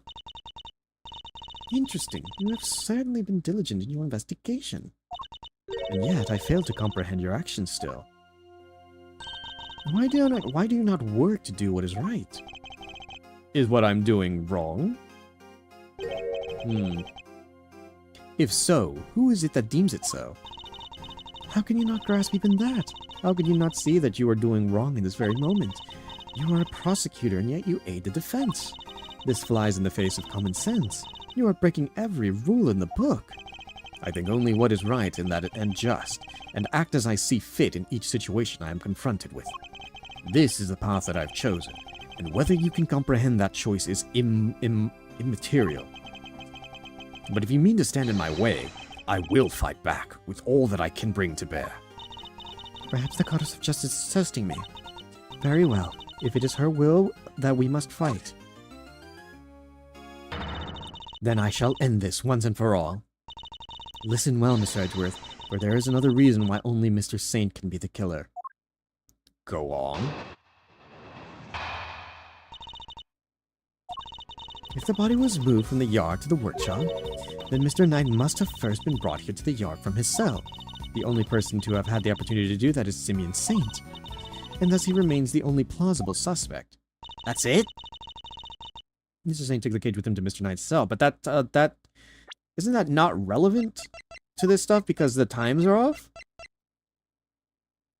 There's a 3-hour gap in the time that we know of, at least from the cameras.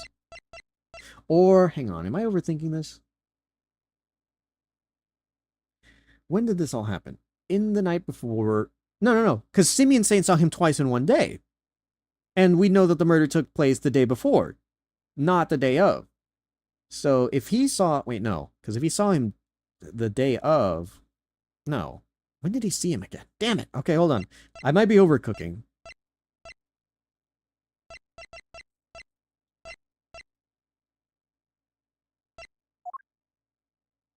(3 a.m., 6 a.m. on the 27th. Instant death from a stab wound to the neck.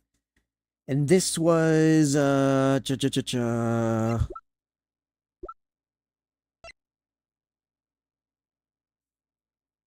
like a night or so ago. It was not last night. Like 2 nights ago, theoretically.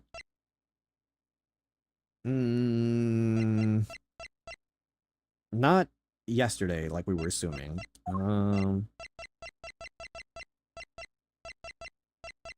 The only thing I could think of was the footage being tampered. Oh wait, no, that still works. That still works because even when we thought we saw footage of night, it was actually Carcerado. So this could still be okay. I might have been overcooking, but I might still be onto something. Okay. Mr. Saint took a cage with him to Mr. Knight's cell. But why would he do that? Why take such an unwieldy object all the way to the holding cells? Yeah, it is pretty sus. Okay. We've all met Mr. Saint. That's exactly the kind of thing he would do. It's entirely plausible that he took the cage with him out of absent-mindedness and nothing else. It may be plausible, but it is no more than less plausible than him having helped Mr. Knight to escape. Ugh, I need some real solid evidence if I'm going to get her to budge.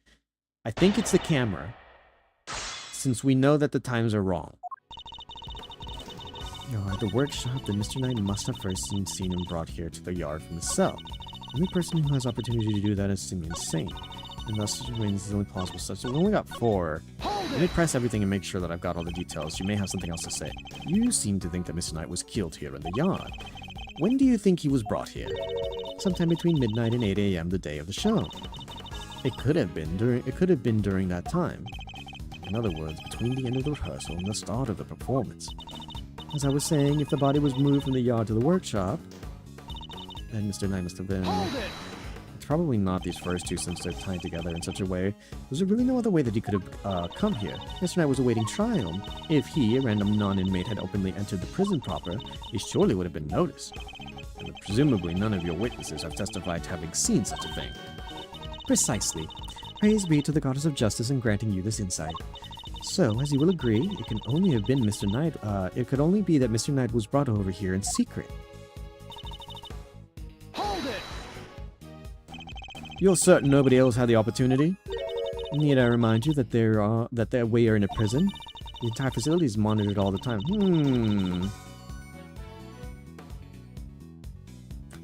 Okay, I think it's this one. I think it's this one, and I think it's going to be the cameras. Or I could do the cameras or the breakers. One of the two. I could probably do the breakers since it is the newer evidence. The cameras, both of them work, I feel like, but we know that the cameras were finicky yesterday. The entire facility is monitored all the time. Anything out of the ordinary would have been spotted. But Mr. Saint was under the same scrutiny, was he not? The warden had granted the members of the circus troupe special access. As a member of that troupe under the supervision of Miss Berry, he's the only person who was free to wander as where he willed. But we know there was a 3-hour time gap where, at the very least, he was not being monitored, probably. It seems you've forgotten something, Your Honor. Forget is not a word in my vocabulary, Mr. Edgeworth. Very well, then I recall this fact, if you will. You claim that Mr. Saint is the only person who was free to walk around the prison. But there was a brief period of time on the day of the crime in this prison, a time in which it would have been possible for anyone to move to the prison entirely unmonitored. What do I have to show that there was a period of time that the crime was oversight or was limited? I think it could be both. I'm going to shoot for the cameras first, though. Mr. Saint is far from the only person who could have had that opportunity. Which opportunity are we talking about again? We previously established that the time code on the security footage was off by 3 hours.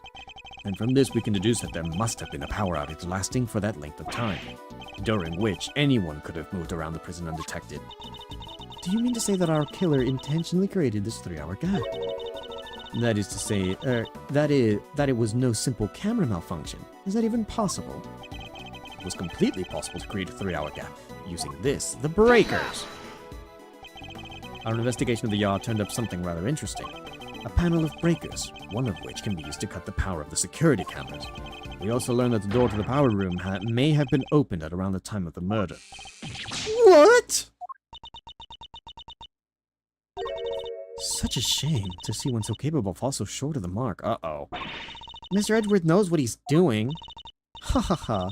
Then how does he explain the lock on the power room door? Oh yeah, it was kind of locked up tight. And the warden's the only one with the key. Those breakers are vital to the prison's infrastructure, so I very much doubt that anyone could have gained access to the power room's key so easily. Well, well, it looks like everyone's all on the same page then, huh? No, but one person could have. I beg your pardon? That person, the killer, had easy access to it, in fact. And what's more, the position here is such that nobody would dare question it. What? There's no one like that.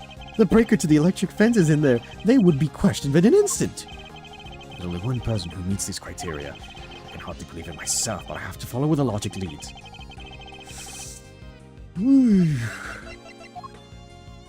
Is it really Fifi Lagarde? The real culprit is... Uh-oh. Warden Lagarde. Oh, just look at you. Aren't you the cutest little poochie-woo? He's not just a pretty face. Missile also has quite the nose for sweet things. It seems he's smelling something very sweet indeed. Is it like a perfume? Oh, I didn't even make the correlation that it could have been like something else on her. I was certain that it could have been the apples. That's where the sweet scent was coming from, but it could have been coming off of her. Oh, darling, you're making me blush. I'm not even wearing perfume. Then perhaps it is the sweet stench of death. Ooh. Oh, you're a regular poet, aren't you? I had no idea.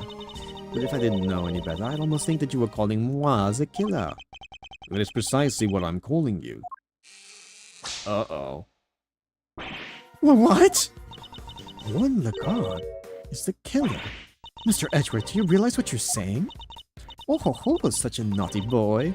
How could you suspect me? I'm the one in charge around here.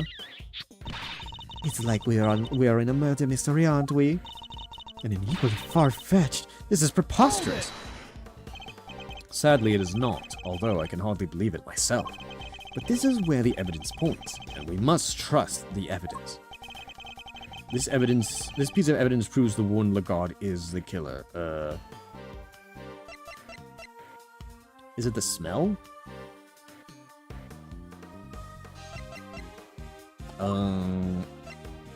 She smells sweet.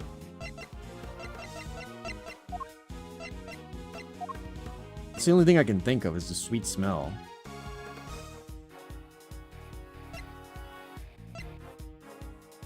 Because what else could potentially try to even remotely attach her to what's going on?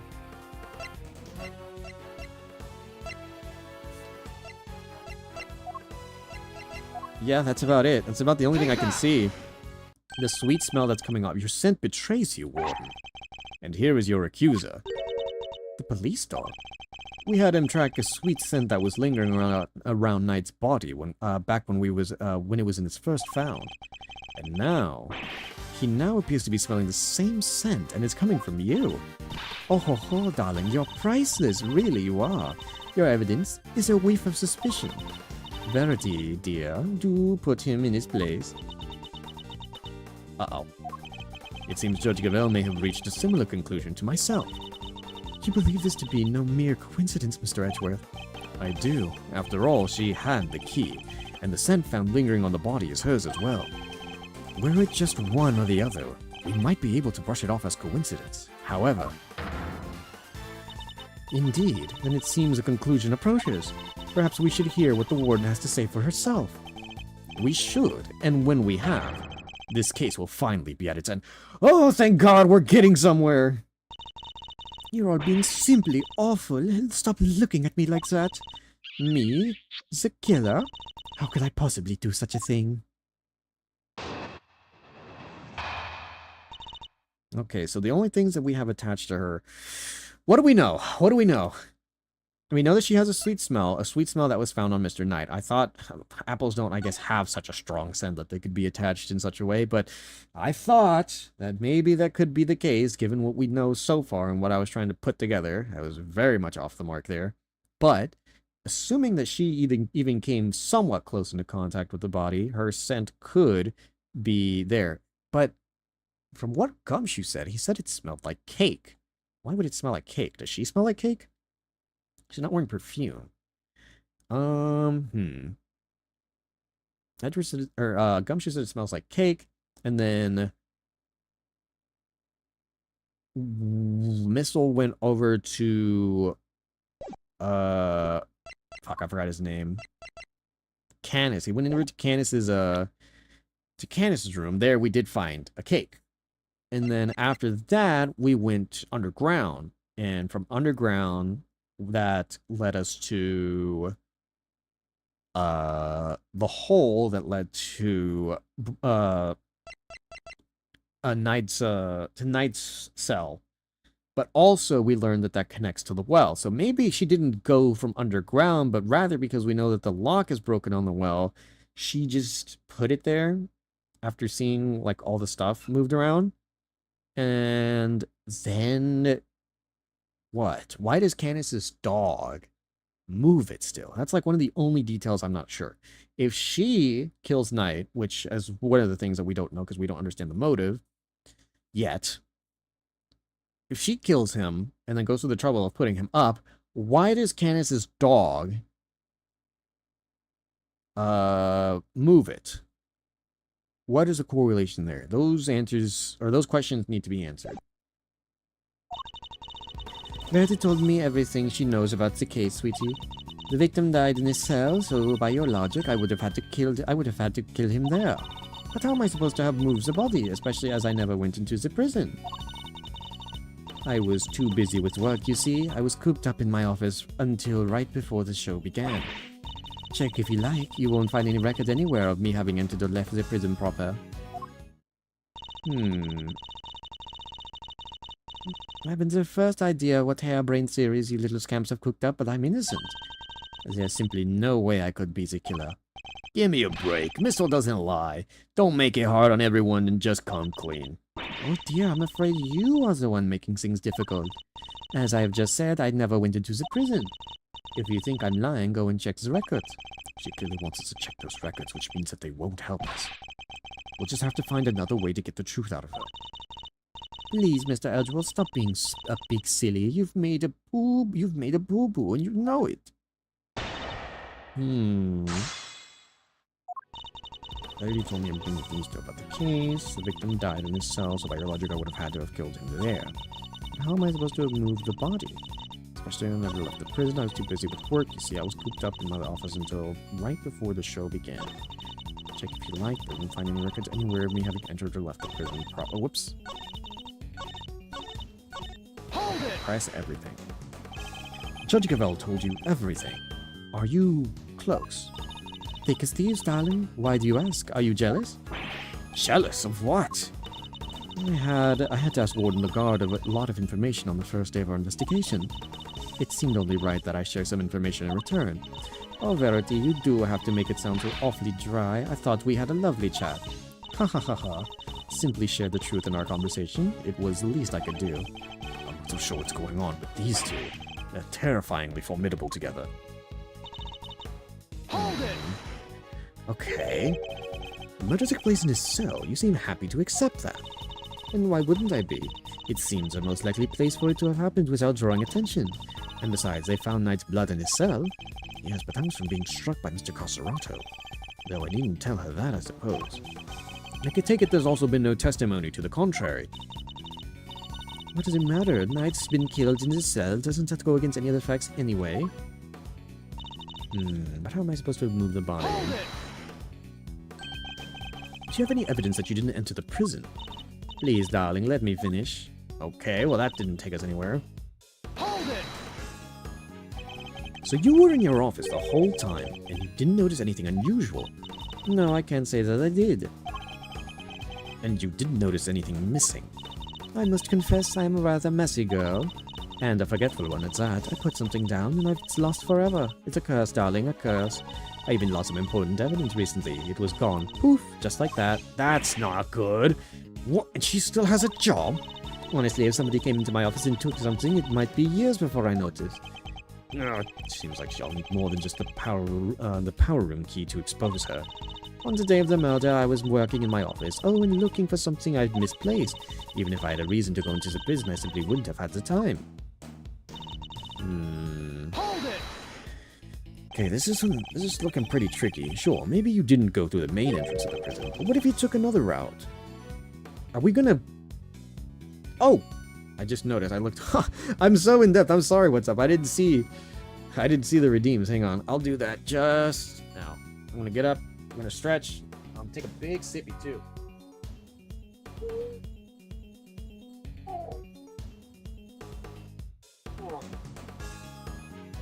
Oh my... Oh, wait a minute.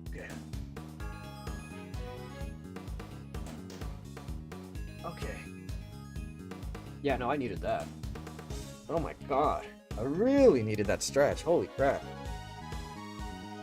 I almost sat back down from how good that felt.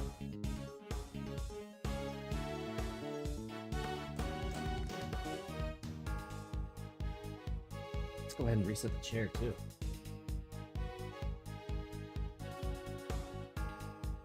My god. Thank you for the hydrate and the stretch. Oh, that was a really good stretch. Okay. Maybe this will help me out. Okay. What if you took another route?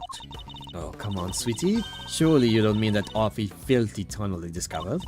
Why, until yesterday I had no idea it even existed. No, you had another way in. I'm certain of it. Hang on. Whoops. So, assuming she was in her office... Oh, we could say that she took... Wait, no, that would have also put her in the well, wouldn't it? Oh, like, not in the well. That would have put her in the little pit, would it not? I mean, the two things that we know... Assuming she was in her office and they saw that she never left...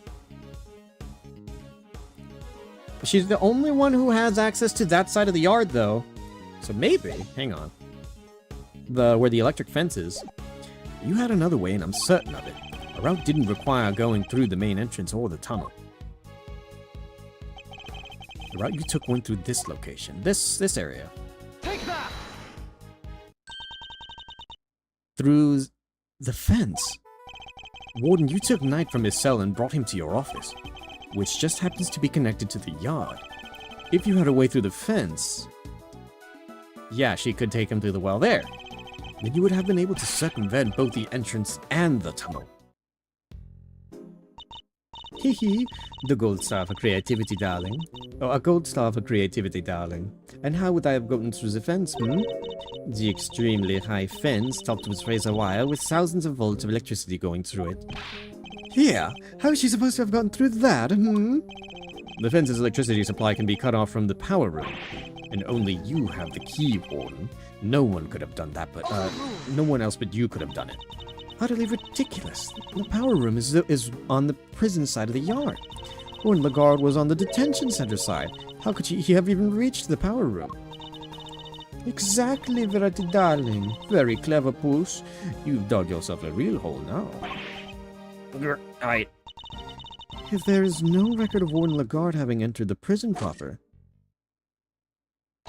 then the idea that she could have shut off the fence by using the breaker is out of the question. But there must be some way she could have done it. Take a deep breath, big guy. Lose your cool and you lost everything. But if I don't find a solution, she might still wriggle out of this. Hey, I said take a deep breath, not freak out and completely lose your cool. There's nothing to be gained by banging your head against the same wall, yeah? No matter how you look at it, Warden Lagarde couldn't have done it alone.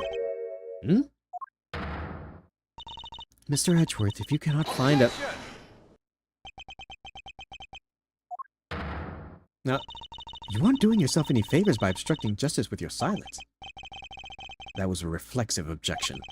But now that I've yelled it, if I don't come up with an answer, it's all over. I have one more thing to add, if you'll permit me. Something that explains how the warden could have shut off the breaker from the wrong side of the fence. Yes, because it's not as impossible as it seems. What enabled her to shut off the breaker? Her position? An accomplice? The time of the murder? An accomplice? Obviously not her position. She couldn't have done it from the other side. The time of the murder? What would that have helped? An accomplice? Oh! It could be. Maybe that's why Candace... Oh, okay, that's why she... Was she... hold on. Let me think. Well, actually, no. Because that would have been... Okay, I was thinking it could have been Canis, and that's why the dog moved it, because they were working together in that regard. It would have been quite the deadly duo, an ex-assassin and like a warden of a prison working together to do God knows what, but they're doing it. And could potentially help build either an alibi for one or the other, but maybe it's something else. She couldn't have done it alone, but what if she wasn't alone? Ooh, now we're talking. Way to reflex the old gray matter, kiddo. I believe the Warden Lagarde had an accomplice. Enough. You disappoint me, Mr. Edgeworth. We still move forward with this, though. Hang on a minute. Who could have worked with her? Not us. Not them. Definitely not... Well, no. No. No, I don't think it was Carcerado. Could it? They seem pretty on edge against each other. Andy was trying to break out. It's not like... maybe. There could still be some sort of a motive.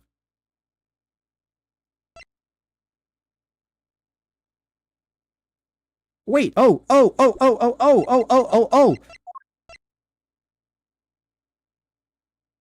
It could have been. Maybe?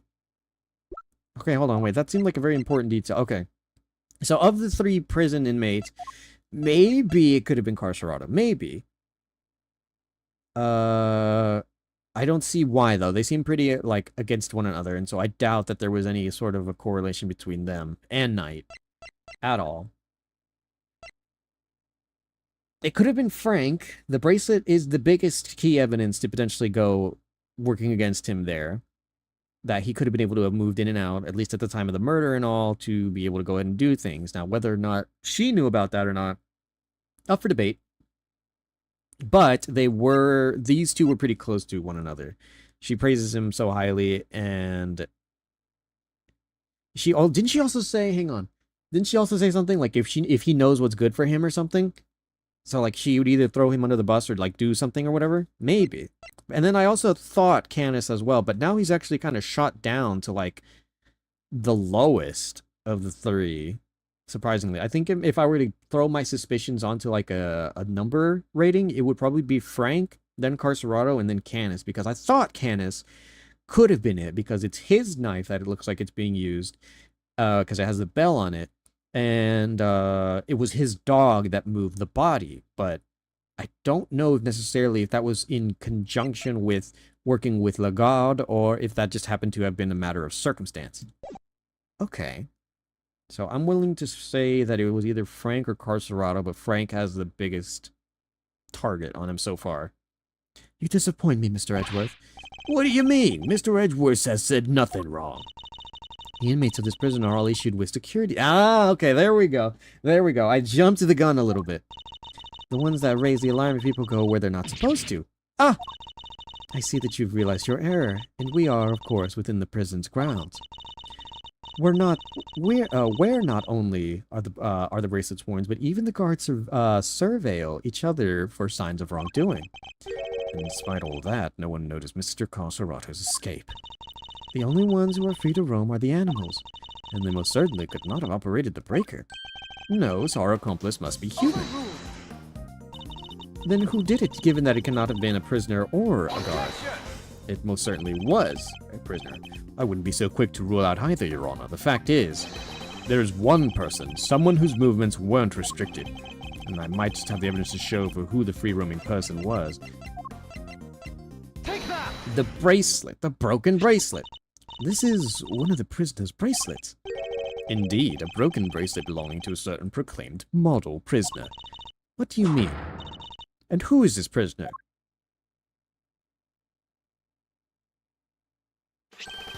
Frank saw it. Warden Lagarde's favorite inmate. Ooh, okay, hold on. We're getting somewhere. It's strange, isn't it, Warden? That he was able to keep his broken bracelet hidden and wander freely around the prison all the while? That is pretty funky, and I don't mean in a good way. Uh-oh.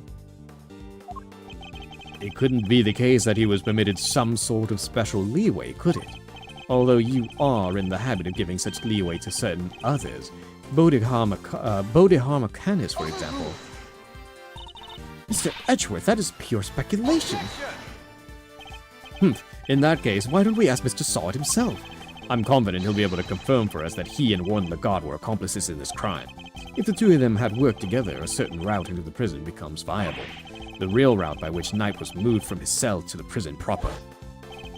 Recall that there was two big obstacles in her path. First, the security camera outside Knight's cell. Second, the electrified fence in the yard. But she was able to remove both obstacles in one fell swoop, by having Mr. Sawed shut off the corresponding breakers. Uh-oh. Alright, Mr. Edgeworth, you've had your fun. And, do you still deny it, Warden Lagarde?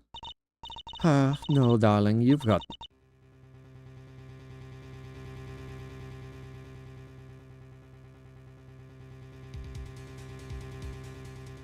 It's never this easy, is it?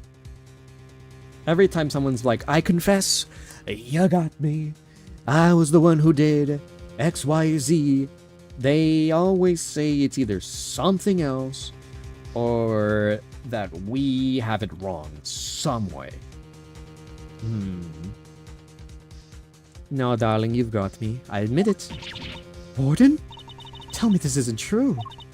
Sorry, Verity, honey. I'm afraid it is. Frankie helped me do it. Do what? Say it. No way! You did it, Mr. Edgeworth. No, it's not over yet. Nice shooting, cowboy. She won't be wriggling out of this now. As Mr. Edgeworth said, I had Frankie switch off the breaker. But we didn't kill Knight, did we? No, sweetums, no we didn't. What? Warden, explain yourself. Oh, Verity dear, I doubt your precious goddess will want to hear my excuses now. She is all merciful. You have but to confess and you shall be saved. Oh gosh, all right. I was being threatened. I had no choice but to do as he said. He being Canis? Who's he? Bodhidharma Canis. That awful assassin. Canis? How long has it been since that awful man came here into my beautiful prison? I'll never forget the day he arrived. Is this... Oh. Okay, maybe not still. Maybe there is... It may be possible still. Then.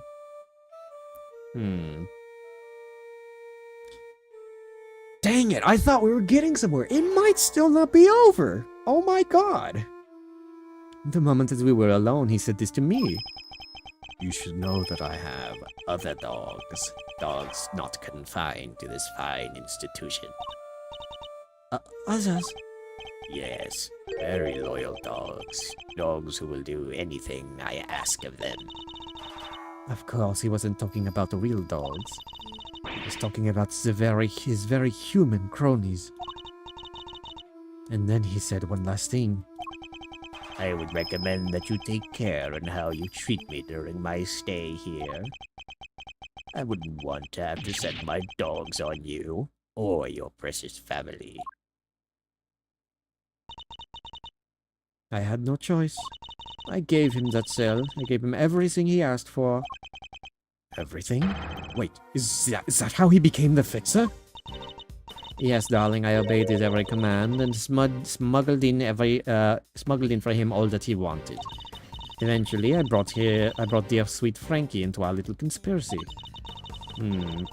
He agreed right away, of course, but I made things easier for him.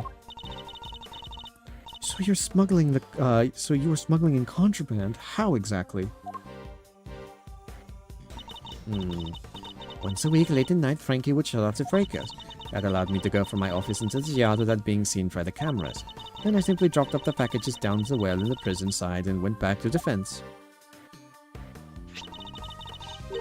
Each one of them spritzed with my little one of my perfume. So that's what that sweet smell was. Yes, it was a signal for Canis's dog. When he picked up the scent, he would fetch the packages and brings them to his master. We had to make sure Rocco wasn't in his cell at the time, of course. It'd have been easy keeping him from finding out. No, we're all very much creatures of habit here at the prison, darling. Everything runs to a schedule. Meals, exercise hours, that sort of thing. We knew when he wasn't there. And so the adorable little bear of his freezes with fright at the sight of Canis's dog, poor thing. So there was no risk of him raising the alarm either. She has oversight over everything here at the prison, which made her the perfect mule. With her on his side, Canis couldn't fail. Frankie would sneak out again early in the morning to switch the breakers back on, and our work was done. Apart from fixing the time codes on the camera, which I would do later when I got to chat. You have shared a great deal, Warden. The Goddess of Justice will surely take your honesty into account. So that leaves us with two options. Either she's lying, or she's telling the truth, and then this leads us back to Canis. I've been the most dreadful fool, I know I have. I'm supposed to be the one in charge. The day of Knight's murder was also one of our delivery days. And so Frankie, bless his heart, did his usual work with the breakers. But there was no packages for me to deliver that day, so I didn't go out into the yard. So that's the secret behind the fixer system, and why she was. The police have been trying to track down his accomplices for the longest time. Even I've had to lend them a hand myself, you know. Heaven knows how many times I've called the secretive scoundrel into my office to talk to me. No matter what I say or how much evidence I present to him, he simply wouldn't say a word. That's why you were interrogating Mr. Canis over and over. Exactly. I was trying to track down those horrible hench people of his. What an ominous sprite. I borrowed everything the police had on that rotten scoundrel. I've watched his every move, intercepting every letter he wrote. His letters? And of course you must know about his correspondence, chess games too. But no matter what I did, I couldn't turn up any clues as to who his underlings were. Living in fear like this, oh, you just can't comprehend it. As you have just heard yourself, Mr. Edgeworth. The words of Warden Lagarde's confessions have cleansed her of all suspicion. Surely there is no need to hound her any longer. Has she really been cleared of all suspicion, though? Or is there more about this to uncover? There's definitely more. I'm sorry, Your Honor, but this conversation isn't over yet. And I think the Goddess of Justice would agree. So you mean to make her suffer even more than she already has? Unfortunately, her suffering under Mr. Canis does nothing to prove her innocence in Knight's murder. She admitted herself that she knew of and even facilitated the so-called Fixer's delivery route. I believe she used the same route to move Knight's body. And where is your evidence, Mr. Edgeworth? It's in the fact that the sweet smell on Knight's body is the exact same scent Miss Warden Lagarde uses in a signal of delivery. What do you make of that? Well, that's because we've done it so many times by now that the whole well probably smells of it. Some of it must have just rubbed off on his body. That does match the statement that Mr. Carcerato provided. The smell, yeah, always smell kinda nice down there. Nice? Gee, I don't know, smells sorta like a dessert, I guess. His words would seem to suggest that the smell had permeated the well. Ugh! You've been rendered speechless, I see. Then I hereby move to adjourn the session of the court. No! What do we do, Mr. Edgeworth? What can I do? Is this as far as we go? Finally! Oh, so we're actually done? Yes, Eustace, it seems that we are. By the power vested in me, this court is adjourned. Objection, somebody, please? Eddie? Who was that? Oh, thank you, Eddie. Oh my god. Come on, Judge G. Things were just getting good. Fender. Are you objecting to my adjourning the session? Heh, no. Would have shouted objection if I wanted to do that. You do you, G. Adjourn, don't adjourn. Whatever floats your boat. What are you doing, Mr. Fender? Don't worry about what I'm doing. Let's all just take a chill pill, shall we? By which I mean a square of chocolatey goodness. Anyone? Are you trying to get yourself charged with contempt of court? No, my bad. I just had a quick request to make is all. A Simeon Saint's lawyer, that is. Ah, yes, I'd forgotten that you were his real attorney, Mr. Fender. How could you? You're killing me here. Did you blame us? You've been making Mr. Edgeworth do everything this whole time. Yeah, right you are, which is why I figured it's time to put in some work. Work, you say? Somehow I don't believe you've worked a day in your life. Then let's say this is me doing some prep work for the upcoming trial. Mind if I question the witness? Now? Amusing, but what is there left to ask? I got a feeling in my funny bone that Phoebes here has something more to tell us about the killer. Do I? Yes, indeed. See, a major player on the team on Team Simeon. Well, as a major player on Team Simeon, I can spot a sympathizer when I see one. And you don't think he did it, do you? So tell us, who did? Come on, spill the beans. We're all ears. Ooh. Mr. Edgeworth, what's he doing? He's trying to coax Warden Lagarde into giving something away. Ask yourself, why would she go through all the trouble of sending Knight's body on such an odd journey? It's because she wanted to frame Mr. Kent. Ah, okay, so she's lying. She did? No way. If he was convicted of committing murder here, that could have been grounds for a transfer to another prison. Most likely, a more secure facility. And where he'd be out of her hair forever, huh? Precisely. She saw her opportunity and seized it. No, this Saint cannot be the killer. That's not fair. I was all ready to prosecute him. I know, right? But maybe we should find out what she thinks first. Don't want to get it all wrong. Don't want to get the wrong guy, yeah? Heh, nice. Now Mr. Winter has to go along with it too. Well, Warden, are you happy to testify further? Of course, how could I refuse that silver-tongued devil? Eddykins, you have such a way with words. Just doing my job, thief. Besides, one can't tell the truth without telling the whole truth, can't one? I'm simply dying to tell all. Verity, darling, do say that you'll let me. As you wish. Court is unadjourned. I can't believe you pulled that off, Mr. Fender. Whew, me neither. Thank you for your timely intervention. Hey, it's the least I can do. Kay's not wrong. I've been leaning on you hard, and besides, the defense never rests. Am I right? Siemens depending on us. Sadly, I think I just about exhausted my reserves for the cool lawyer chat there, and we can't foul this up now. Which means you're up to bat, Miles. Miles McSmiles. You're up to bat, Miles McSmiles. Show him that never rest spirit. I shall.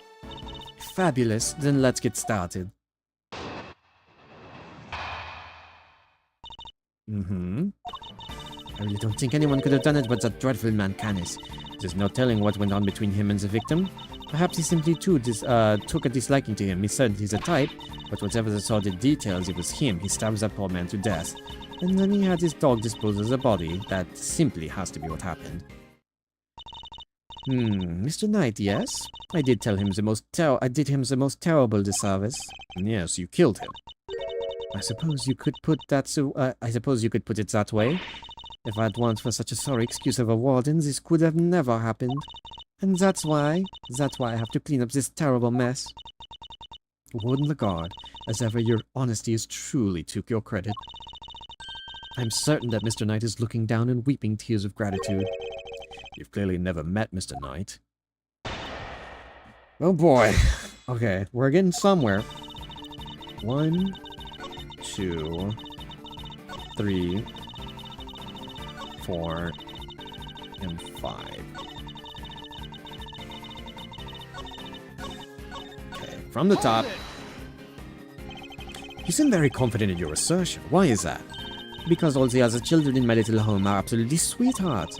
They have faith in themselves in one another. They have faith in the guards and me. And they work very hard every day to better themselves. None of them would dare commit murder. That's a very touching reason indeed. I don't believe a word of it. But Canis? Oh, he's rotten to the core. He's the only one who would do something like that. Knight was being kept in a holding cell while Mr. Canis was in the prison proper.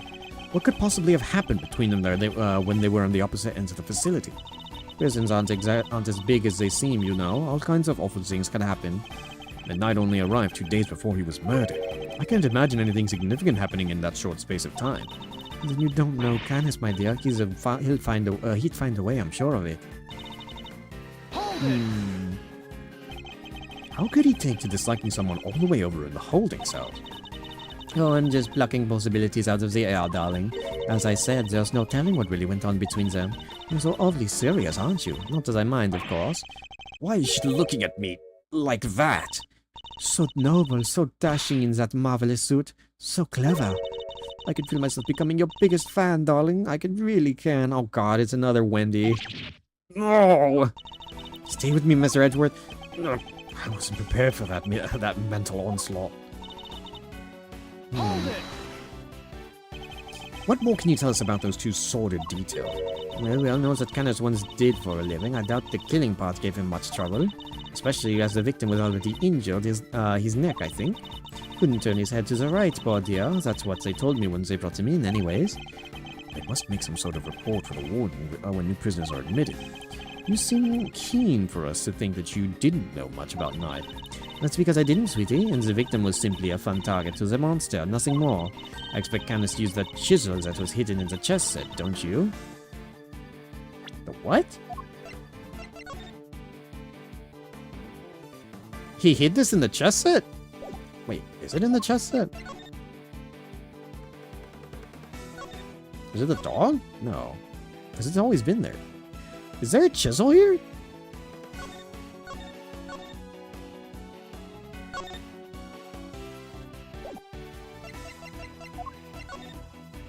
Oh, no, I'm so dumb. I'm thinking the chisel, we know that the chisel was hidden in here now. Okay, so Canis used the chisel that was hidden in his chest set. Awfully grisly business. But how did you know about that? I thought nobody knew about that. Just imagine, the man probably didn't even have time to cry out. I see. Thank you for your thoughts. They were very helpful. Actually, I'd like you to hear about them in a little more detail, if you don't mind. Oh, Mr. Edgeworth, you're making me blush. I could chat with you all day. Oh, don't look so nervous, darling. I'm only teasing. Of course, we can talk about them some more. Hold it! And which chest set would that be precisely? Why, the ones the victim brought in, sweetie? Do try to keep up. The victim was a certified chess fanatic, or so I'm led to believe. But the naughty boy snuck a chisel in. Can you imagine? How did you know? I thought nobody knew. how did she know?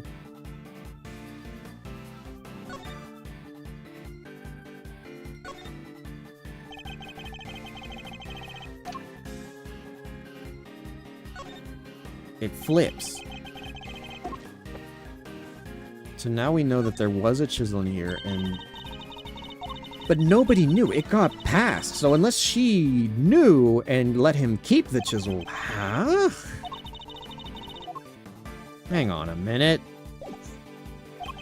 How does she know about... Yeah, how does she know about the chisel and the chess set? I mean, a few people were supposed to know about that. After all, we only learned about it thanks to a certain deductions we made. So how did she find out? Of course, in the hands of a killer like Canis, even a chisel could serve as a deadly weapon.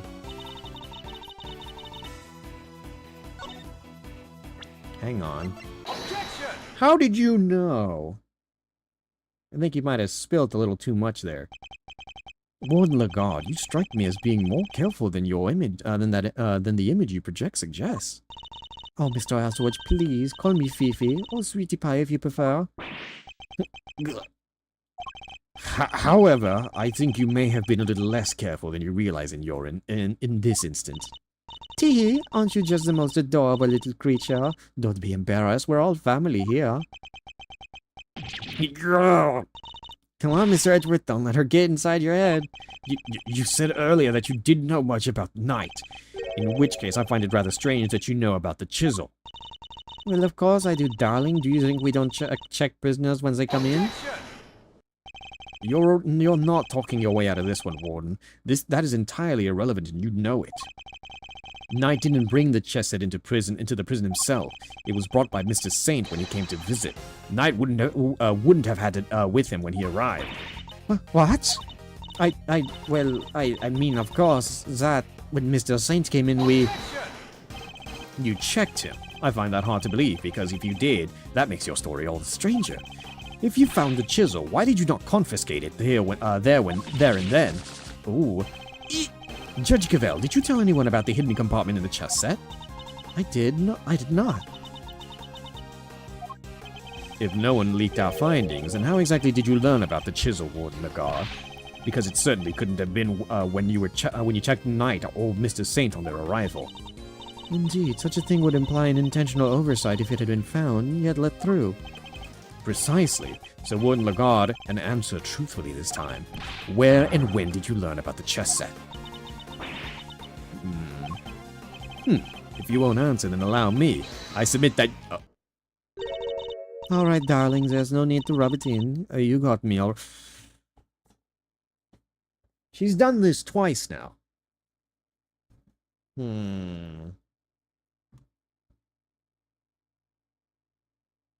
What is she getting at? I question Knight, as that was when I learned about the chess set. But please, you have to believe me, I did not kill him. One moment, Warden. This is a significant development. The court requests that you make a detailed statement on the record. Any objections, Mr. Edgeworth? None, Your Honor. Thank you. Thank you, darlings. I'll clear up this awful misunderstanding, I promise. Very well, go ahead, Warden Lagarde. And please, tell the truth this time. Her lies are starting to wear thin. This is my chance to expose her. Okay. I said I questioned Knight, but it wasn't anything serious, you understand? I made a point of talking to every newcomer to our little home. Knight was no different. We just had a little chat, you might call it. And after we talked, I had him taken back to his cell straight away. The more she lies, the more thoroughly she seals her fate. So it was simply a conversation with a new detainee. That seems entirely above board. Exactly, Verity, darling. I knew you'd understand. Well, I don't. What proof do you have to back up your statement? I suppose we shall see, won't we? Mr. Edgeworth, you may begin your cross-examination. This is so bizarre, by the way. That Edgeworth is the one cross-examining. Okay, that was no different. We just had a little chat. That's the one I'm the most curious about. I had him taken back to his cell straight away. Hold it! So, am I right in assuming that you talked tonight, the night before the show? Exactly, darling. It would have been all around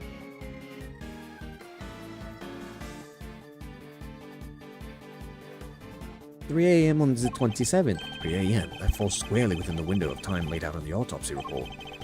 That seems rather late for a friendly chat. Wouldn't he have been asleep? Normally, yes, but if you remember, our guard was attacked in his cell.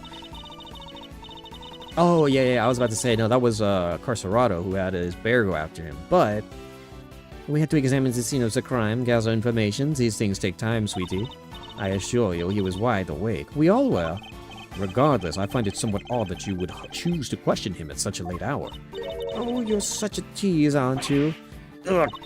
Anyway, no matter how odd you think it is, I had him brought to me, and that's what happened.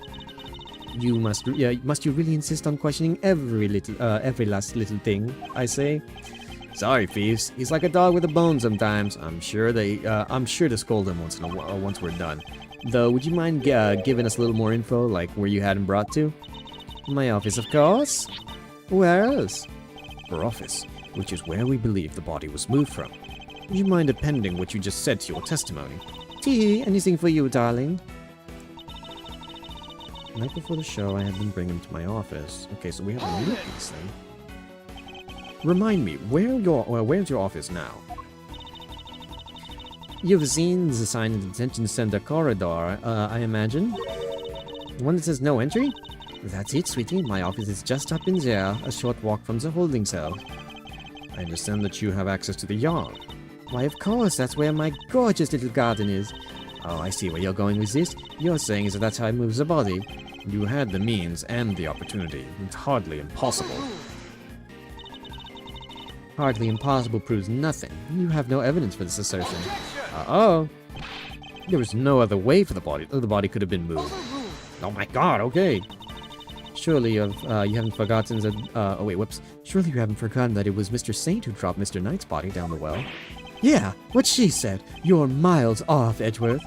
I probably shouldn't push this any further for now. Really? I just kind of thought we were onto something. Hold it! What did you and Knight speak about? Oh, nothing much.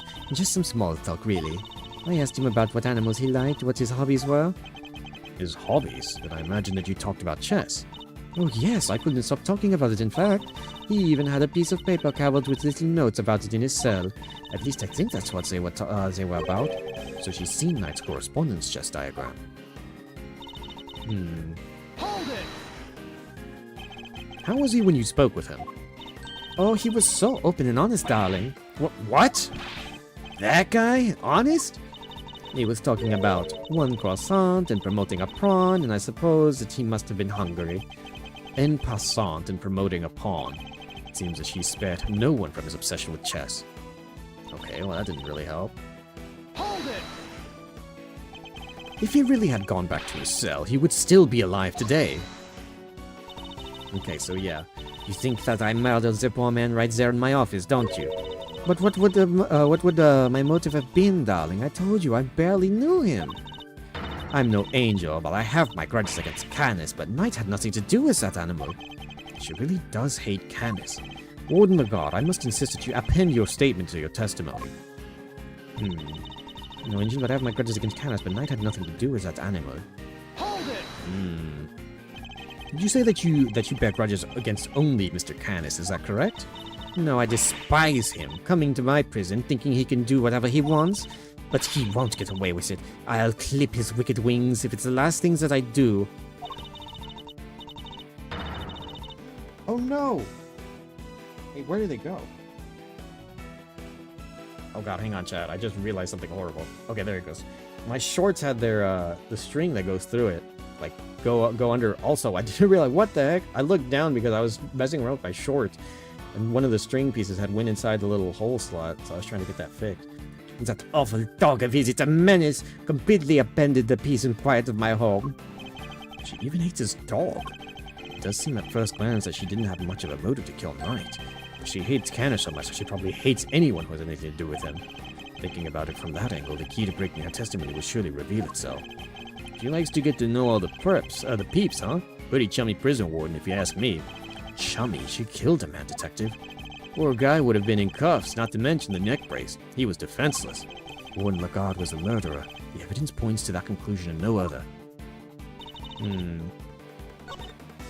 Right before the show, I had him bring him to my office. This could be one of them. After every newcomer in our little home, Knight was no different. We decided a little chat, you might call it. And after we talked, I had him taken back to his cell straight away. We know this is wrong because we got a new piece for it. I'm no angel. I have my grudges against Candace, but Knight had nothing to do with that animal. So there's two pieces of we got two extra pieces that we can work with. We got this one and this one. I don't think the night before the show I had them bring him to my office. This aligns with the time of the murder. Do we have anything to show for that? The autopsy? Instant death, wound about 4 inches deep, murder weapon, sharp blade of some sort, estimated time of death between 3. Okay, so it could be this. I don't think this proves anything though, but it is suspicious, so I'll hold on to it.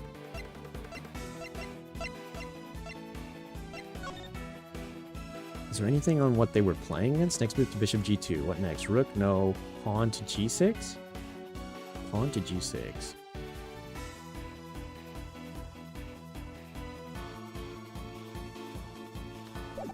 I don't think that gives me anything. I don't think so.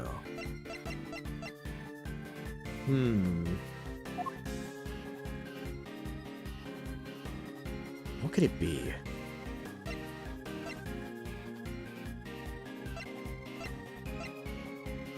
I think the only thing that helps me out for this one is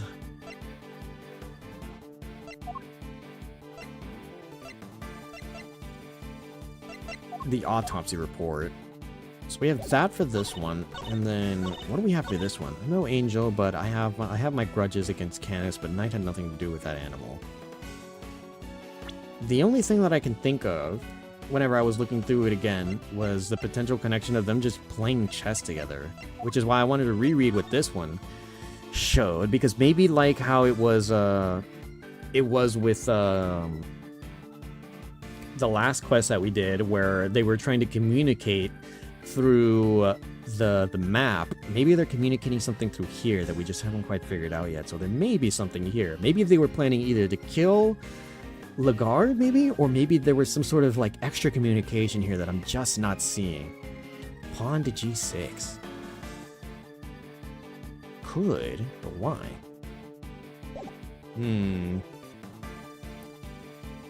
Bruh, welcome in, Beans, or welcome back, I guess. Still streaming? I mean, yeah, I didn't expect it to go this long, but that's Ace Attorney for you.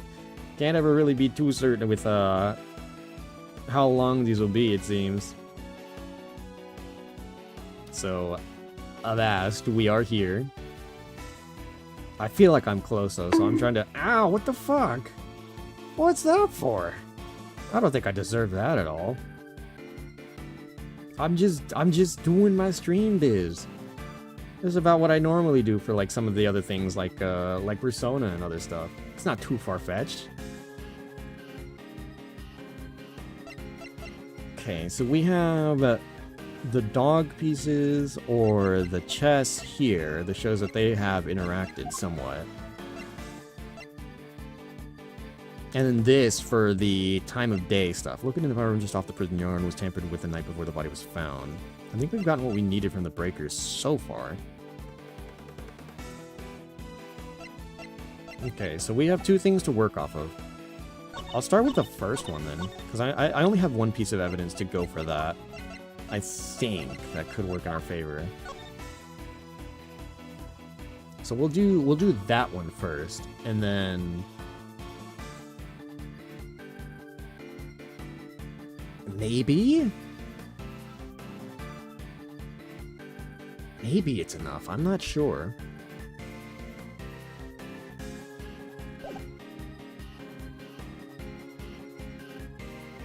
Could be. It's the only thing I can think of. I hate making mistakes, but I've got two options here, I feel like. So it could be that, and or nothing to do with that animal. I think it may be this. Okay, hold on. I've got two options I'm sitting on. I'm thinking it's either that, or for this one, it's the, the night before the show, I had to bring him in my office. This one's really suspicious, so I think I'm gonna shoot this one first. I think, oh, it's so close, I feel like. It's so close. And so, I think it's probably gonna be this one, no? This one or the other one? Okay, not that one, not that one, not that one, not that one. Oh god, okay. Not that one, not that one, not that one. Maybe? No, okay, that's wrong. Okay, that's wrong. Never mind, never mind. Okay, I thought that could be suspicious, but I was wrong. So for this one then... Is it not the chess pieces that shows? Correspondence chess against Canis. These two have some sort of connection. So this is the only... Okay, well it was one or the other. I made my mistake, okay. Judge Gavel, I'd like you to take a look at this. Notes about a game of chess. What is the significance of this, Mr. Edgeworth? It was found in Knight's cell. Which is exactly where you said you saw it too, Warden Lagarde. But you didn't just see this game in Knight's cell, did you? You've seen it in Mr. Canis' cell too. Well, what do you mean? Oh, come now. Don't tell me you haven't taken a look at the chessboard in maximum security. Uh-oh. I imagine that you watch his every move like a hawk. Or rather, I imagine you feel that doing so is your only option. If she wants to find out who his cronies are, right? Personally, interrogating your own prisoners is highly irregular, to say the least. But as you said, Mr. Canis had threatened you. He put your precious home at risk, and that's why you took it upon yourself to question him. You wanted to find out who his dogs were. Ah, and so she thought, okay, and so she thought that Knight might have been one of the dogs that was potentially used to sick him because they were communicating through chess. And thinking that they were plotting something, she just took out the dog before it could attack, knowing that it wasn't actually the case. And so what if I did? You also told us that you read his letters, which means that you must have known about one key fact. You knew he was playing correspondence chess. Ah! And then who should appear but Knight, carrying with him a diagram of a very particular game. We ourselves use that diagram to infer a connection between the two men. And it seems you came to the same conclusion. But in your fear, you took your reasoning one step further. You surmised that Knight was Mr. Canis' henchman, sent to kill you. Which is the real reason she had that chat with the Bronxster. If his boss wouldn't crack, maybe he would. And when you questioned Knight, you made another discovery. For there inside his chess set, you found a hidden chisel. Oh! Oh! And so was she thought it was going to be used to murder her, and instead used it to murder him. Okay, I think I'm seeing the vision. I think I'm piecing it together. The murder weapon itself. As far as you were concerned, the chisel meant one thing, Canis. Thus, you convinced yourself that Knight was working for Canis, and that is why you killed him. I see you have no more excuses. Judge Gavel, your verdict, please. Much as it grieves me, there would appear to be little room for doubt. I hereby give my verdict. Bronco Knight was murdered by... Oh my god, you cannot be serious. In the name of the goddess of justice, who is it this time?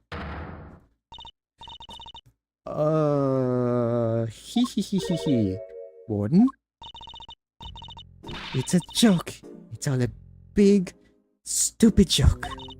You people just don't get it, do you? I think we've proven that it's you who didn't understand things correctly. Me? Please, darling, I understand it all perfectly well, thank you very much. And I understand that there's a glaring Oh, god damn it, it's not over. I thought we had it, dude. I understand that there's a glaring contradiction in your theory, Mr. Edgeworth.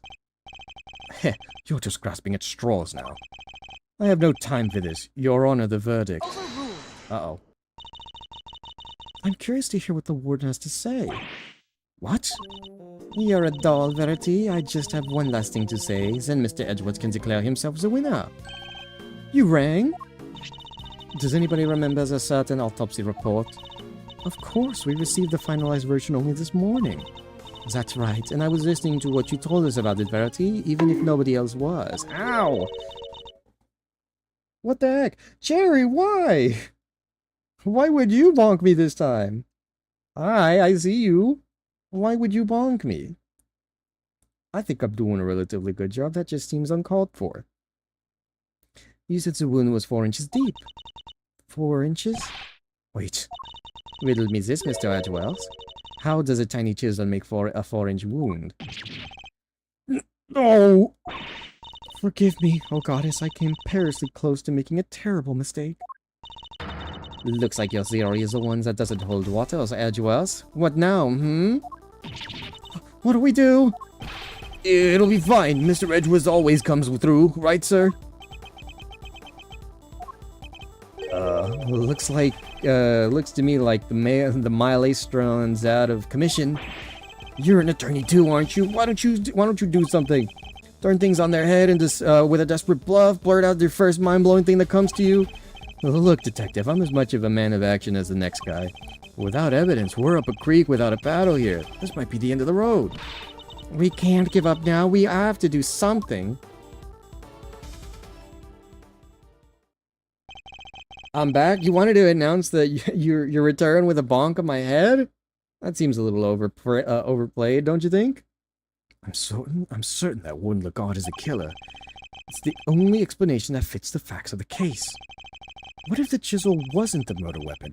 What other bladed weapons is here in the facility? It seems that we still do not have all the answers, nor the evidence to provide those answers.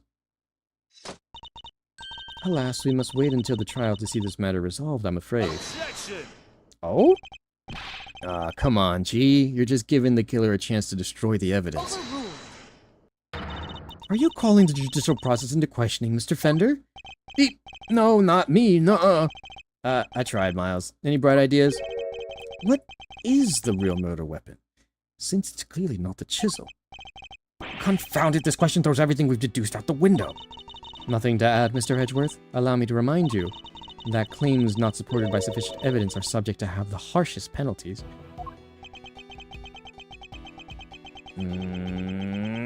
Edgeworth, please! No! There's gotta be something.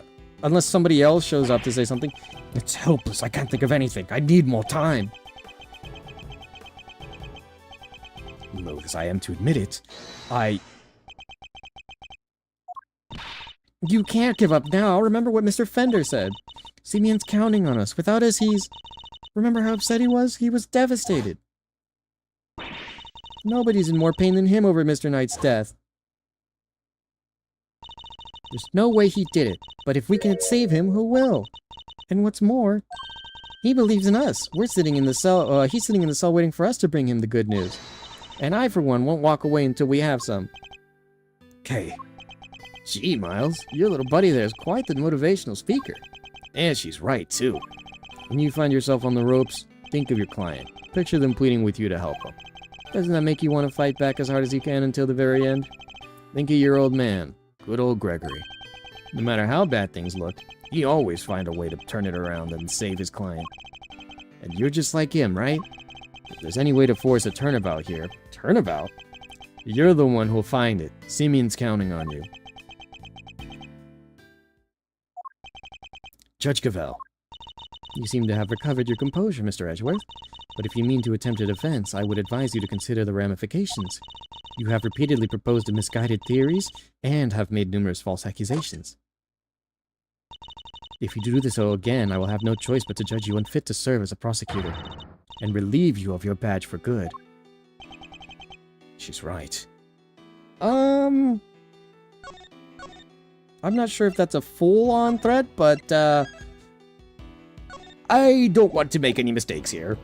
She's right. I've put forward a number of theories that prove to be flawed in one way or another. Have I made some sort of unfundamental oversight? Wait, she said that my theories were misguided. Nothing to say, then the court will tolerate no more of your time wasting. I hereby... Sir! Mr. Edgeworth! Give my verdict. That's it! I've been thinking about it the wrong way this whole time. My theories weren't misguided. I was being misled. Defendant Simeon Saint. This is the third time I think we or someone else has cut her off. I think it's a little too soon for that, Your Honor. I'd say it's well past due, darling. Wouldn't you agree, Verity? Mr. Edgeworth? You may proceed. What? I'd like to remind you of a few things. The sighting of his dog, Helmut, the fact that he wasn't at the show, and these and the other factors made Mr. Canis the obvious suspect at first. This again, Mr. Edgeworth? You seem almost proud of your blunder. I don't usually use this sound thingy, I just thought it would be funny. Well, that's why they're there, and why I made them as cheap or as usable as possible. People are free to use them however they want, so if that's how you want to go about it, you're free to do so. You have the free will and the ability to do so. I just never took you for the type to be the one, or one of the ones to also enjoy harassing me in such ways, Cherry. I've always thought it was just by other viewers who like doing that. Hold it! But what if the real killer wanted us to suspect Mr. Canis? What if it was all carefully arranged? And what if the same was true of the chisel, our purported murder weapon? Knight had been stabbed multiple times in the same place with a bladed instrument. What if he was stabbed with a chisel after the real murder weapon had been removed, just to leave traces of blood on it for us to find?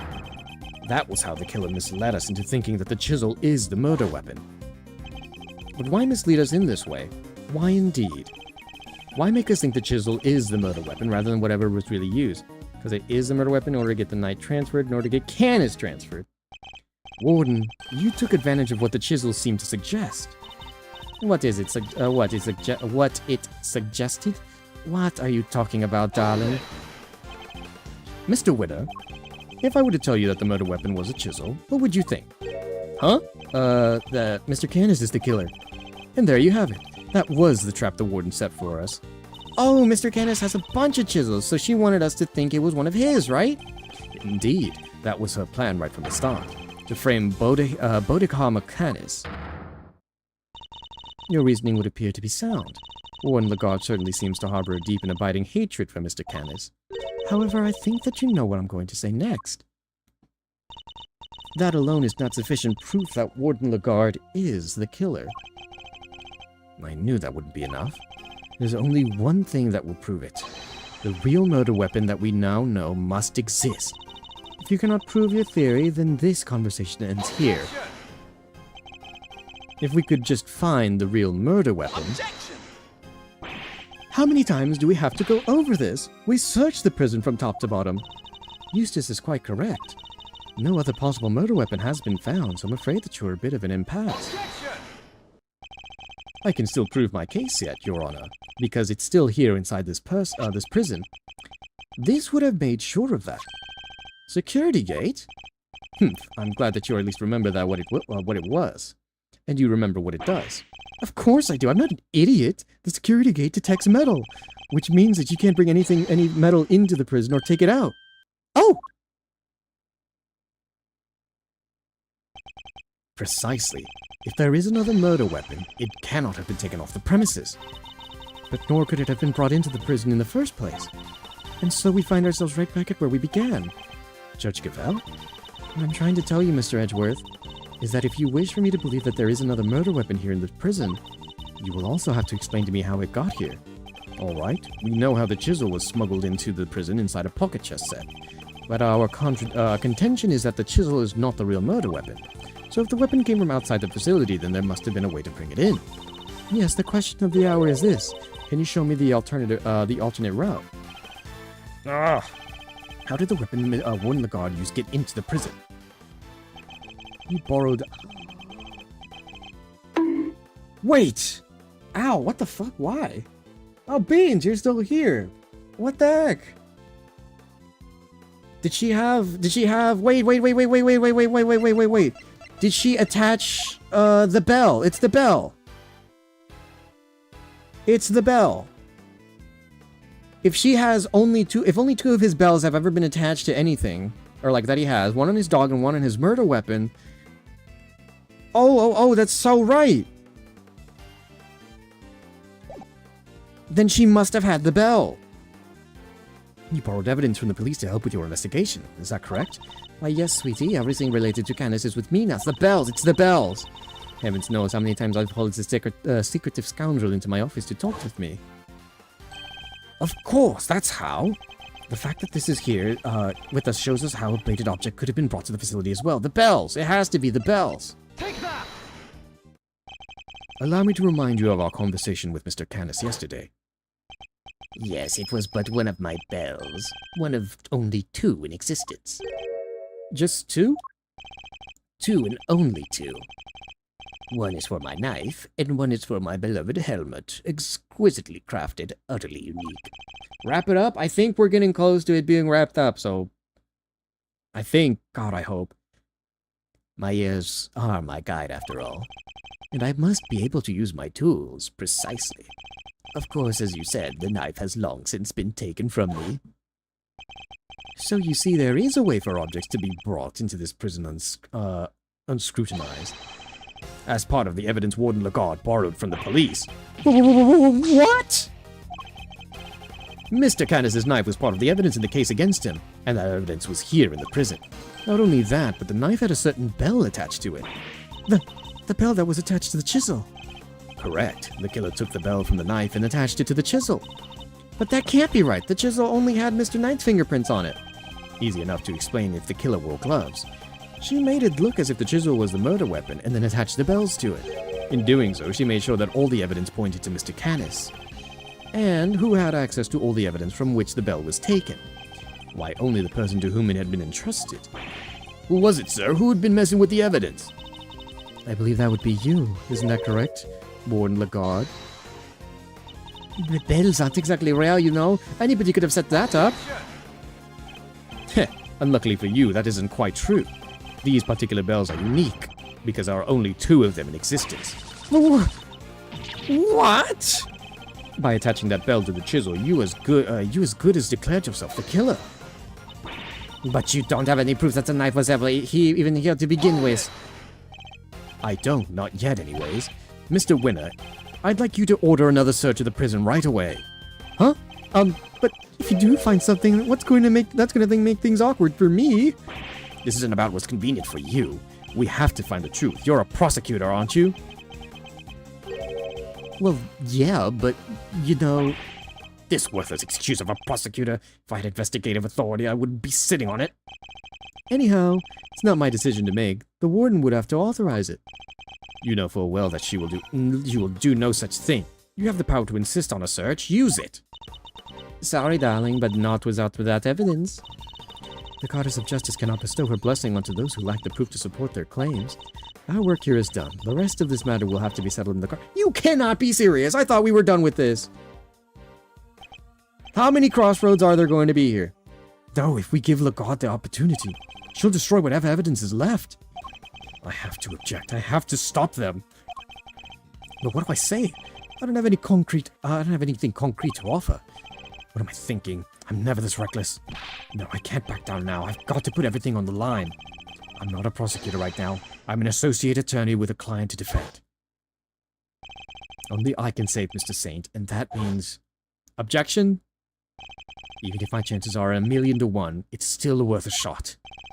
It's now or never. Should I object? Yeah! I suppose this must be how a certain serial bluffer always feels. Regardless, I cannot walk away. Objection! Wait, Your Honor. This had better be good, Mr. Edgeworth. I've got it. Got what exactly? The real murder weapon, of course. I know where Mr. Canis's knife is. Do you really, Mr. Edgeworth? I do. Not at all.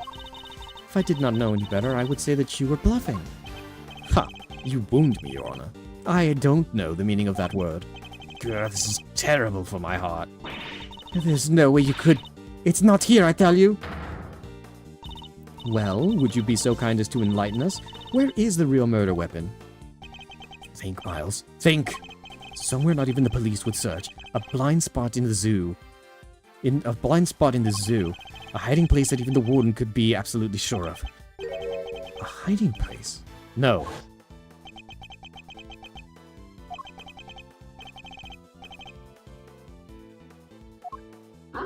Open up, helmet. Did she use the...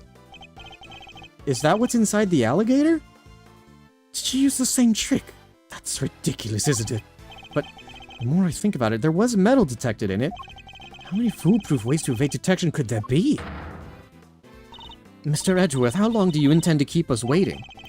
There's this faintest possibility I'm right, but if I'm wrong, we stand to lose everything. Your Honor, this is where the real murder weapon is hidden. Is it in the alligator? Here, in the yard? Indeed. I don't believe I understand.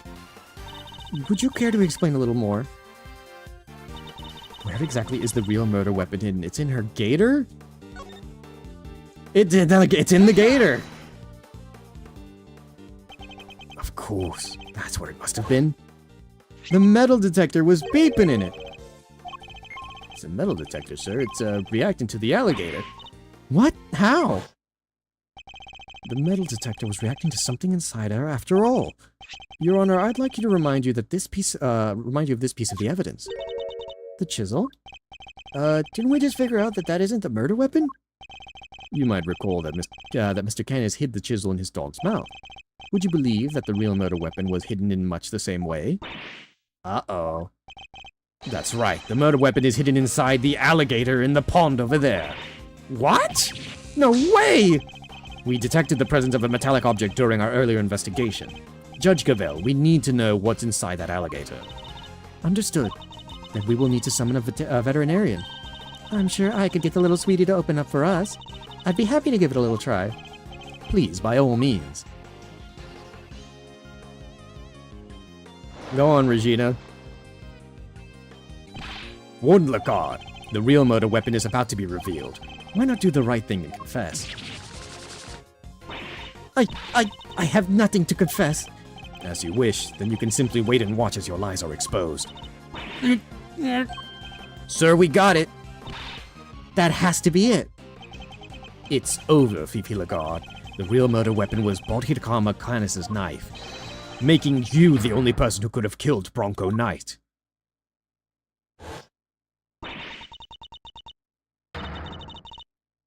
I'm not the criminal here. It's all Canis is doing. I did the right thing. Knight was upset. He was the god curse. That despicable man Canis. Why did he have to come and ruin my perfect little home? We could have been happy forever if it wasn't for him. He ruined my paradise on earth. He ruined everything. Curse him. Curse that pitiless butcher and that awful, terrible, despicable man. Curse him. Oh my god. Time for lunch?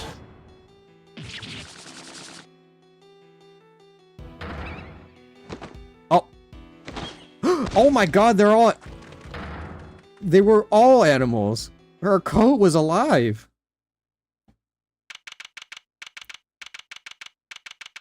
Oh, okay, I think we finally got it. Holy shit. Okay. That certainly took its time with it.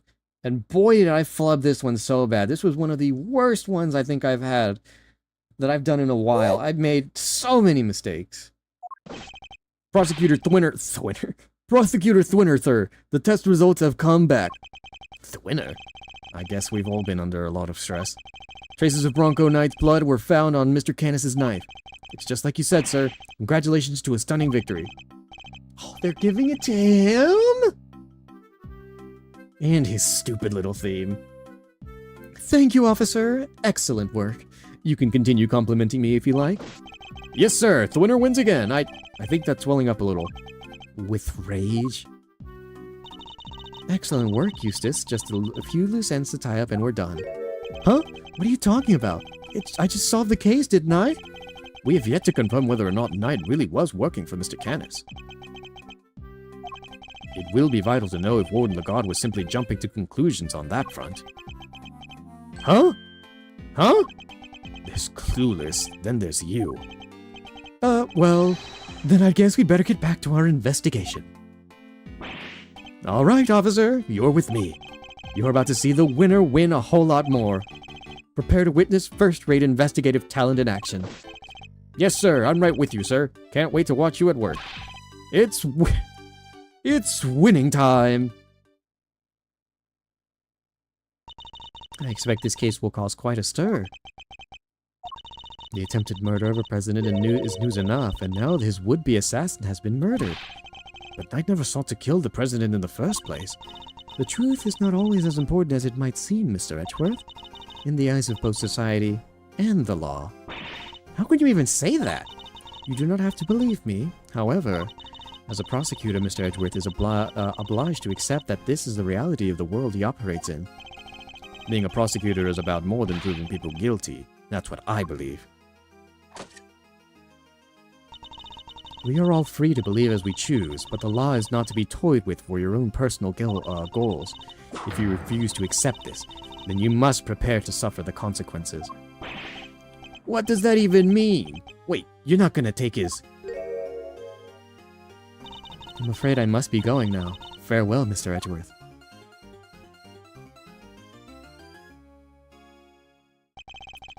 Judge Gavella's right. There must be only one set of laws for everyone. But if following the law means sacrificing the truth, can I really do that in good conscience? Hey, you're free now. Simeon, you're out! And money. Hi, Regina. Is everything alright? They did let you out, right? Yeah? I'm so confused about what's going on. Some guy just came in and said I was free to go, and I have Mr. Edgeworth to thank. You sure do. Mr. Edgeworth found out who the real killer is. Wow, really? You did that for me, Mr. Edgeworth? Eep! Oh, no. Stop staring at me like that. I'm innocent, I swear. Don't pull the rug under me now. Stop it, silly. It's true. He saved you. So say thanks already. Okay. Thank you, Mr. Edgeworth. Thank you. And a great big Regina Berry thank you from me, too. Mr. Sane talking directly to me. Small victories, I suppose. Can I just ask one question, Mr. Attorney? Sure. I'm not actually an attorney, though. I thought Bronco was my friend. No, my best friend. I trusted him, but now... But now? Well, it's just... I never knew... I never would have believed that he could hate somebody enough to want to kill them. If he kept something like that from me, then he never really trusted me, did he? That's not true, Simeon. Of course he trusted you. No, he didn't. If he had, he'd have just told me. I could have stopped him. I could have told him that hate never helps, that he had to let all that stuff go. Mr. Saint, I think you're forgetting something. I should show him the thing that proves Knight trusted him. Whoops. It's the chess set, isn't it? Because he has Bronco to get it for him. Hang on. Pretty sure. Of all the things that I have, yeah, I'm pretty sure it's the chess set. Take that! It's the chess set I brought for him. Knight had hidden a chisel inside. I imagine he meant to use it to escape. What? You mean he was using me? No, he believed in you. He knew he could count on you to bring it, and that would have never been so untrusting as to look inside. I imagine that by not telling you, he was hoping he could keep you from getting caught up in his mess. Oh! Bronco, why didn't you tell me? At least you understand now, right, Simeon? I'm sure he does. He may not show it, but Simeon's no dummy. A good night's sleep and he'll be completely over this whole thing by tomorrow. That's not as complimentary as you may think it is. I'll try. I have to. For Bronco, I have to show him I can become the best animal trainer out there. That's the spirit.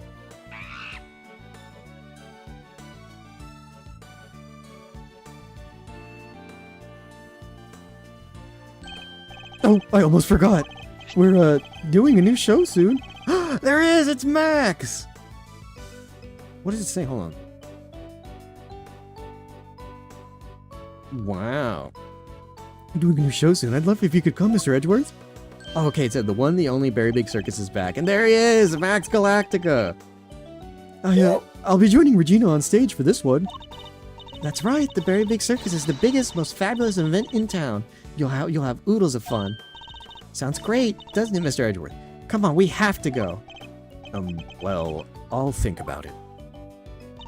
All right, Simeon, we've got some training to do. I think it's time for you and Regent to get acquainted. What? Regent, the tiger? No way, I can't. No. Well, you'll be fine, silly. You'll never meet a nicer kitty cat. I can't. Please, Regina, anything but that, please. Another satisfied customer.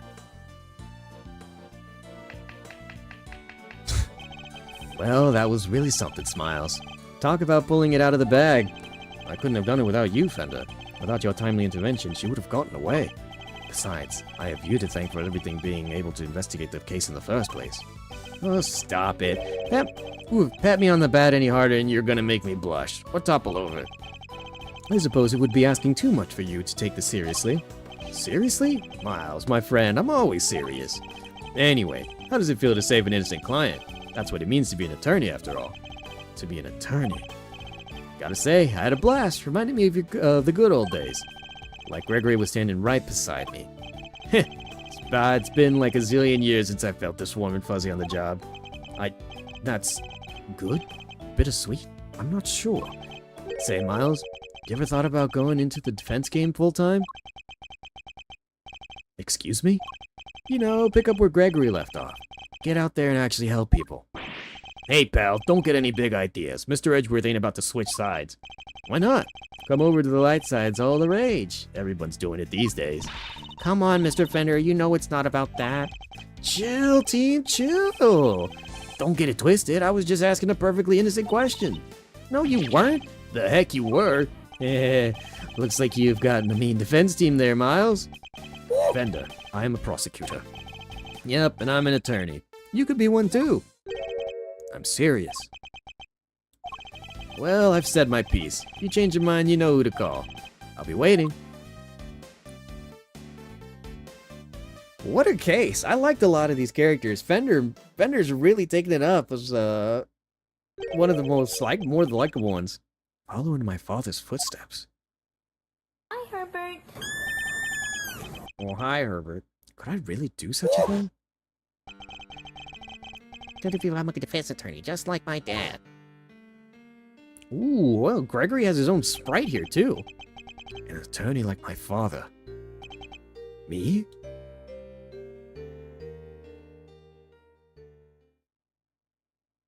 Well, I'll be. I never stopped to consider that that Gregory would have his own sprite as well.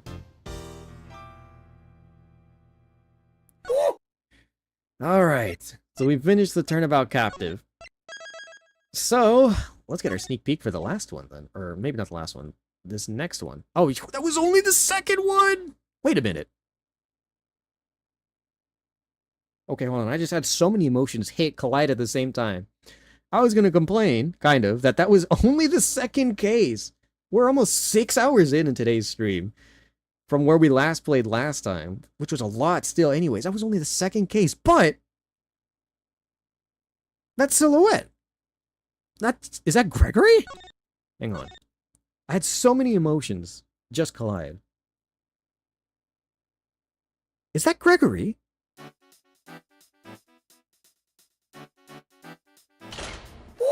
Cake extravaganza. What shall we make today, kids? Samson And Judy's Bake and Bow.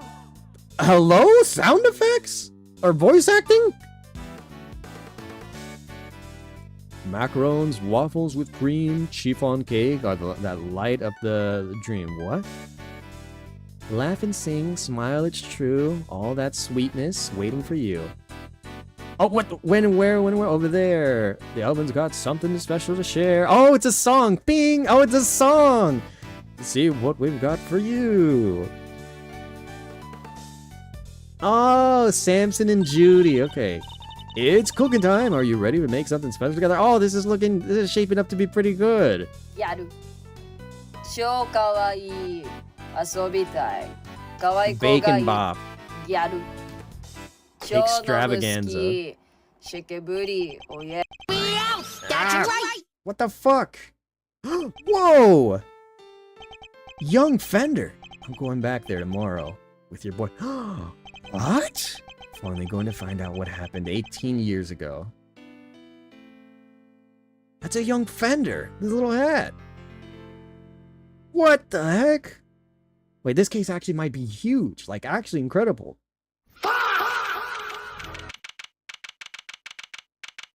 Zodiac Hall. Fountain Room. Okay.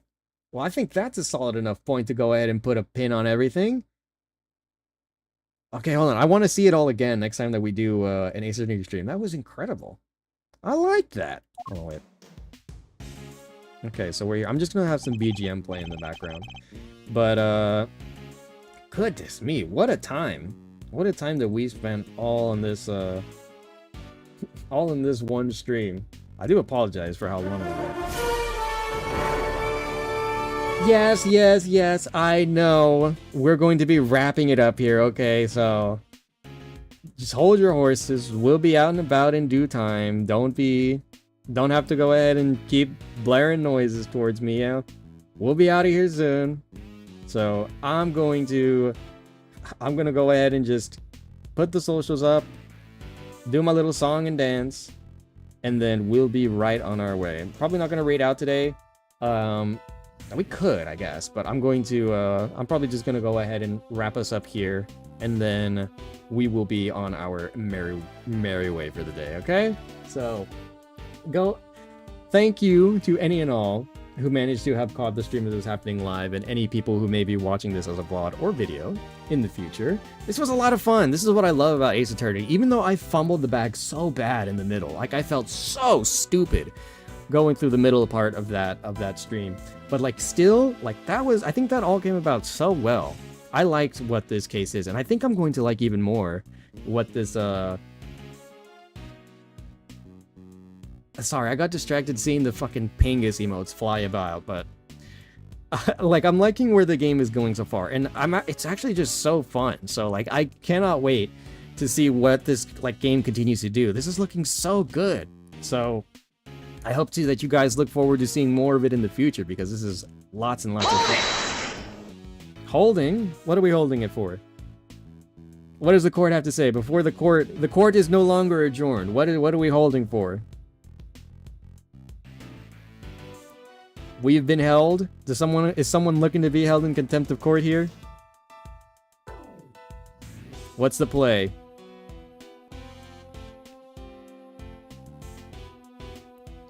I don't know. Just pulling the classic, pulling the Ace Attorney classic of just saying objection to a ow!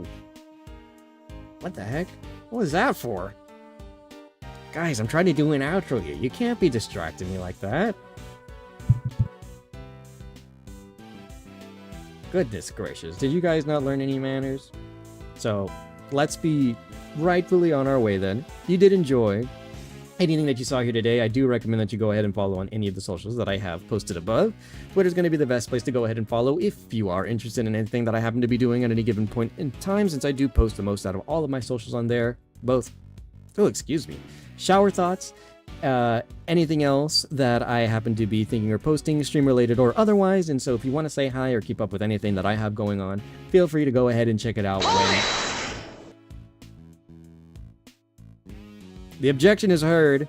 Once again, I'm stalling. Okay, well you better give something interesting here to the court.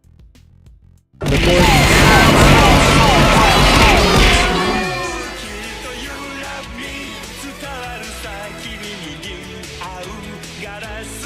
Okay. I see what you were getting at. Thank you for the raid, Ryuki. We were just about to go ahead and raid out ourselves as well, but I will go ahead and give you a proper shout out then, so that we may do this appropriately. I wouldn't want to leave you hanging even when I was going ahead and wrapping up myself. So actually then, if that's the case, we will maintain the raid train. I'll say it's late enough that I think some of my mutuals are online right now, so we can probably go ahead and send you guys off in several directions. Alright? That was quite the stall. You held the court just with enough time there. What's up? It was like an actual Ace Attorney. You objected twice, and by the second time, whenever everything was thought to be done and over, you managed to get something going there, okay? So you know what? I commend you. I commend you for that. You did good with that one, huh? So I'll give you your credits for that one, all right? Good job stalling in time for that. I hope that you had fun. It seems like you guys... Wait, you were also playing... Oh! I didn't even realize that whenever you were going through. I forget, because I think we've had this conversation before, Ryuki. Is it also your first time playing the Ace Attorney games, or are you replaying them? I think you said it was your first time, right? You're going through them. I think you're ahead of me, because I don't... Let me think. Is it, because I know that they go, for the original Phoenix Wright trilogy, it's, what is it? I forget how the titles of them, but if it's the original Ace Attorney, God, how was that for you then? If you finished, Dual Destinies, what did you think? I'm lying, by the way, or like, I forgot. If this is original Phoenix Wright, actually, hang on. Wait, which one's Dual Destinies? Because I remember the original three, the original trilogy with Phoenix. Oh, goodness gracious, the ad started. I hope nobody here has their subscription run out. I hate for that to happen. I'm going to check real quick, make sure everyone's got their subscription still, so that way the ads aren't getting in the way. But I hope that it all went well for you. We just finished a case ourselves. We're on to the next case for, at least the next time that I play. We finished, I think, was it the Turnabout Convict or Conviction or something like that for Miles' game. And so we're on to the third case in the second investigations game. So I feel like there's a lot that we've got looking forward to. This next case looks very interesting. I liked the little ad promo that they had at the beginning. And so next time we come around to this, we'll definitely have a lot of fun going through with that. But I digress. Nonetheless, I do think that we will be moving forward with a little bit more of my original messages to go ahead and move us forward just a little bit more, because I already lost track of where I was. I think I said what I needed to about Twitter, so it should be YouTube, and then finish off from there would be my guess. Not a game, it's good, but not in my top 3. I do love the third case though. Dual Destinies, is that the one that I have? Hang on. I know I have a physical copy of one of the Ace Attorney games for the DS. Dual Destinies, hang on. Wait, actually, I'm so dumb. I can Google this myself. Let me make sure it's the one that I think it is.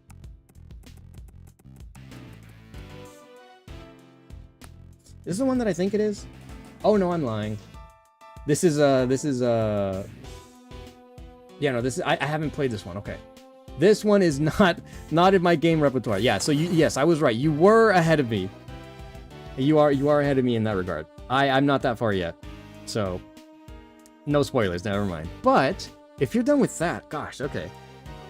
How very, very interesting. So yeah, you're a good ways ahead of me then, because I still need to finish Miles' games here with investigations. Then we start Apollo Justice, from what I've been told, at least in terms of like the chronological ability of like where we're at with stuff. So at least to my knowledge, that's what I've been recommended and told by the one who originally put me on top of playing Ace Attorney. So that's where we stand with that one. But nonetheless, if it was still enjoyable to you, I'll have to consider seeing what I may have to go through going forward with some of my other Ace Attorney games, because I am still very partial to the first set of Ace Attorney games, the Phoenix Wright ones. The third one being incredible. That had me fully cemented with Gato being one of my favorite characters, and since I have cosplayed him as well before, really big fan of how like the series has kind of just been going so far. And so original Ace Attorney and Miles' games have all been stellar experiences so far. Love that. So I'll have to see how I feel going from Apollo Justice and onwards then, since I do know that they do keep going up to a point, but I think I do have potential ability to catch up some, since there hasn't been, I think, a new Ace Attorney game in a while. But I'll save more of my thoughts for after the fact. I do need to get through ending stream today for some of the other things that I have going on before I go about my other responsibilities tomorrow, and then the other stream we have tomorrow. Can you believe it, guys? I have back-to-back streams. I haven't been able to do stuff like that in a while because I had to move today's stream from yesterday because they wanted me to go to work yesterday, but gave me today off in exchange. So I'm quite happy with how that turned out.